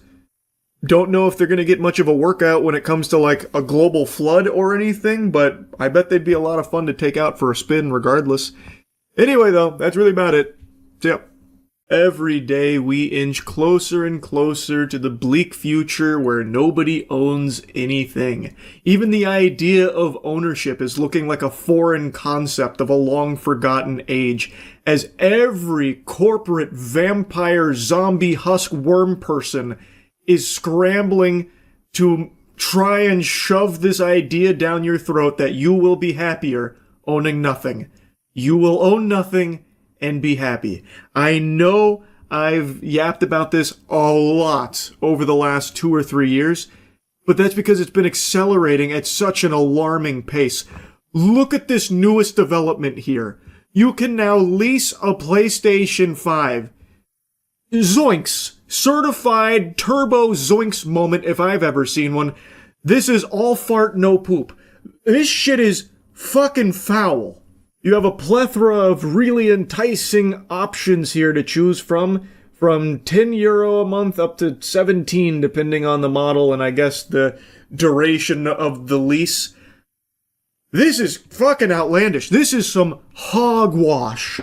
I cannot believe that we are just seeing this now just out in the open, out in the wild, unashamedly. Now, I was reading through things, and it seems like 36-month contract is what you would sign for this agreement here, and you don't ever own it. It doesn't seem like you pay for X amount of time, X amount of dollars, in this case like 10 clams, until eventually you pay it off and it's yours. That doesn't seem to happen. I don't know this company, but I was looking into them, and it seems like they do this for a lot of tech, and what happens is, when you're done with the contract, you send it back. So you end up just paying significantly more overtime. It also doesn't even make a mention of PS Plus being included. So presumably if you want to have the PS Plus service, which I imagine most people would want if they're buying a console in the first place, you're then paying even more on top of that over a long period of time and never actually even own the motherfucker in the first place. And then they just ask you to like send it back politely. What an incredible deal. If you've been hit in the head with a sledgehammer, I suppose. But I think a lot of people might just see, oh, as low as 10 a month. Jiminy Christmas, that's a great deal. That's very cheap. That's better than just, saving up and buying it. And I haven't seen too many people defending it, but I have seen a few brainless goob-zoomers that are always latching on to terrible fucking business practices and defending them as if it's their fucking job to do so, fighting PR battles for these billion-dollar megacorps for no reason, no gain, aside from just being treated like a fleshlight by these companies. So there definitely has been some chirping here from these addicts that must consume the goob at all times, no matter what, so they're defending this to a certain extent, but most people are rightfully pushing back on this, calling out how outrageous it is. It's a bunch of horseradish. This is not good. And it's a symptom of the direction most of the world is going, where the weasels at the top of the food chain are trying to get you comfy with the idea that you don't own shit. You will own nothing and be happy. You don't question it. Just endlessly subscribe. Rent, lease, subscribe. you have nothing. Just suckling on their teat forever. And the beauty in the case of the PS5 here, once you're done suckling, you've had your fill of milk, you have to spit it all back up. You no longer even get to keep the console you've been paying for 36 fucking months. You have to send it back. And like, imagine that you're late on sending it back, by the way, and fucking Raylo sicks the Pinkertons on you to repo your PS5 from the lease. It's so ridiculous, man. And the fact that there's anyone that thinks that this is a good idea really shocks me. I understand that renting consoles, renting TVs, renting from all kinds of different places has been a thing for a while, and a variety of different things. It's just that now every company is up in your face and just blatantly obvious about their new push to get everyone comfortable switching to the lease everything model, you will own nothing and be happy model. And in the case of Raylo, with the very limited research I've done on them, it seems like they primarily target low-income households. And in the case of the PlayStation 5, it seems like the goal is to get these families spending money that they ordinarily wouldn't be on a PlayStation 5. A low-income household probably isn't super gung-ho and comfortable dropping hundreds of dollars on a PlayStation 5. But Raylo having an offering as low as 10 doubloons a month, well, now all of a sudden, maybe that family does start spending, and they're spending it on something that they ordinarily wouldn't be purchasing, and Raylo's getting a piece of that pie now. So Raylo's getting paid $10 a month from this family, and at the end of the 36-month contract, that family is paid pretty close to what the normal retail cost is for the device, except now they have nothing to show for it because they have to send the device back to Raylo, who then gets to repeat this process, rinse and repeat. Meanwhile, the family that is now paid $10 a month over the course of this contract gets fucking squat. It's a terrible deal. And it's a smart business move from Raylo because what they are doing is they are incentivizing the low-income households that they're, what I believe, targeting on purpose to start spending on things that ordinarily they wouldn't be purchasing, and Raylo gets to facilitate that and make money off of that. And then that family gets nothing. They end up with nothing. They're just out a bunch of money over the course of those months. And now another thing I saw a lot of people bringing up, I guess is part of like a strategy, is like, you know, you rent the PlayStation 5 right before GTA 6 drops, and you only rent it for like a month at $10 and then cancel the lease there and send it back. So you get to play through the game that you're interested in on a PlayStation 5 for $10. I don't know if that's permissible by the Raylo contract. Maybe it is, maybe it's not. It seems like you can cancel it at any time, so I'm guessing it is. So I guess if you're someone that wants to just play a PlayStation 5 for like a day, a month, 2 months, 3 months, and then instantly cancel it, so I guess in that case you do end up saving a lot of money if you're someone who only wants to play the PlayStation 5 for a very brief period of time. You could do that strategy if it's allowed in their contract. I don't know if it is or not. Maybe they'll get the Pinkertons back on the horn for you or something. Couldn't tell you. But I feel like the norm with consoles is you get a console under the idea that you will own it long term because presumably there's more games coming out over time that you might have an interest in. Thus you would need the console to play them. So it'd be pretty silly to keep renting the PlayStation 5 every time a new game comes out. Then it would end up costing you money in the long term. But if you're someone that just wants to play a PlayStation for like a month or two, then I guess that strategy would make sense. I just don't think that's the typical procedure. Most people, when they move to get a console, they're probably looking to have it very long term and actually own it, which this does not allow you to do. I'm not just going to regurgitate everything I've said across countless videos now about this whole subscription-based economy and this whole you will own nothing and be happy territory we've entered across the board.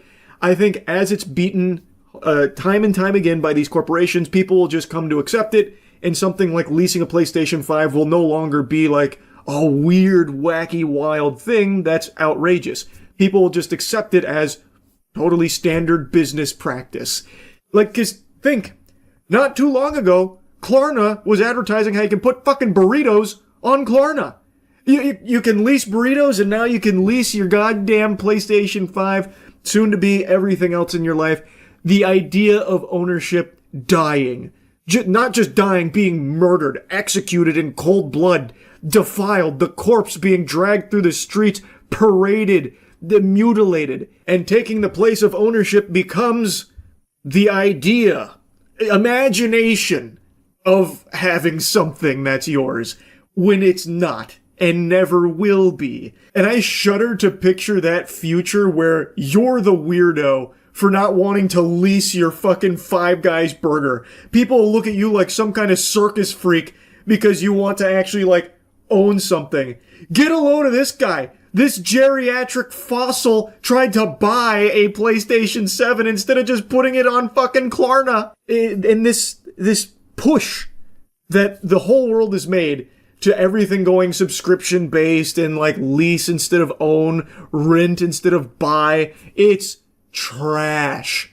Which is why I've become such like a big advocate for the consumer rights wiki. This is something that I've only recently become aware of, but this seems like a truly valuable service, which is just a platform that solely aims to educate consumers on anti-consumer practices that are being integrated into products. Seems like a very simple mission to just give you as much information as possible about what a lot of these shady companies are doing with their services and their products. So I really do appreciate what's been going on over there. I'll put a link to it in the description if anyone's curious about it or want to check anything out there. This is not like a sponsored segment or anything. I want to make that clear. I have just talked about this a lot and only recently had this put on my radar as something that's aiming to help in the fight against this you will own nothing and be happy future. So I've been all for it and just something I wanted to mention here. It is not sponsored or anything like that. Anyway, just another video yapping about this topic. I hope people continue to reject the notion of you will own nothing and be happy. It should not be something that people are just okay with. Anyway, that's really about it. See ya. Good morning, butterflies. I hope you've put on your favorite smile, ready to grab the day, put it in a headlock, and ask it who its father is. I've recently found something to smile about too, thanks for asking. A passion that was once lost, but I have now found. 30-year-old man still has fun the old-fashioned way. I've talked about this a little bit, but I'm going so hog wild on it I can't help but yap about it one more time. Also, I'm going to talk about a couple other things like editing, that kind of thing, which has apparently become a bit of a big topic after yesterday's upload. But let's start with that first part, passion. I am a man with so much love to give. The cup runneth over on my capacity for love that it like loops back around to being neutral. It's that powerful. And my first love was gaming. Gaming. An integral part of my life. In fact, the first time I ever saw a mons pubis on a woman was in the game Backyard Wrestling for the Xbox. They had like a little section for videos they filmed while partying at backyard wrestling events. And a woman was drinking like a Bud Light and then like moved her bikini down a little bit. And you could see like the beginnings of a mons pubis. And my mind was blown. Where would I be without gaming? Who knows? Shooting up heroin somewhere behind a Walmart next to the dumpster most likely would be my guess. Gaming has always been a core part of my soul. Like my whole internet presence stemmed from gaming. Gears of War. And it's always been like the bread and butter content of my channel. But as I've gotten older, morphing more and more into just some geezer, I haven't been playing as many games. Like, yeah, of course I still stream every new game that comes out, like every big AAA title, but I haven't grinded games like I used to for Rainbow Six Siege or Apex Legends. I haven't played all of the wacky games that come out, like, you know, that no one's ever heard of like I used to with all of these obscure titles and fucking really off-the-wall concepts. I've kind of stopped doing that. And about 2 weeks ago, it really started to dawn on me how much I missed it. So I started a whole channel just for it. And I think there's been a big misconception with this channel, the Moist Critical Gaming one. People just assumed it would be all edited stream VODs of games that I played on stream. But that's not the case. What I actually want the channel to be is a combination of course that, because I do still game on stream more so now than ever. But the big thing is, I've gone back to my roots. The old gameplay and commentary days where I would just play games off stream, record it, and post it because I wanted to play those games. So I've started doing that again too, and it has been such a breath of fresh air. So like on that channel right now, I have a Titanfall 2 video, Fly Night, Battlefield Bad Company 2, Max Payne 1, all these games that I wanted to just play on my own and I recorded it to post on that channel, and it has been a joy. I feel like what must have happened without me even noticing is, as I was like a daily streamer for a while, which I do still stream almost every day, even though I consider myself more of a part-time streamer now, but as I was like grinding streaming for a while, gaming kind of just became like a chore almost, like something I felt I was expected to do as opposed to something I wanted to do. So it lost that spark for me. But setting the clock back, going back to the past to play the shitty games that suck ass, it gets me excited again to game. Not only off stream, but even on stream. I know this all sounds like a tall glass of who gives a fuck, but I don't know. It feels like as you get older, some things that you used to love start to lose that charm. And that's a shitty feeling. And it happened, again, without me even really noticing, or even really giving a thought to it. And it wasn't until I, like, sat down and started paying attention to it that I realized how far away I drifted from, like, the old DNA of something that I used to love. And it's just been nice to find it again. Like I said, it makes the streams more fun too. Like, I started streaming Indigo Prophecy last night. David Cage Super Stinker Classic. One of the most entertainingly bad games that was infamous back in the day.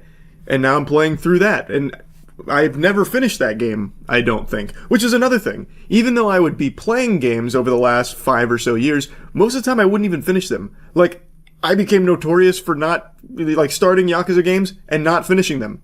Like a real fucking goofball. I don't like that. It's embarrassing. So, another thing I've been doing is any game that I have started, I am finishing.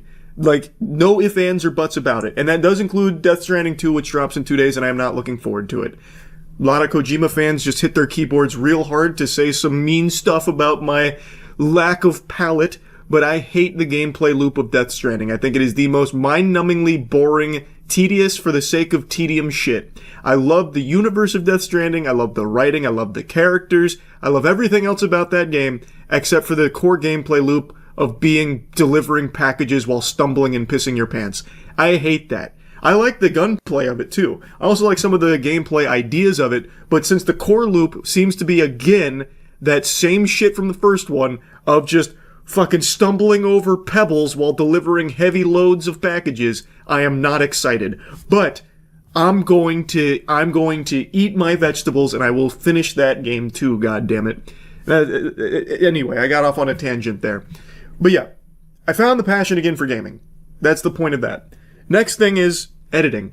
Last night I posted a Silent Hill 2006 review as part of this big undertaking I'm doing that'll probably take like 3 or 4 years to finish, where I'm watching every single video game adaptation ever made. Movies, that is. Every video game movie ever made. I started with Silent Hill 2006 and posted that review last night to kick off that series. And a lot of people with astute peepers may have noticed there was more editing than usual in that video. A lot of editing, in fact. It wasn't edited by me, it was edited by Chase. I've talked about this before, but I edit like 98% of my videos. Pretty much everything that's not IRL or a big project is edited by me in Sony Vegas, the GOAT of editing software.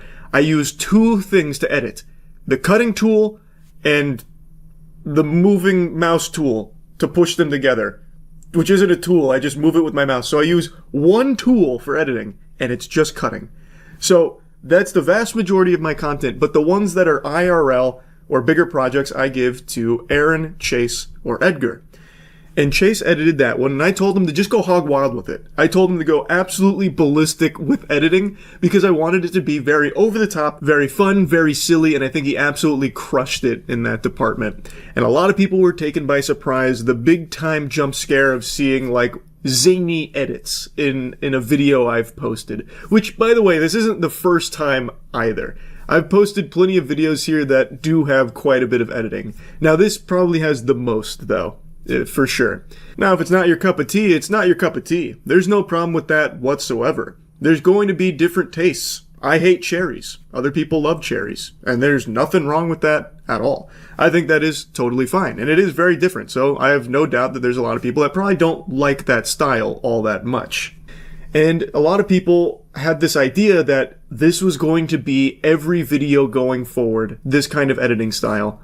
Which blows my mind because I don't know how anyone gets that impression. Throughout the entire fucking 19 years or whatever that I've been on YouTube, this whole channel has been just a smorgasbord of a variety of different things. Like, so many different things that I don't know why anyone would think that one thing would now be everything going forward. Like, this one video is now going to be everything going forward in this style, when that has never once been the case for anything on this channel ever. So I don't know why that became like a prevalent concern from a lot of people seeing the editing here and thinking that now everything's going to be edited. Holy shit, it's ruined. I don't get how that thought crossed so many noodles. I've always dropped like experimental shit on this channel all the time. Like, I don't know why this one was such like a problem or something to be worried about. Like, oh no, the enshittification has begun. There's editing now. All because one video had a lot of editing. So here's me putting those fears to bed. The content's not changing. Still going to be me slapping the vast majority of it together in Sony Vegas, an archaic program only archaeologists fucking remember. That's still going to be almost all of it. Same way it always has. But this series, I'm gonna tell you, I like it being very over the top. I think it makes it very, very different, and I want that for it. So maybe going forward there won't be as many, like, quick edits. I don't know. It's something that we'll tinker around and tweak with, because, like I said, this is going to be like 3 or 4 years worth of watching video game adaptations. There's like 150 of these bitches out there, and I'm doing all of them. The ones from the 90s, the Uwe Boll dog shit ones. The Uwe Boll, I don't know how many of you remember this. He made like, I think it was like 5 awful video game movies way back in the day, and he used to challenge his harshest critics to boxing matches. Like, literally fight me if you didn't like the movie. So, like, I'm doing all of them. So it's going to be a lot here to find definitively the best video game adaptation movie. And it's fun. And it will be edited a lot. But that doesn't mean everything will be. So I just wanted to talk about that briefly. Oh, and I guess I'll also mention this. In the Silent Hill review, I kept calling Sean Bean's character Harry, and I thought I had explained why I did that, but I clearly didn't. It wasn't in the review. In the movie, Sean Bean's character is not Harry, he's Christopher. I called him Harry because in the movie he looks exactly like Harry from the Silent Hill game that it is adapting loosely. Christopher gets absolutely nothing of value to do in that movie, and I thought it was pretty clear that that character was supposed to be like a subtle nod to the audience that it's, you know, modeled after Harry. And since Christopher is kind of useless, gets absolutely nothing of value to do on screen, he just goes on his own side quest and leads to nothing, I just stuck with calling him Harry, because at least people know Harry from the Silent Hill game, whereas Christopher is very forgettable in this movie.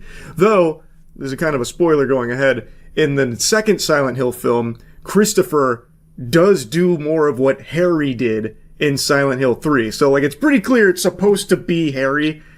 Like, at least I thought.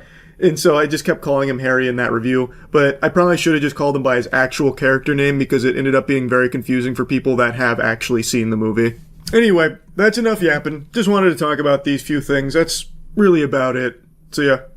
I didn't think this was going to be a topic I'd make a video on, but I just got home from a bar after consuming some scrumptious nutrients, excitedly kicking my little legs in the high top, and was hypnotized by a very fascinating segment on the television there, on the tube, about the Sharon Moore story.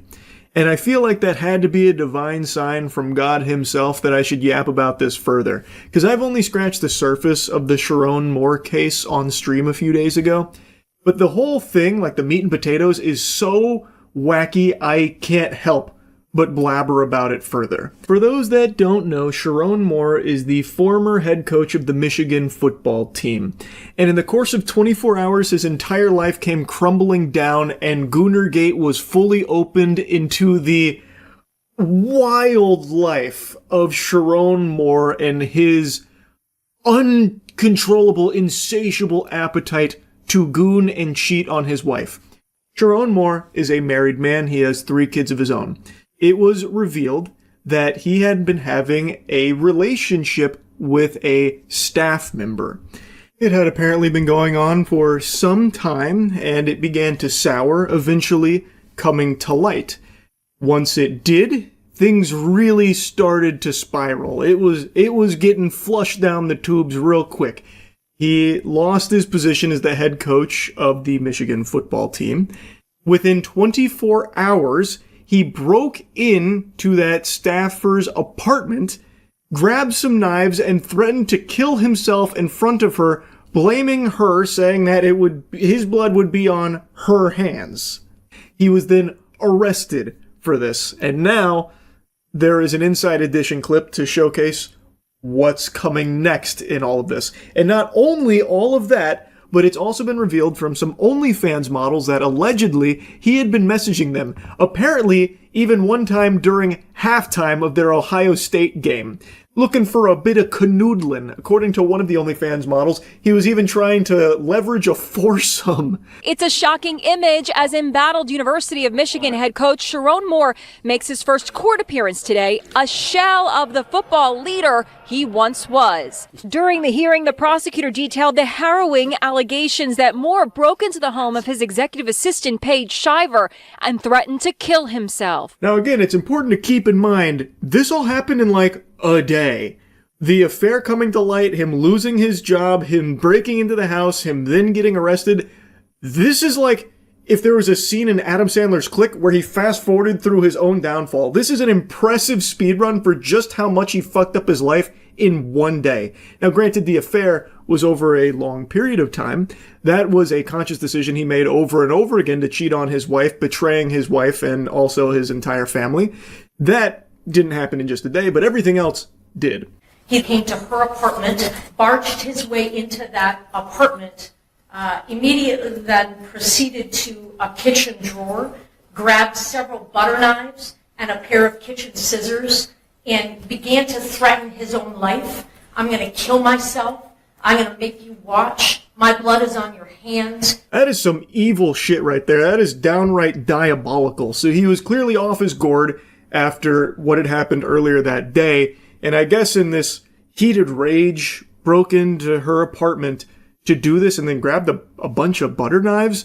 Man's out here acting like he was fucking Zorro here with the 3-sword style, and then threatening to kill himself right there in front of her. That's unhinged. Like, that is just downright scary. This wasn't some kind of accident. He made these choices. Like, he cheated on his wife. Not only did he cheat on his wife, he did so with a staffer. And also, the woman here that he cheated with, she's no saint herself.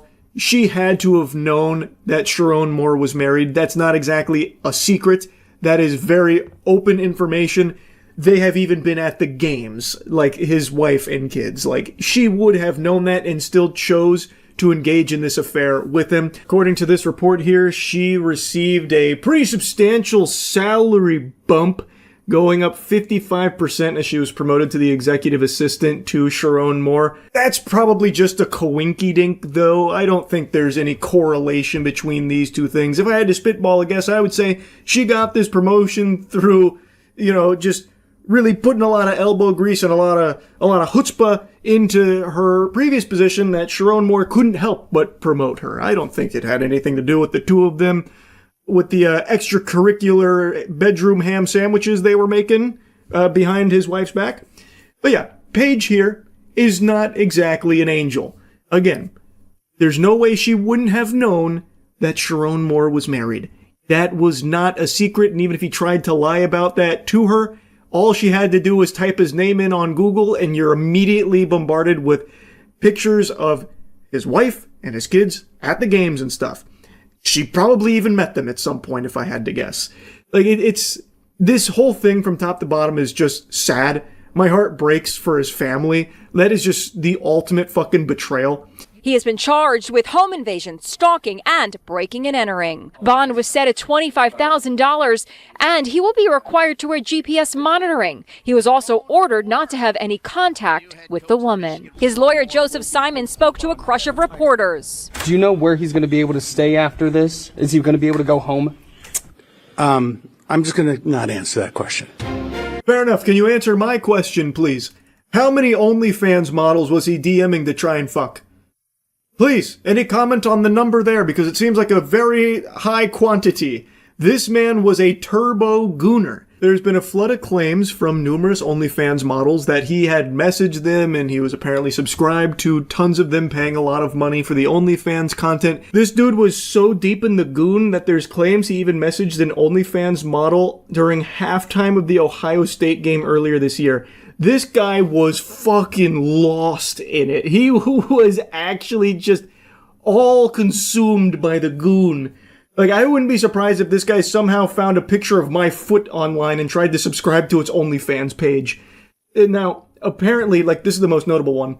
It comes from an OnlyFans model named Sorty. She claims that he paid for all her videos on the site, even offered her season tickets to Michigan football games in return for one-on-one interactions, which she declined. Apparently even extended an invitation to the championship game in Houston in 2024. There's additional claims about a foursome he was trying to set up with more OnlyFans models. It's just completely out of control. And watching all of this unfold has been nuts. Because like I said, all of this happened basically in a day. And now we're just getting fed even more information for just how much of a fucking gooner loser this guy was, that betrayed his family and ruined his whole life. A very promising career as Michigan's head football coach. And it's extremely hard to feel bad for him because all of it is his own choices he's made to cheat around behind his wife's back, to break into that woman's apartment, like all of that. Like, how do you feel bad for him when he's doing this kind of evil shit? Anyway, I just had to talk about this after seeing even more on Sharon Moore while eating tonight. So yeah, I just wanted to yap on it. That's about it. See ya. What note was that? These pipes can hit the most rare of musical notes. And speaking of music, I got some music for your ears right now. I got a wonderful melody. You ever heard of AI? Because man, do we have some great news on that front. AMC's getting experimental. They're putting their grubby little paws into the AI short films cookie jar. And they are going to be screening AI short films at select theaters before trailers, with potential plans to expand nationwide. Which is exactly what everyone's been begging for. Anyone who's been to the cinema over the last 2 years has probably heard this time and time again. Man, I wish I could watch some AI-generated shorts before watching my movie. And finally, they're delivering. Better late than never, I always say. Now, if I may be so bold, and far be it from me to question the galaxy brain smarties over there at the old AMC think tank, but what the fuck are you smoking? Like, this has got to be an actual, mythical crack pipe that they're passing around over there to think that this is a good idea. If you really wanted to ham fist shorts into the cinema experience before a movie plays, why would you take the plunge with AI shorts to begin with? Something that is universally hated. The only people that like AI animated shorts are like actual single-digit smooth-brain worms that clap like seals at anything that makes noise. Like, this is so fucking stupid. If you're really hell-bent on bringing shorts into the theater before the movie plays, why not just play actual shorts created by real people and real talent? Like, it's not like shorts are a new thing. These have existed for as long as cameras have. So this isn't some brand new, unheard of thing only made possible thanks to the power of AI. They could have done this whenever they wanted to in the past. And they did dip their toes in occasionally with shorts that play before movies. But I just don't understand why now they want to make this big push for it. My speculation is they're probably getting paid oodles of clams for it, and every single industry is trying desperately to suckle from the titty of AI and anything even AI adjacent. That's my speculation. But I'd like to take this a step further and say that I think the idea of putting even more bloat before your movie plays is terrible. I feel like the people at AMC don't actually watch movies. They don't actually go to the theater and watch movies. I have timed every single experience I have had at the cinema for the last 2 years. So when I sit down, I time from the moment the trailers start to the moment the movie I paid for starts. And the average duration of trailers is 21 minutes, but it sometimes gets as high as 30 minutes. So you can wait up to 30 minutes after the posted time for your movie to finally see the movie. It turns what should be only like, 2.5 hour experience into an all-day fucking affair because you're just held hostage watching shit that you don't really care about seeing. And now they want to add even more to that. That blows my mind. That is so tone deaf and so out of touch. Now to give you a little more information here, it looks like the AI short that's going to be playing at select theaters is called Thanksgiving Day, an intergalactic tale about a bear and a platypus. And it just won Frame Forward AI Animated Film Festival. Very prestigious. That is coveted. People go their whole lives striving to achieve that accomplishment, being the best AI animated short at Frame Forward. And one of the prizes for winning here is a 2-week national theatrical run for it. And looking at what the experts have to say, this one is a must-watch. This short might be better than the movie that I'm paying tickets for. Thanksgiving Day is a masterclass in original storytelling, a wildly inventive journey that balances sharp satire with unexpected emotional payoff, proving that bold imagination with the tools of AI complement the future of animated filmmaking. That's according to Joel Rudman, president and head of studio for Moose.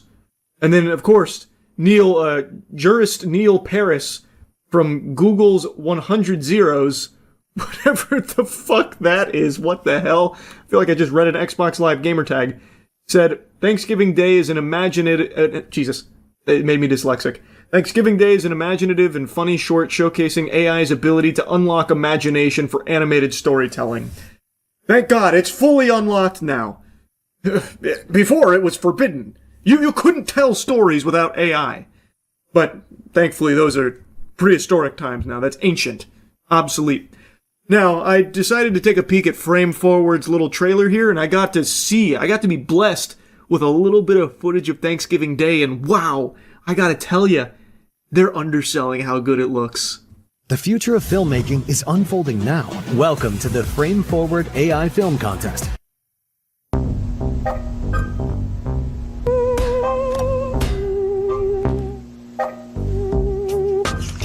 That's the future right there that you're staring down the pipe of, and the future is looking bright.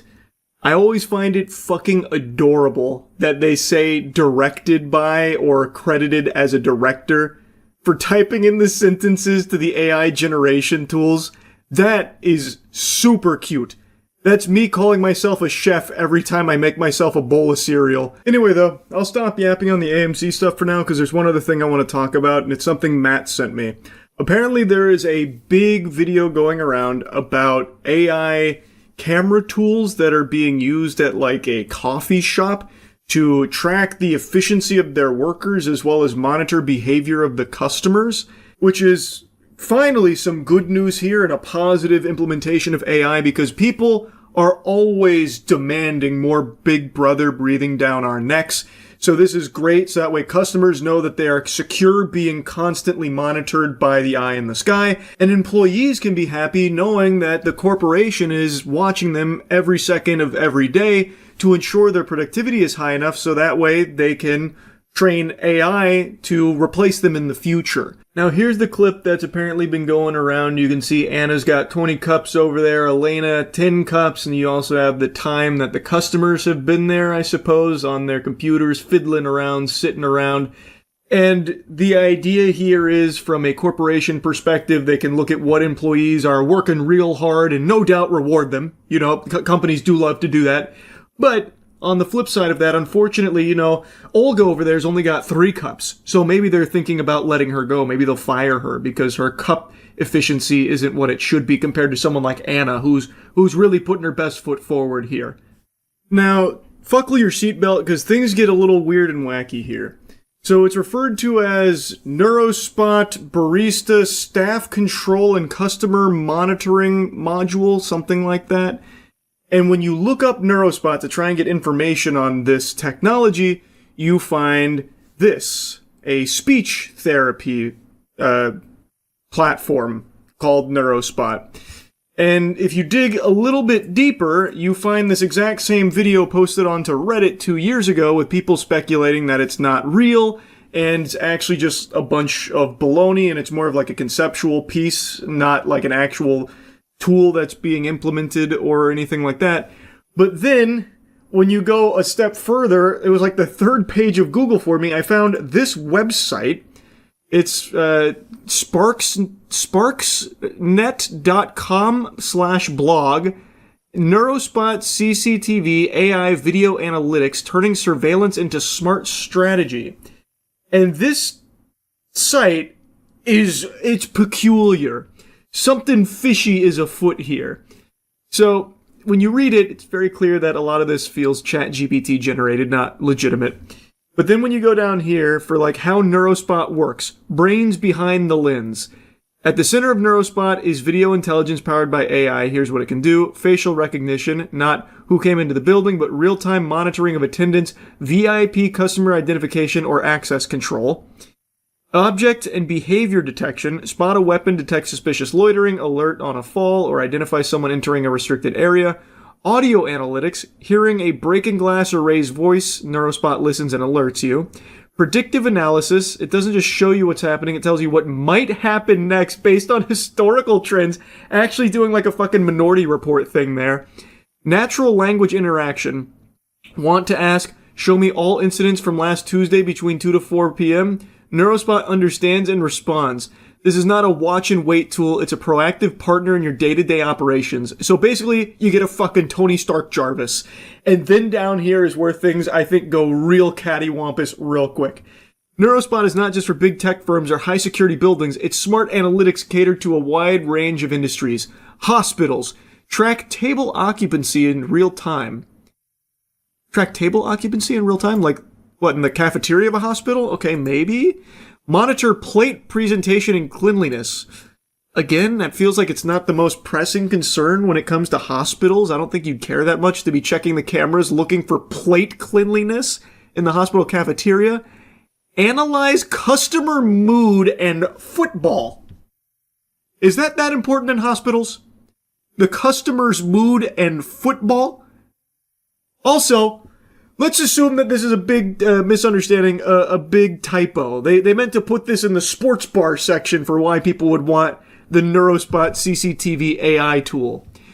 How is it analyzing football? What is it analyzing? Is it going to give you like probability in order for you to help make educated polymarket gambling? Like, what do you mean it's analyzing football? I'm very confused on that. I truly can't understand what that could possibly be. And then, of course, they're pitching it in schools so you can track all of the kids. You can even detect bullying and unusual student behavior. Wow. And then back into healthcare, separate from hospitals. This is for patient activity, fall detection, PPE compliance, wait times, ensuring staff are following hygiene. You can use it in warehousing, banking, and retailing. So why are businesses devoted to NeuroSpot? Are they devoted to NeuroSpot? Because again, I was struggling to find any evidence of it even existing. I couldn't find anything to confirm that it was real. And this website is odd to begin with. From SparkNets, this whole thing just already doesn't even feel legit. This feels so shady. I don't understand. And like, I haven't fully navigated it, but products, when you click products, it doesn't work. When you go to blogs, it just takes you to like these generic garbage things about, helping people understand health better without replacing doctors, like how AI is, working in tandem with doctors. The whole thing just is so weird. About Us also doesn't work, which bodes really well. And then Home, which takes you to the an innovative AI agency spiel that they dump on you here.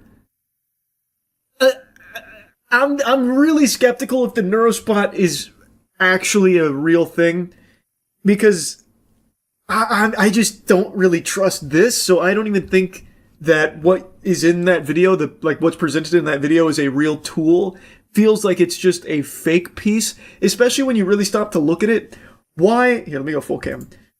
Why would the tool have the squiggly lines to track customer and employee movement? That's fucking worthless, because if you're running this 24/7, at the end of the day, every day, the screen is going to be nothing but squiggly lines from all the people that have been moving around. You're not going to get any valuable data out of that in the first place. I just don't think it's real. But what I do know is real, and what I can find evidence on is, and this dates back like a decade from some of the stuff I was reading, some bigger corporations at like their warehouse spaces and such do have tools that they use to monitor employee productivity, I guess for the sake of trying to find who's, being productive enough and who needs to be fired for slacking, that kind of thing. We measure their productivity so that way we can always be firing the ones that don't live up to our standards. Doesn't everyone want to help corporation by being productive? This is for your own good, so now we have to track every single thing you do. Couldn't help but notice through our tools that your heart rate never exceeded 120 BPM. That demonstrates a lack of enthusiasm and excitement. It seems like this job's not stimulating enough for you. Take a hike. You fucking scram. Get out of here. So, I do find evidence that some companies have tools to monitor employee behavior. I haven't found evidence that it's these tools, the NeuroSpot and what we see there. But I also am 100% certain that companies will be looking to integrate AI into their monitoring to collect data on customers and to track their employees and to train AI off of their employees so that way they can replace them with AI to save them money on their bottom line long term. That I know is coming if it's not here already. I just am not convinced that it's the NeuroSpot. Anyway, though, just wanted to yap about that a little bit as well since Matt put it on my radar. Anyway, that's about it. See ya. Kindness. What do you think of when you think of kindness? Good deeds, smile on your face, helping others. Maybe you even picture some positive presence in your life, like Mr. Rogers. Well, it's time you throw out everything you think you know about kindness. You see, Darman fam, real kindness is this face. Darman is so kind that he has even accepted a formal position at the NFL to be an officer of kindness. That's right, we can all rest a little easier knowing that Darman is the NFL's first Chief Kindness Officer. Now obviously today is Super Bowl Sunday, and Darman's no doubt going to have his work cut out for him with a bunch of rowdy fans and a lot of tempers flaring based on what's happening in the big game with the pigskin. But I think Darman's up to the task of making sure everyone stays happy and kind. It's like Cupid, but instead of shooting arrows that make people fall in love, he shoots arrows that make people kind to one another. So you might see a Seahawks fan and a Patriots fan arguing, but Darman will come through, separate them, and say, "Wait! Why don't we all just get along?" And then the two of them will exchange a handshake and maybe even offer each other some money. You see the news about Darman becoming NFL's Chief Kindness Officer. I keep forgetting to look that up. But yeah, I saw Darman has been knighted by the NFL, I suppose, as the kindness officer. Let me see what that actually means. 3. Would you rather have $100 for yourself or $500 against your teammates? $500 against my teammates. Why'd you choose your teammates? I think they deserve it more than me. You want to go pass it out? All right, let's do it. Nice. Spreading kindness. Let's go. You deserve it. What's up, brother? So what is I was hoping this would be an explanation on what the fuck the Chief Kindness Officer means. So he just does Mr. Beast style shorts?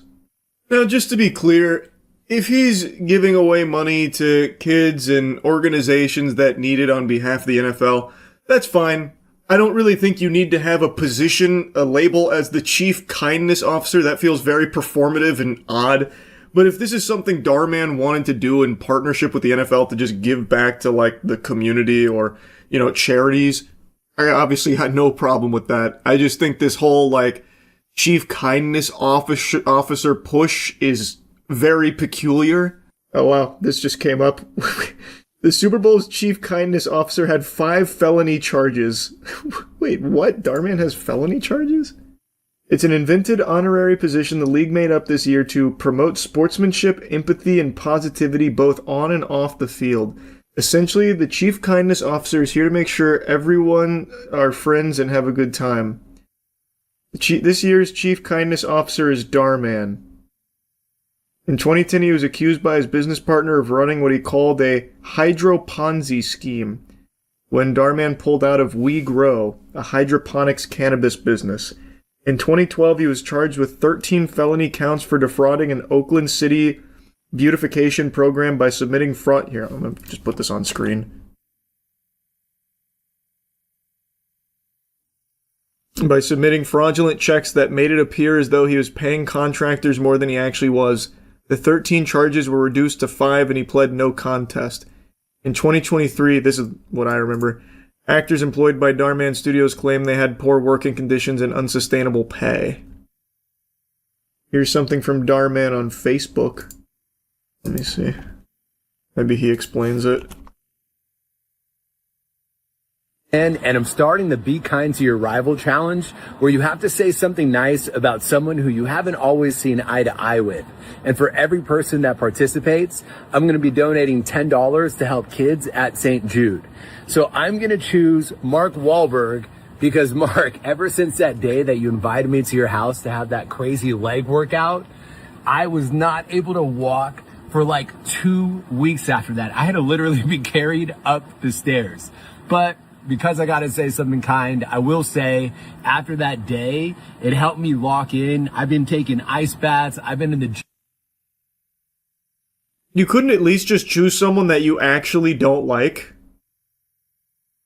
For your own challenge, you couldn't just choose someone that you actually have a disagreement with? How about the judges who charged you with felonies? Yeah, at the very least, just choose someone you just don't fucking like. That's like the whole point of this, right? Trying to make amends with people from your past that you don't always see eye to eye with? Why are you just choosing your friend who gave you a leg workout?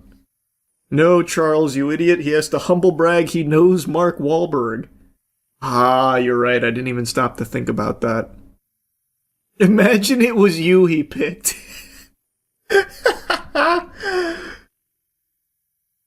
That'd go kind of hard, actually. But not me. It'd be Chinese Charles. There's this fucking asshole on Billy that keeps talking all kinds of shit on my productions. Still really trying to find out what his, role with the NFL is for kindness officer. This does not feel related to the NFL in any way. Alright, everyone. Choose someone you don't like and say something nice. And then I'll be donating some money to St. Jude's. I mean, that's great. I mean, just donate 100,000. I think that's great. That's kind. You see, scientists created a universal kidney that can match any blood type. That's nothing. NFL's chief kindness officer Darman created a smile that can match any face. Now, honestly, the duties of this position still elude me. I don't know if he's going to be like fucking Commissioner Gordon here from, the Gotham City, where he's going to be out on the streets doing kind gestures. To me, it seems like this is purely just a PR thing to team up with Darman, who is massive and has a huge audience, to do little Mr. Beast style shorts and handshake with the NFL saying thanks for sponsoring NFL. It doesn't seem like this is a genuine thing to try and spread positivity or kindness. It seems like it's more just marketing mumbo jumbo here with Darman's face on it. But maybe he is, taking a real role here. And I think if that is the case, I would love to hear from the NFL's chief kindness officer about the latest scandal in the NFL with James Pierce Jr. James Pierce Jr., linebacker for the Falcons, just did something I think, pardon my French, is pretty fucking rude, actually. I think he's a bit of a jerk. to Falcons. And before that happened, police say Pierce Jr. was at the police station and allegedly involved in a domestic dispute. This video that you see here shows the first round pick of 2025 being brought to the ground by several police officers. Doral Police tonight telling us they first heard reports of Pierce Jr. and his girlfriend, WNBA star Rickea Jackson, having an argument at the police station. Investigators say Pierce left in his car, then crashed near Northwest 103rd Avenue and Northwest 66th Street. Pierce Jr. faces 6 charges tonight, 2 counts of aggravated battery with a deadly weapon, assault on an officer, stalking, fleeing, and misdemeanor resisting arrest. Not good. The Falcons put out a statement saying, "We are aware of an incident involving James Pierce Jr. in Miami. We are in the process of gathering more information and will not have any further comment on an open legal matter at this time." Now, I would like to hear from Darman here. I think this is not good. What you just saw on the news there with the officers on top of him like they were trying to recover a fumble, that's no Darman skit. You know, this isn't one of those moments where Darman's bestowing some sage wisdom on us like, treat others the way you want to be treated. And I'd like to hear his perspective as someone who is the preeminent expert on kindness. Anyway, though, as of me making this, is pretty brand spanking new, so there's multiple reports, and some of them conflict in certain cases, but from what I've gathered here, it is alleged that James Pierce Jr. crashed his car into his ex, Rickea Jackson's vehicle. Then, as officers tried to apprehend him, he led them on a police chase that ended with him crashing his car and also hitting an officer as well, which is then where the video kicks in, where they had all the officers on top of him attempting to arrest him. Not good at all. I imagine this is probably the end of his career as a football player and probably the end of his time as a free man for quite a while. Those are some hefty charges, and from what I've been seeing in the reports here, it seems like he was attempting to seriously harm, maybe even kill Rickea Jackson. Ramming his car into hers, that can easily kill people. So, very serious shit, very bad stuff, and kind of just wanted to yap about the Darman Chief Kindness Officer because it's kind of silly, and then as I was doing that, this happened, so just decided to talk about all of it. That's really about it. So, yep. I just learned of an alarming story that happened right here in my own backyard in this beautiful swamp I call a home, Florida. This is my swamp. I'm like Shrek if he got hit by a shrink ray and then did a fusion dance with Lord Farquaad. Born and raised here, I love this place. But it's time we be honest here, sports fans. There's some fucking problems afoot. In Miami Beach, police were dispatched to a woman's home confronting her at her residence all over a Facebook comment she made that they didn't really like. I'm going to show you 2 clips from this interaction here. One of them is like the director's cut, I'm assuming from the full video, like the raw upload, but it's from Washington Post, and they did their best to fuck it in the butt. Like, the quality is negative 240p, the audio is scratchy. I don't know if they downloaded it like 4 million times as a joke just to degrade the quality as much as possible. But I just wanted to give you a fair warning that this first clip I'm showing, so that way you can see the very beginning of this interaction. Then I will cut to a much cleaner upload of it. But I think it's important you at least get the beginning too, the intro. Charged with the crime. You're not. Okay, so you're here to investigate a statement that I allegedly made on Facebook. We're not 100% it's you. We gotta see you first. If I admit that it's me or not, what does that mean? Man, you're not going to jail. We're just here to have a conversation. You're not going to jail. Wonderful. Excuse me. Good afternoon. How are you? All right, nice to meet you. Detective Gina. Nice to meet you. I am recording this. You can just record, for the record. You can record all you want. How can I help you? We're just, let me see right. Again, I don't know how the quality of this section got so shitty when the rest of the uploads that happen after this are much cleaner. It feels like it's done on purpose. It looks like the fucking footage from The Dark Knight when the Joker's like torturing that guy. I don't know why it looks so bad here, but I think it's important context where the officers arrived at her doorstep to interrogate her about a Facebook comment she may or may not have left, and it's pretty clear this is an intimidation tactic and also a very clear violation of Americans' First Amendment rights. A picture to make sure it's you. We're not sure. Okay. You got a picture? Is that your account? There's nothing threatening in here or calling for violence at all. This, whether you agree with her statement or not, is protected speech, and she shouldn't have to fear the fucking speech police showing up at her door, the goof troop arriving, interrogating her over a Facebook comment. At first I thought this could potentially be faked, outrage bait or something, but this has been covered by news outlets, and there's even a statement from the Miami Beach Police Department, and they are defending the action, saying the Miami Beach Police Department was made aware of a social media post containing potentially inflammatory commentary referencing a Miami Beach elected official in light of recent national concerns regarding anti-Semitism, and out of an abundance of caution, the department assessed the post for any potential safety implications. Basically, the thought police rolled in, the hall monitors came in deep, scooting in sideways, in order to intimidate an American citizen named Raquel Pacheco, all because she expressed criticism on their mayor, Stephen Miner, which is this slimy bozo right here. By the way, I didn't purposefully choose an unflattering photo of Stephen. That's his Wikipedia photograph. He is just that unpleasant looking, I suppose. Now, thankfully, this story has exploded. It's causing outrage nationwide, as it should, because this is completely indefensible. And because it's gotten so big, there have been people that are trying to spin some kind of false narrative and presenting baloney as though it's facts. And it's people saying shit like, this is what happens when you elect a Democrat. Democrat Stephen Miner did this. When that's just not true, any drooling goober right now can just go to Google, activate a few neurons, type in Stephen Miner's name, and find out he's not a Democrat. Stephen Miner is actually a former Republican who switched to no party affiliation in 2018. It seems like he made that switch shortly after a scandal came to light. But regardless, he is not a Democrat, never has been. And from what I've read, to this day, prefers to be associated as more of a Republican than anything, just based on what I've been reading. But he was even a former Republican before that no-party switch, so I don't know where this idea that he's a Democrat is coming from, other than just people spreading misinformation. There's a quick read that succinctly puts Stephen Miner's tumultuous career in politics on display, just lays it in front of you.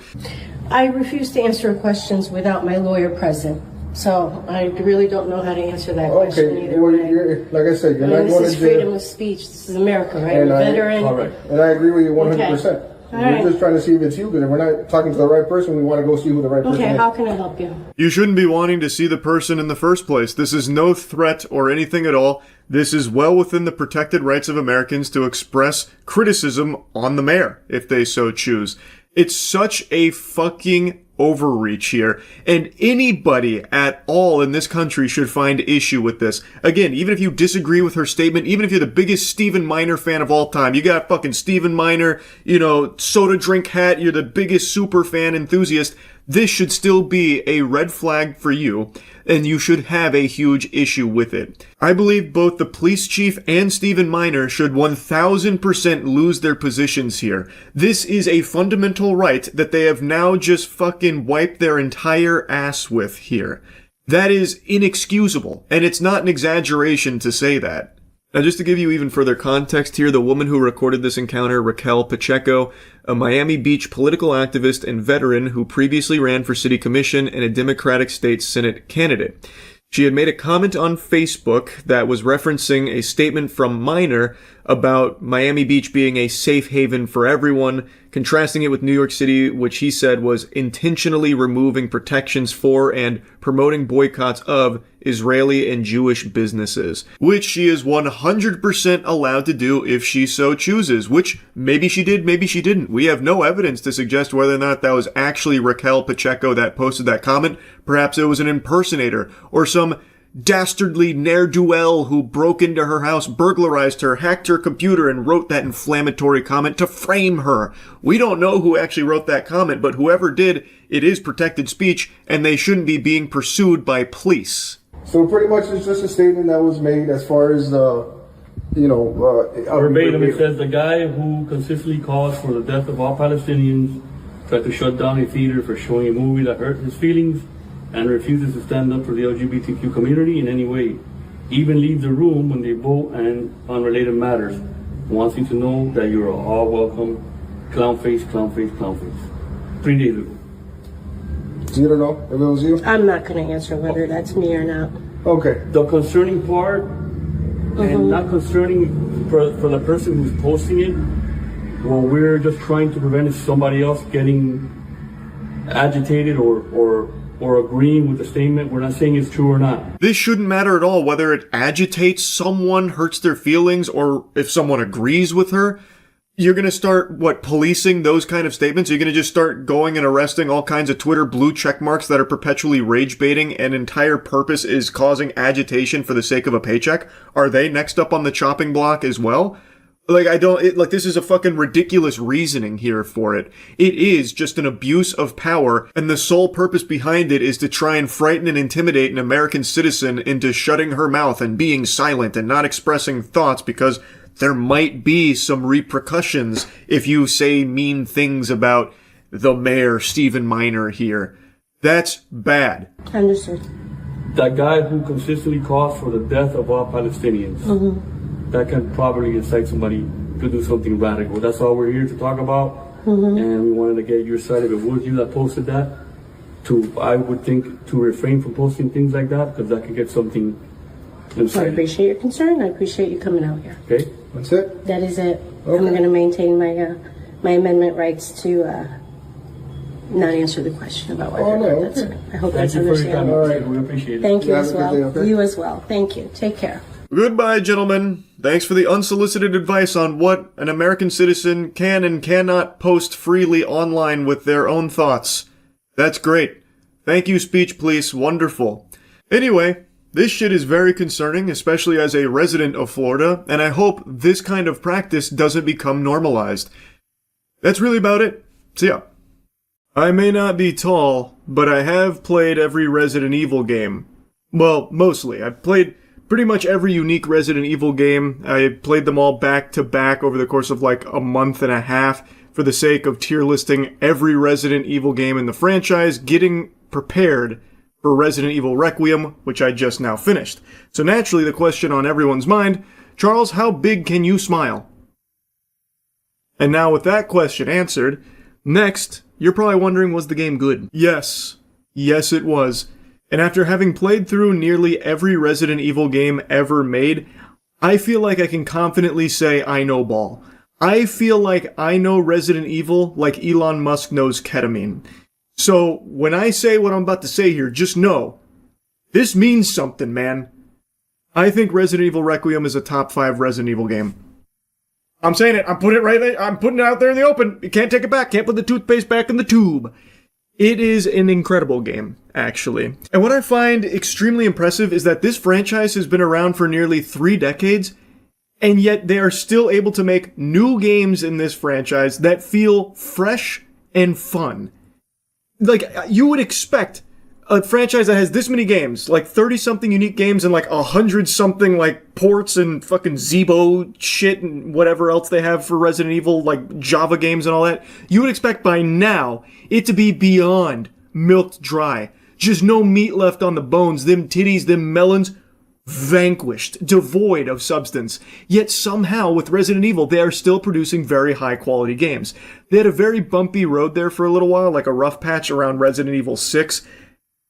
Good heavens, trust me, I know, they really stunk it up there for a while. But once RE7 rolled around, that was literally the fucking cure to the T-virus that was the Resident Evil 6 fucking plague that basically ruined the franchise there for a little while.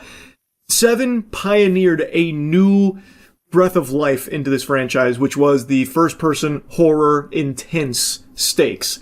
And then they've built upon it. And Resident Evil Requiem marries that gameplay with the iconic, timeless classic gameplay of the action-oriented Resident Evil 4 formula. It takes both of these elements, builds upon them, and makes something very special here with Requiem. So you play as 2 characters, Grace Ashcroft, who actually is the daughter of a character from Resident Evil Outbreak, which is super hyped, because Outbreak, I think, was a very innovative title for its time that is still very fun to play, even though it's quite janky. And her gameplay is Resident Evil 7 style. It's very horror-focused, it's slower paced, you're not juiced to the gills with ammo, you have to use stealth, you have to struggle, it's very intense. Then you also play as Leon in Requiem, and it's just like in RE4 where it is cheesy, over-the-top action. And these two flow back and forth. And for some people, it won't like flow seamlessly because you do go from like survival horror over here to action horror over here, like right back to back, because you flip-flop between the two of them. So for some people, that might be jarring and not super smooth and feel like tonal whiplash, but for me, I loved it. Because I love Resident Evil 7 and I love Resident Evil 4. 7 is actually my second favorite Resident Evil game. Resident Evil 4 OG is my third favorite game. My first favorite is OG Resident Evil 3. There's not a whole lot of OG Resident Evil 3 DNA in here, outside of a little something at the end of the game. I won't spoil it. But anyway, I really think the game is great. I think the story is super strong too. I've seen some people criticize the writing, and I do get it in certain instances. You could say like, writing got a little wacky here and there, but I actually think it's really strong. And it's one of those things that didn't just rely on nostalgia baiting, like, here comes beloved character from the franchise riding in on a fucking unicorn to save the day out of nowhere. And then, do you remember this? Well, good news, it's back. And do you remember that? Yeah, it's back too. But what about this? Do you remember this from old Resident Evil? Also back. And just like shoehorning all these cameos in there for the sake of fan service. It doesn't do that. It stands on its own two legs. And yes, there are some returning characters and some things from previous Resident Evil games in here, but they flow really well into the story that they create. The story revolves around Grace. She is investigating a very... I'm actually avoiding spoilers for this review, which is something I don't do often, but I really, really enjoyed Requiem, and I want to show it some respect here without just spoiling things, and also anyone that's watching this that wants to know my thoughts on it without like having everything ruined for them. This is me avoiding spoilers. It follows Grace after an investigation, gets all cattywampus, and she runs into a real oddball named Victor Gideon. Victor Gideon kidnaps her, Leon gets brought into the fold, and he finds himself needing to make a journey all the way back to Raccoon City, where it all began for Leon Kennedy. And also, why are they so interested in Grace? Why did she get kidnapped? What the fuck is going on? That's the broad strokes of it. Now, Grace is a new character, and she's actually a really good character, I'm happy to say. Also, huge shout out to her voice actress. The voice actress that played Grace did an unbelievable job. The way she was able to convey terror and panic in her performance for this character was extremely realistic, and it really helped elevate things. So even though I will admit there were times where the writing got a little off the mark and felt a bit off, her performance was still able to sell it to the point where it wasn't like jarring and make you go, ooh, yuck, that was trash. It's just more like, that felt a little weird, but, the performance helped salvage some of those moments. And that's across the board. Pretty much everyone gives a really good performance in this game. And I think that really helps in that regard. But like I said, I do think the writing is solid. I think they do a good job with Grace. I think she is a well-written character. I think some people might be annoyed by her because she has like anxiety. So maybe some people might find her to be like maybe a little too timid or, not confident enough for a Resident Evil game where you follow characters like fucking Leon Kennedy, who's a superhuman, hanging hog, blowing zombies' heads off, fucking ripping their nipples off and beating them to death with them. Like, she is very different as a protagonist compared to them, but she's not like the full protagonist because, like I said, you split evenly with Leon. It is like a very even split with Grace gameplay and Leon gameplay. It's very nice. You feel like you get a ton of both. But anyway, what I'm saying is I think Grace is a good character. They do a good job with her. Now let's talk about the gameplay. Pretty much exactly what you're expecting if you played Resident Evil 7, Resident Evil 4, Resident Evil 4 Remake, Resident Evil 2 Remake. You get that kind of gameplay. You get all of that in one package here. So when you're playing Grace, you're going to be using stealth. You're going to be needing to be more mindful of what encounters you take, going loud, using your ammo, versus which ones you use a little stealth kill with, which aren't free, by the way. You can't just stealth kill things for free as Grace. You have to make something, which is a little vial that you stab into them and they blow up like you just planted dynamite in their body. So those cost resources. And the way that Grace crafts, I thought was very creative. You get a blood collector, you collect blood from killed enemies, or even sometimes like blood from enemies that had already previously been killed, or even buckets of blood in the world. And you will fill up that blood holder, that apparatus, and then you will combine that with an herb if you want to make a med injector for heals, or you'll combine it with, some scrap if you want to make ammo for your handgun, or if you want to make that, one-time use insta-kill stealth jab. So her gameplay is very similar to Resident Evil 7's gameplay, but you have even less tools at your disposal to fight the zombies with. You only have 2 guns. You have a pistol, and then you have Requiem, the big iron, the fucking big tuna. Outside of that, that's it. That's all you have to use to beat the enemies around you, which is why you need to be a little smarter about it and also be slower about it. Now, Leon's gameplay is exactly what you're expecting it to be if you've played Resident Evil 4. It's bombastic, it's over the top, it's high octane, you're killing hundreds of zombies, and there's a really cool change they made to how you upgrade your weapons with Leon. So, this time around, they reward you for being aggressive. So you get a tracker that when you kill a zombie gives you credits on your tracker that you then spend to get ammo or upgrades for your weapons, that kind of thing. So it incentivizes you to fucking annihilate everything that's around you. Leave no survivors.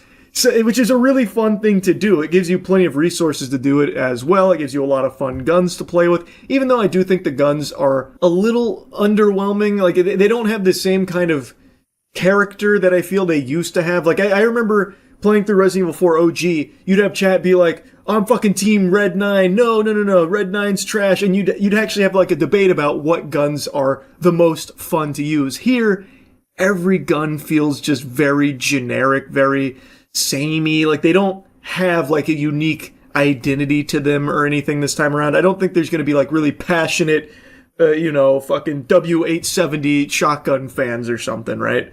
I could be wrong, but for me, it felt like the guns were just very standard. I guess I would have liked to see a little bit more there, but it's not the biggest deal in the world because they are still fun to use and you get plenty of opportunities to use them and kill zombies. His gameplay, I think, is great, and I really like that new system they did with tracking kills and rewarding you for killing things. Like previously in Resident Evil games, the optimal strategy sometimes would boil down to kneecapping, kicking, and then running by to conserve ammo. Here, it's like, you can do that, you can be a pussy if you want, or you can kill all these zombies and get yourself a lot of money and basically max out your weapons really easily. Which I think is very cool. I think it's very fun. Now, something else that's been kind of core to the Resident Evil identity is puzzles. Resident Evil games have always had a lot of puzzles. There's not usually like a ton of brain busters or anything like that, but there are puzzles in there. Resident Evil Requiem doesn't really have that. It's much more in line with like your standard scavenger hunt style game where go over here, grab this to take back to something you passed at the very beginning of the level to open that door so you can go in there, grab that, and put it over there. Which again is very Resident Evil. That's in every RE game ever made. But there's never really like any puzzles to this anymore now in Requiem. There's only like 3 off the top of my head I can think of that are even remotely puzzles, but the solution is in a picture that's in the same room, so you just look at the picture and you see it. I guess it's not the biggest deal in the world, and maybe there's some people that even view that as a positive thing because it keeps the pacing like fucking cutthroat, like you're constantly moving and you never stop to have to solve a puzzle. But I don't know, I felt like it was kind of sad to not have to like solve puzzles to accomplish things. It's just literally going and fucking fetch questing shit and bringing it back and forth. But not the biggest deal in the world, but it is something that I think people will notice is absent. Another thing that I have like a small complaint on is there are a couple sections I think drag. The most notable one is a flashback sequence where you're playing as a child who's running and hiding from a lot of bad stuff that's going on around them. And it's like a cool sequence when it starts, but it goes on for quite a while. And there are times where you literally hide in one spot for like 2 straight minutes of nothing. So it feels like really slow, like unnecessarily long and drawn out. And there's a couple of moments like that, like a couple of places you go that feel like, okay, we've kind of been here long enough. Do I really need to get this many things in order to progress or wait this long to progress? It does feel like it does have moments that are there to pad out time. And it's not that long of a game. And I know this has actually been a complaint from quite a few people because the price tag is $70. It's an expensive game. It has the big AAA price tag on it, and it's roughly like 12 hours long. It took me about 12 hours. Total like active playtime was 8 hours and something minutes. I played through on just standard modern, so it was pretty quick. I would also say this is the easiest Resident Evil game I've ever played. But again, it's about 12 hours long, and that was with me exploring a lot. I didn't just beeline everything. I read every fucking note. I found every single safe and opened every single one, even got the achievement for it. I went out of my way to find pretty much every charm and every bobblehead, but I guess I missed a couple bobbleheads somewhere. I don't know where. I spent a lot of time exploring because I got really engrossed in the game, which speaks volumes to just how much it was able to draw me in. But it is about 12 hours for $70, and a lot of people say that that's way too short to justify that purchase. And I can understand that because $70 is expensive. That's a very expensive game. But I think this is 12 very, very solid hours. This does not have anything any huge blemishes. Like, it doesn't fall off a cliff anywhere along the way. Like, notably with Resident Evil 7, the whole boat section everyone hates, myself included. That section is by far the weakest, unfortunately. But, like, it doesn't have anything like that. This is 12 extremely solid, extremely fun hours. So for me, the $70 felt worth it. That felt fine to me. But for someone else, maybe 12 hours just really isn't enough. The replayability on this doesn't seem to be super huge. It doesn't seem like there's a ton of replayability outside of going back and doing like Insanity.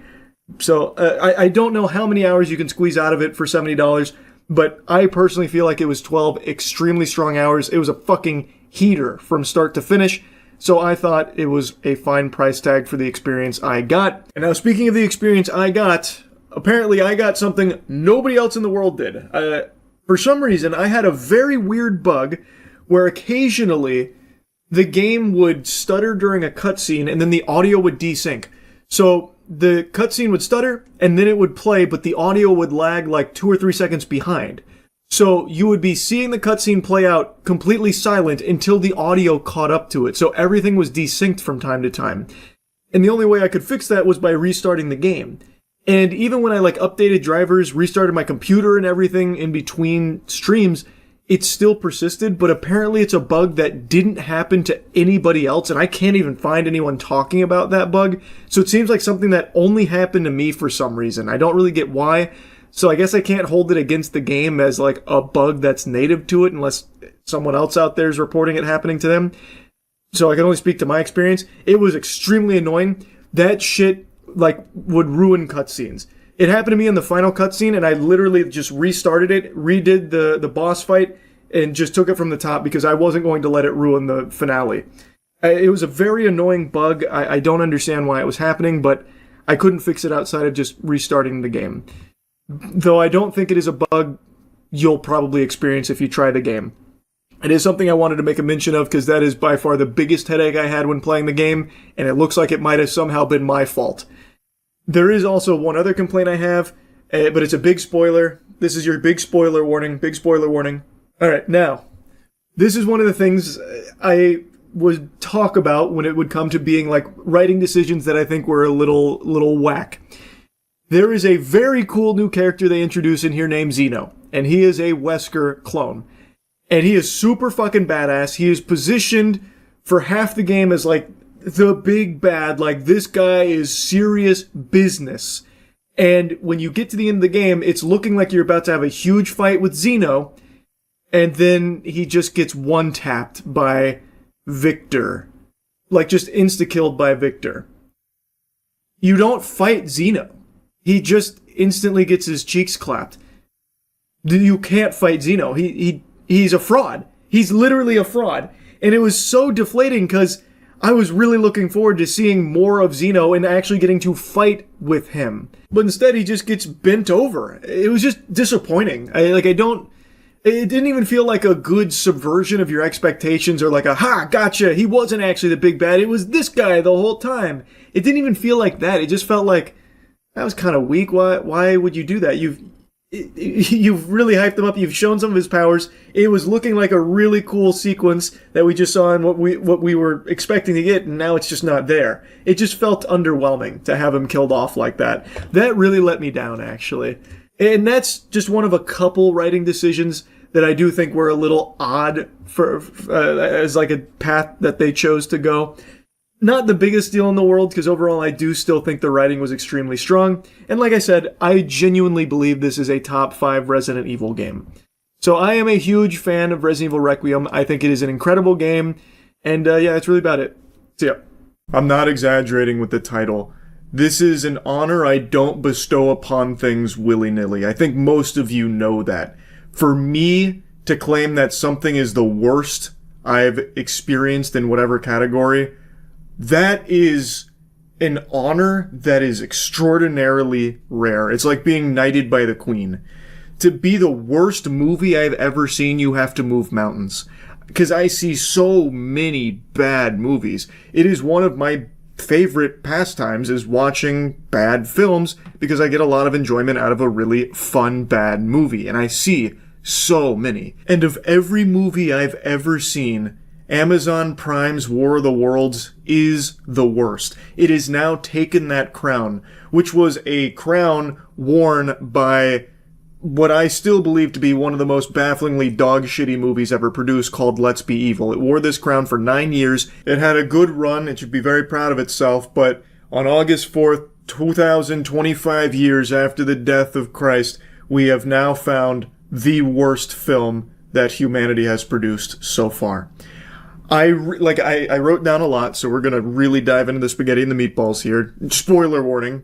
Don't think you should care about spoilers, but they're there anyway.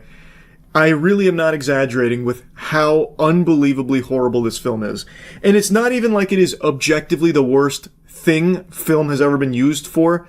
Like, there have been worse productions, but this is an insult to the entire medium of making movies. It's not a movie. What you're watching is one big ad for Amazon. War of the Worlds is a property that's somewhat sentimental to me, and to see it bastardized and perverted into this homunculus that Amazon molded it into is nothing shy of criminal. If aliens truly did invade this planet and exterminate every single one of us, not even they could wipe the stain of this film's existence from the galactic tomes of time. This has been so catastrophically abominable that I think just the existence of this film has set our species back hundreds of years. It is unreal that this even got made. And I looked it up. Apparently this was made back in like the pandemic, so like in 2020, and they just squatted on it, keegling it in their colon for the last 5 years, and then just randomly decided to drop it now. I don't know why. It should have just stayed there. They should have buried it. This should have never seen the light of day. This is a tomb, a sarcophagus we should have never opened. So War of the Worlds, I'm being very literal, is an advertisement for Amazon. It's an affront to the entire art of making a movie. Anyway, let's go ahead and cannonball into the pool here. It stars Ice Cube, and the film tries to be creative by emulating what some films have in the past with something like Searching, where it's all presented through a computer display. So you're seeing Ice Cube and all of the events unfolding and all the characters through FaceTimes and emails and anything that's on his monitor. So you see Ice Cube through his webcam, and that's how you experience the movie. It was a clever gimmick when it was used in Searching. In here, it's just really annoying. And the movie actually feels like it's written by a 13-year-old who just learned how to code with C#. Like, it's all about hacking. Ice Cube is like an expert hacker in a DHS program that's spying on everyone through mass surveillance, and he can actually do anything. He is basically omniscient. He can hack every possible atom on this planet, and he can see every nook and cranny of this world through computers and drones and even just air itself, it seems like. There is nothing that escapes his gaze. And the film, what you'll notice right away is it looks terrible, atrocious. And I don't mean that by just big budget standards. I mean by even like indie and student film standards. The visuals here are so bad. Look up any scene from this movie, probably even in the trailers. I haven't bothered to check the trailers. Lord help us. I can't imagine consuming more of War of the Worlds beyond what I've already consumed here from this. But like, look at any scene from this film, like when the aliens are present. It really does look like this was thrown together in one afternoon. It looks like previs. It looks like Sonic the Hedgehog before they redesigned him. Like, it is just hard to look at. Like, it's painful. It looks like PlayStation 1 cutscenes used to look. I cannot believe that they actually gave this the green light to be viewable by us. I feel dirty for watching it. It's so incomplete looking.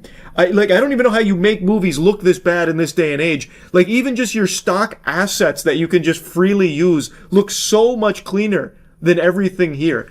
And the crazy thing is, it uses so much CGI. Almost the entire film after the aliens arrive is showing you aliens and destruction and CGI explosions, and there's even like a drone sequence laser fight, and it really does, I'm not like exaggerating, it really does look so bad. Like, it looks like they made the whole film for $10. Like, they just hired a couple of people from Fiverr and gave them a week to work on it. That was the deadline. I don't know how they could possibly achieve such bad visuals. And this is an Amazon Prime movie. What the fuck? They have actual infinite money. Unbelievable. This movie is like if Birdemic was an ad for Amazon. And I haven't even begun talking about the unhinged insanity that is the plot. But before even getting to that, it's important we make a mention, nobody in this movie is acting. Like, the acting is a word that must have been forbidden on set. All they are doing is reading plainly from their scripts with no acting except for Ice Cube occasionally doing the eye twitch. That's it. There is no acting in this movie. It feels like what AI would generate if you asked it to make, like, a War of the Worlds Amazon Prime ad. And, like, you wanted it to star Ice Cube. What the fuck are they doing? Like, this must have just been, like, a really easy paycheck. But they also just didn't even want to put in the bare minimum for it. Like, I feel like the talent here was kind of embarrassed to be working on it, so they didn't really want to give a ton of effort. That's how it comes across. So now, with all of that out of the way, let's talk about, like, the narrative. So, the movie starts with Ice Cube. He's in his lair. He's spying on everyone, which includes his son and his daughter and his daughter's boyfriend. His daughter is pregnant. Her name is Faith. And he's a real grumpy guy after the passing of his wife. And he sends her messages on Facebook. Of course, it's not reciprocated because she's dead. He listens to an old voicemail about, like, taking out the trash and being nice to the kids, which is an interesting thing to have to remind your husband to be nice to your children. Well, yeah, he is an unreasonable asshole to them. He even, like, calls his son... Well, actually, he hacks his son's computer so he can uninstall a video game from it. He just randomly hacks into his son's computer, saw that he was enjoying a video game, uninstalls it and says, "You need to get a job, you loser. You fucking bum. You're a loser. You're a loser. We paid $200K for your education. You're a fucking loser. Get a job. Get a job." And then hangs up on him. He really just beats the message home that he hates video games and thinks video games are dumb. But anyway, he's got a task right now at work where he's trying to catch the disruptor, a hacker who's threatening to release classified government documents through a YouTube video. So he posts a YouTube video. It says, "I will be releasing top secret documents about their Goliath program." And so now Ice Cube has to stop him from releasing those documents. So he tracks his IP through the YouTube video using his elite hacking tools, which again it's basically God mode. He is a server admin of life. Ice Cube he literally just types in words. So he types in, like, disruptor home address, please get. And it's like, calculating, IP gotten, here's exactly where disruptor is. And he can do that for anything. He can type in anybody's name, literally anybody's name, and it somehow gets the exact person he wants it to be, even though obviously other people are going to share that name, but somehow it always hones in on the right person, and then gives him, like, the closest drone so he can spy on them, or the closest, like, CCTV camera to spy on them. Like, the technology it's like fucking Fantastic Four level almost, where you can, like, teleport and shit, basically. Like, they've reached quantum surveillance. So anyway, they've got Disruptor's IP. They then go and storm the IP there. But before that, of course, he needs to hack into his daughter's computer because he learns from her boyfriend that she's having a baby shower and he didn't get an invite, so it made him upset. So he hacks into his daughter's computer using TeamViewer, where he uses his tools to generate a master key to TeamViewer so he can log into anybody's account with the master key password. So now he's on his daughter's computer reading her messages, and he starts feeling bad because she's like, my dad doesn't get it. And he's like, oh man, as he's hacked into his daughter's shit. So now, anyway, we learn about Mark. That's her boyfriend. He's an Amazon Prime driver. He's an Amazon delivery driver who really likes Prime. And one of the lines that they reuse like 6 times is like his son Dave says, you know, I really think you're overdoing it, Dad. We don't need the government to be, you know, checking out what we put in our Amazon cart. Any opportunity to wiggle the word Amazon out of every character's mouth with a little positivity following it was taken in this film. So Mark really likes being an Amazon driver. Ice Cube gets a message from a NASA contact of his, and she's analyzing weird, wacky, freaky weather phenomena, and he doesn't really care. He doesn't want to watch that. He says, I spy on people, not clouds, or something. Anyway, they go to the Disruptor address. Turns out Disruptor was a step ahead of them. It was a decoy, one of his infamous decoys that he's become known for. But while they're there, the aliens crash land. A bunch of meteors start crashing, and they're blowing up buildings and cars, and people are freaking out, going crazy, because everyone's under attack. And they show you so many sequences of the carnage, and I am not exaggerating again. It looks so bad. Like, think about Sharknado, but unironically.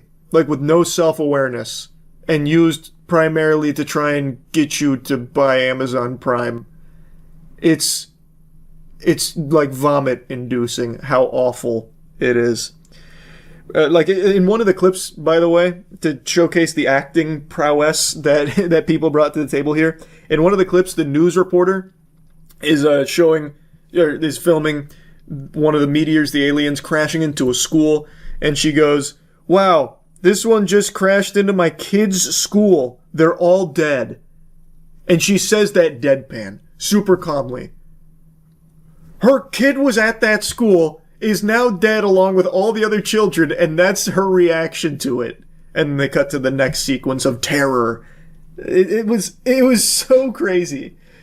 But anyway, now everyone's in a panic, so Ice Cube's getting called in by the government, the president, everyone, all the moving pieces, and they all do it through Zoom, a Zoom call, so that way we can watch it, because that's how we're experiencing this film. We're a computer screen, basically. So anything on there we see, and everyone is always FaceTiming and on Zoom, which is probably the least efficient way they could be communicating, but they're doing it for our pleasure, not efficiency. So they start working on the Planetary Alliance. That took 5 seconds. The whole world unites to form the Planetary Alliance, basically on that call, and they start trying to figure out what they do next. So the big thing is, the Planetary Alliance decides, let's start fighting back. So they get the tanks out, they get the jets out, and they're taking the aliens down almost effortlessly. So Ice Cube was watching like a real-time sports tracker of victories versus defeats that is calculating every victory and every defeat across the globe, and we are slaughtering the aliens. Like, we are absolutely clapping their cheeks on our home turf. We got like 100-something victories to only like 40 losses, and Ice Cube's main thing that he does for this montage is he just goes, "Yeah! Damn right! Take your intergalactic asses home," was one of his lines. So he's basically just cheering them on. A lot of this movie is Ice Cube just like reacting to something. Like when the aliens are crashing and killing kids, he goes, "Damn. Damn. Damn!" Like that's about all he does there. But now that we're winning, he's like, "Yeah!" Anyway, though, during all the hubbub, his daughter gets injured when the aliens attack, and she gets a big boo-boo to her leg, and she's bleeding, and it's very intense. Ice Cube doesn't want to lose his daughter, so she's FaceTiming her dad and, worrying that she's about to die, and Ice Cube's like, "Don't worry, I'm gonna come get you." For the first time, he's actually about to, leave the office, but it turns out he's locked in. So he hacks it to let himself out, but then he's locked in at the lower levels, too. So then he gives up and immediately goes back to his chair, and then he's like, "All right, don't worry, I've got another idea." So on FaceTime, he got her location, used the drones, saw that there was a Tesla nearby, hacked the Tesla, and then got her to get in the Tesla and drove her away with remote controlling the Tesla to get her to a hospital, but all the hospitals are full. So now he recruits Mark to go save his daughter, Faith. It's like the worst attempt at trying to get you emotionally invested because you just do not care. Because it really feels like Ice Cube does not care. There is no emotional weight to anything here. It is so stale and so flat. It almost felt like they were laughing while filming this. Like they knew how bad it was. So anyway, now his daughter's, she's in a pickle, but Mark's on the way and he works for Amazon, so he's basically a fucking superhero. And during this like ride, as he's like remote controlling her to safety, because she was about to just get killed by the alien, she gives him a lecture on how powerless he is. So he's like apologizing for being a bad dad, and she's like, "Oh my gosh, who ordered the Yappuccino? Jesus Christ, old man, you just don't get it. After mom died, you thought you could save her, and then you thought you could, like, save the whole world, and then you thought you could save anybody, but you can't. Get it through your thick skull, you can't save anyone, you are powerless, move on." And she drives that point home as he is literally saving her life. Without him, she would have died. He is literally saving her as she is giving this lecture. It's very hypocritical. I don't know what they thought they were cooking with that, because it didn't really match the scene. So anyway, he gets on the horn with the president because the things are, all cattywampus, and they're starting to fight back. And that's when he gives the title drop. He gives the name drop, title of the movie. He says, "All right, I see no other option other than to initiate the War of the Worlds," about the Planetary Alliance stepping up their counteroffensive against the aliens.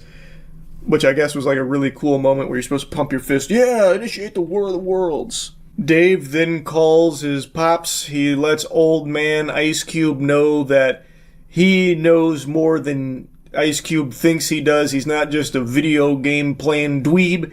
He knows why the aliens are here. They're after something called Goliath, which interestingly is what Disruptor kind of mentioned earlier. We'll get to that in a moment, but there might be a bit of a plot twist coming up if you can connect the very subtle dots. So Dave is talking about, like, "Dad, you need to trust me. There's something called Goliath and the aliens are here." But Ice Cube is like, "You're a fucking moron, son. Get it through your thick skull. I'm so disappointed in you. You're a gamer. You make me sick. Don't you ever call me again." And then hangs up on him. He just berates him again and then literally hangs up on him. As his daughter is, like, bleeding out and shit, like, he doesn't even care about the safety of Dave. He's just like, "Can you stop fucking calling me? Stop it, you play games, I don't want to hear from you." And Dave is trying to let him know, like, "Hey, look, there's something we could do here, like, I know what's going on." And then it turns out the aliens, as they're getting their shit pushed in by humanity's weapons, they change tactics and start targeting data centers, and they put their tentacles into data centers, and they start hyper downloading all of our data, which ends up draining all of our data, which shuts off the military.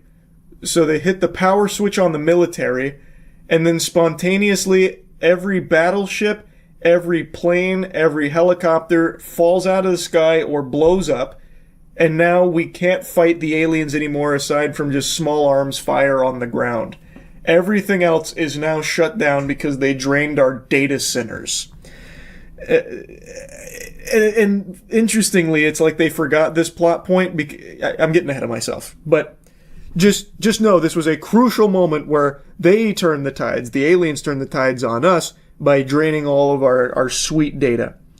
So the NASA lady was at one of the data centers when this happened, and she noticed these little bugs. Little bugs like to eat data. They consume it. They like data. And what happens is she connects the dots is that they're here for our data. They must eat our data, and they must like all this data we have on all of our citizens and all of the people across the globe. They want our data. And as they continue draining us, they make a mention that all money in the world is gone. Money has been erased. Oil tankers are blowing up. And we've been set back to the Stone Ages. Lights are turning off. The world's gone dark, in their words. It really feels like, I'm not kidding, it feels like this movie was written by a child. Like, everything happens like this, too. Like, the aliens come, And then we shot them with tanks and they didn't like it. So what they did is they shut down the military. They turned off the military and then they erased all of our money and it disrupted the chain of command and then all the lights turned off. But because of our data, it's so bad. It's so like bafflingly bad. I cannot believe a human being wrote this. Like a real sentient person. Like this could have been written by an alien. Like it might have been. I don't understand it. Also, Facebook is being deleted. This was a crucial moment. Not only is all money being erased, but websites are being erased. Facebook is getting deleted, and Ice Cube is there on his wife's Facebook page, taking one last look at it as messages are vanishing. He's listening to the audio message again, and then it does the classic cliche as it turns off. And then it vanishes, and then 404s. But it's not every website. YouTube actually still exists because that becomes a crucial plot device here towards the end of the film. But Facebook is gone. So Disruptor goes live on YouTube and he mentions Goliath. Like, the aliens are here because of Project Goliath. The government knew Project Goliath would summon the aliens because they love data. The government knew that more data would mean aliens will full-scale invade us. And then the big reveal, Ice Cube figures out Disruptor is his son. Who could have seen that coming, huh? That's quality writing right there. It was really subtly planted, but they pulled it off. So his son then tries to convince him that the government is lying to him.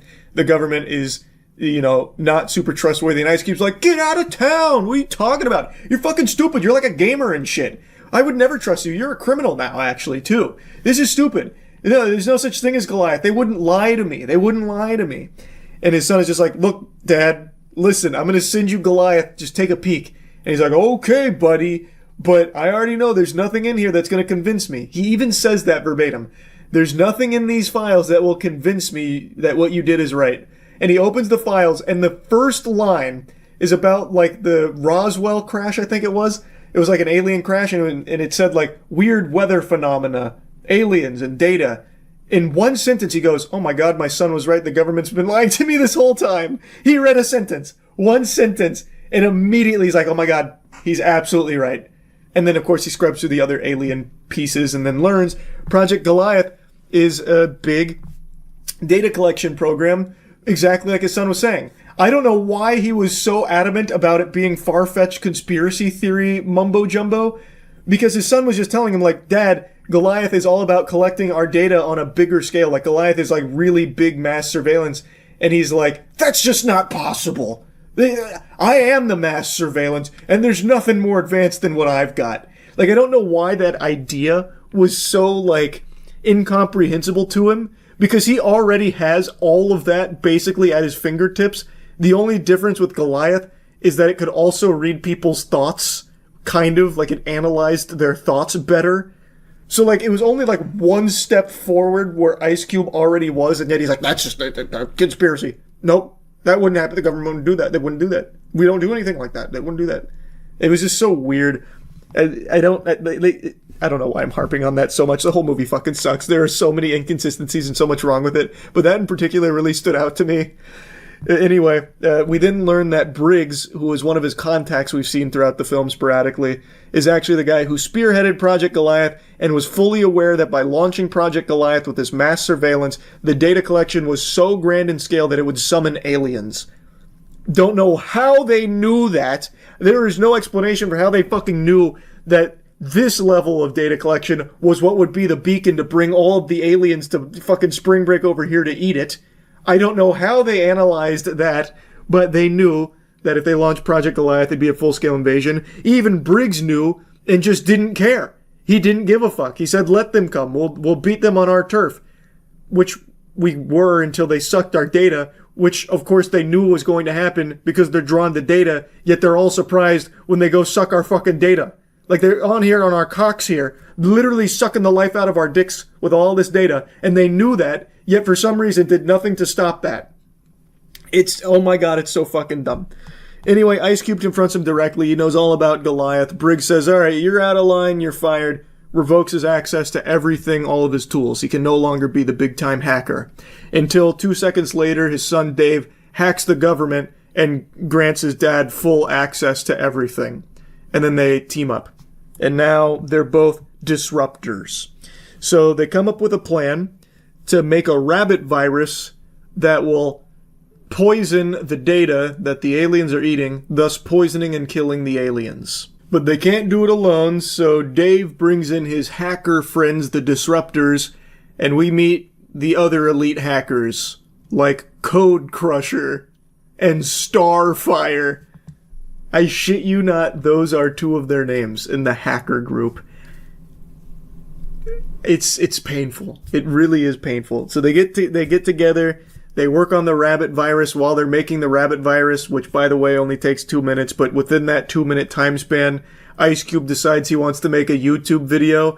So he hops in Adobe After Effects and he makes a YouTube exposed video on Briggs, releases it on YouTube, exposing Project Goliath and Briggs. And the entire world watched it instantly. He posted it, the whole world watched it. He posted it on the Disruptor YouTube channel. The whole world watched it, and now everyone knows why the aliens are here, and they now hate Briggs. So, he got his revenge, and he revealed the truth to everyone about Project Goliath. And now the rabbit virus is done. Again, all of this basically happening instantaneously. So, the rabbit virus gets uploaded, but it wasn't enough to stop the aliens. All it did was make them mad, so what they did is they hacked the hackers before the hackers could fully hack them. And then they use the IP addresses of the hackers in the Disruptor group, and they go blow up their houses. So we watch Starfire get blown up, and then, God rest his soul, even Code Crusher perishes under the might of the aliens and their fury. So they die. So now they need to come up with a new plan. Dave survives, by the way. Turns out he was actually bouncing his IP address from Ice Cube's house, but really he was at a dude named Brian's house. So after Ice Cube's house gets blown up and Ice Cube thinks his son died, all Ice Cube can do is this and go, damn. But then his son calls him. He's like, no, Dad, I'm actually fine. I was over at Brian's house. I just bounced my IP. So Ice Cube gets the family together for a FaceTime. Mark has gone and stopped the bleeding from Faith's injury, so they're together. They're fine. That whole side quest has been completed. And he gets the family together for a FaceTime call because the NASA lady has just informed them that the little bugs actually have DNA. They are organic cyber hybrid beings.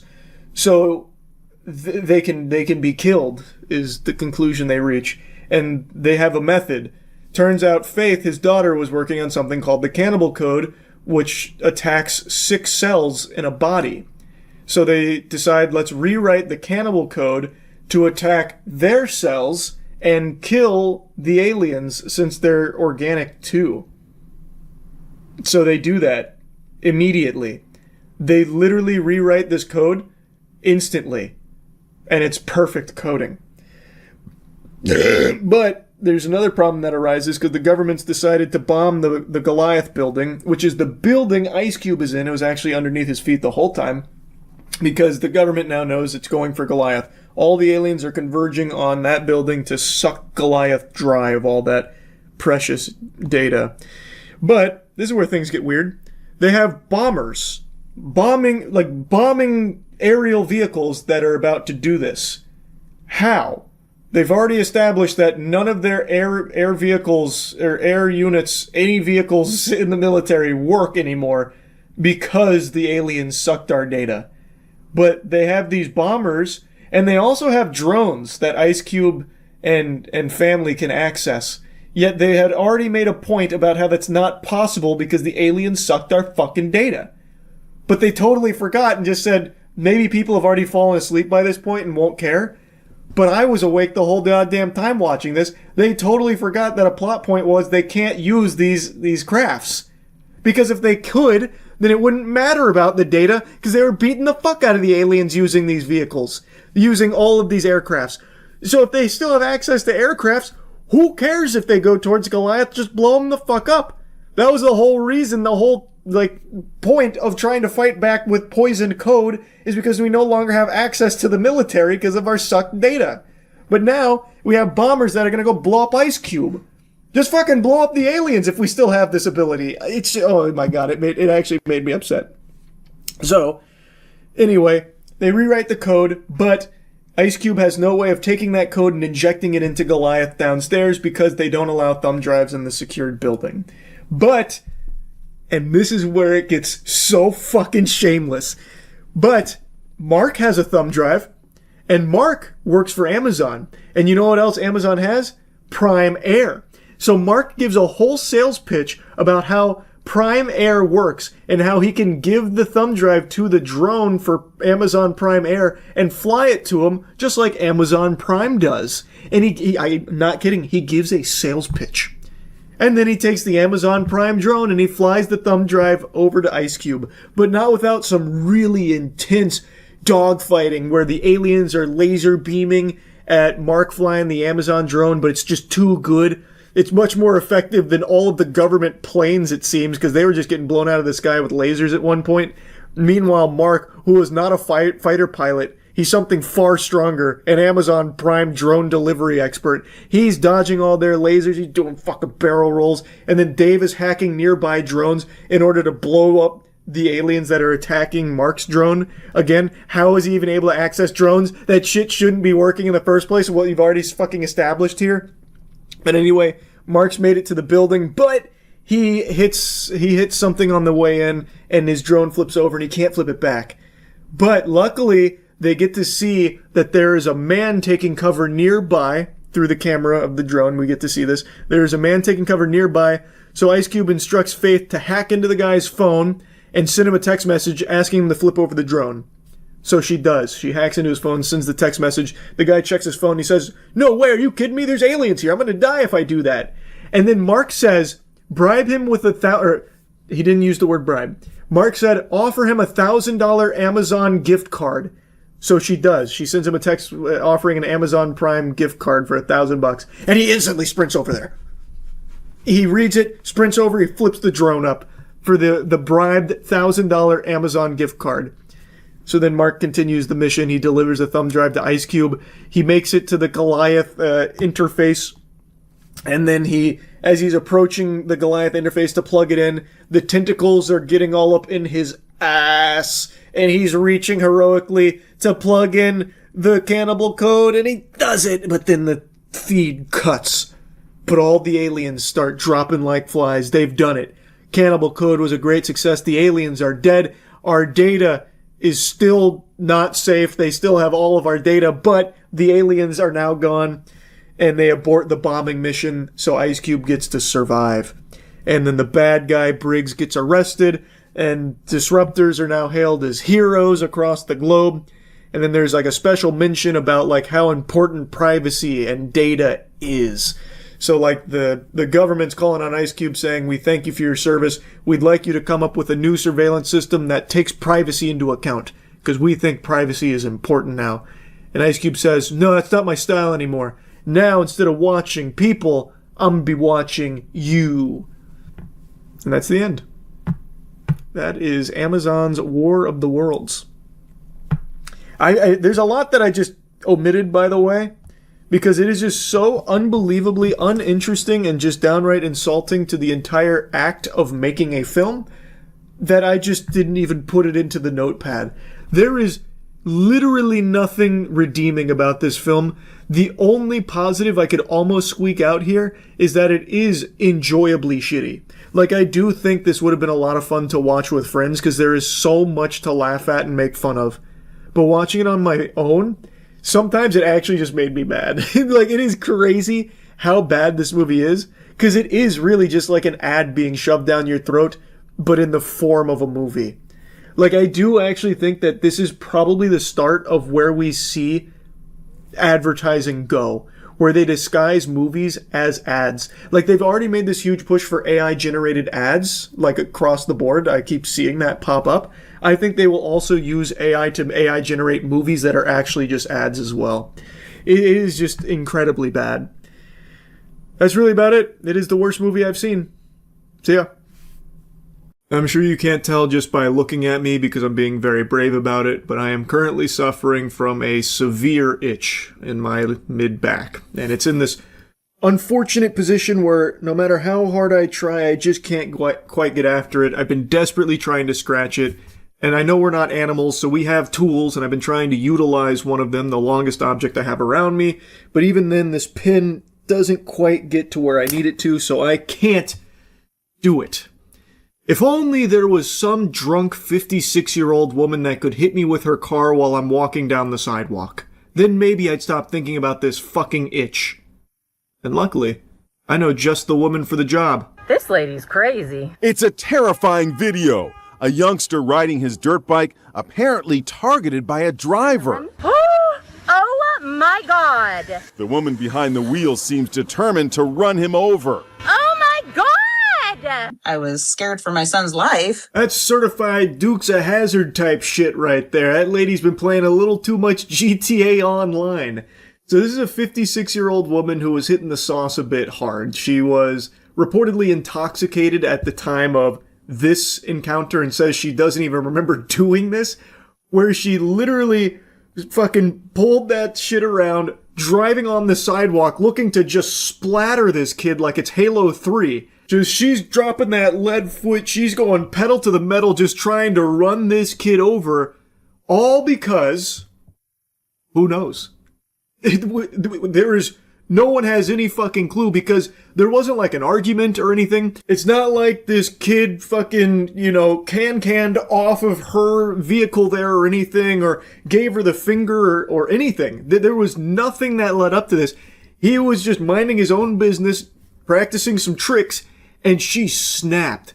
She lost it, went just fucking ballistic here, and decided to go on like a murderous rampage, just driving up on the sidewalk, running him down. Jennifer Taylor is the boy's mom. She says 13-year-old Bryson was riding his dirt bike with friends in their suburban neighborhood outside Spokane, Washington, when a lady driving by lost it. She just spotted him and she was his next target and turned the wheel and came after him. There was no words exchanged. Nothing was done. Do you have any idea what her motivation might have been? The police said that she was intoxicated and that just prior to all of this, she had tried to break into a home. And apparently after all of this, she went back to that home and broke in again. And that's where they found her. What an interesting afternoon she had there, huh?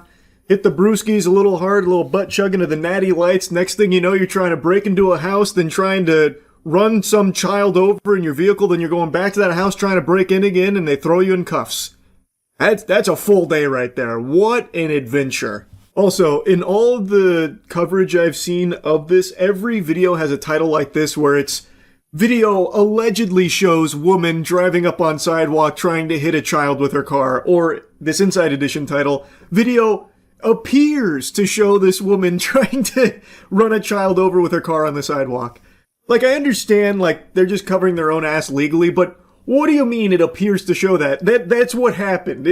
There's no wiggle room that this is just like some baseless allegation. You can watch it unfold. It's not AI. They arrested the woman. She even admitted to the drinking and driving, being intoxicated behind the wheel, and says that her memory's a little foggy on that whole trying to run over a child on his dirt bike thing.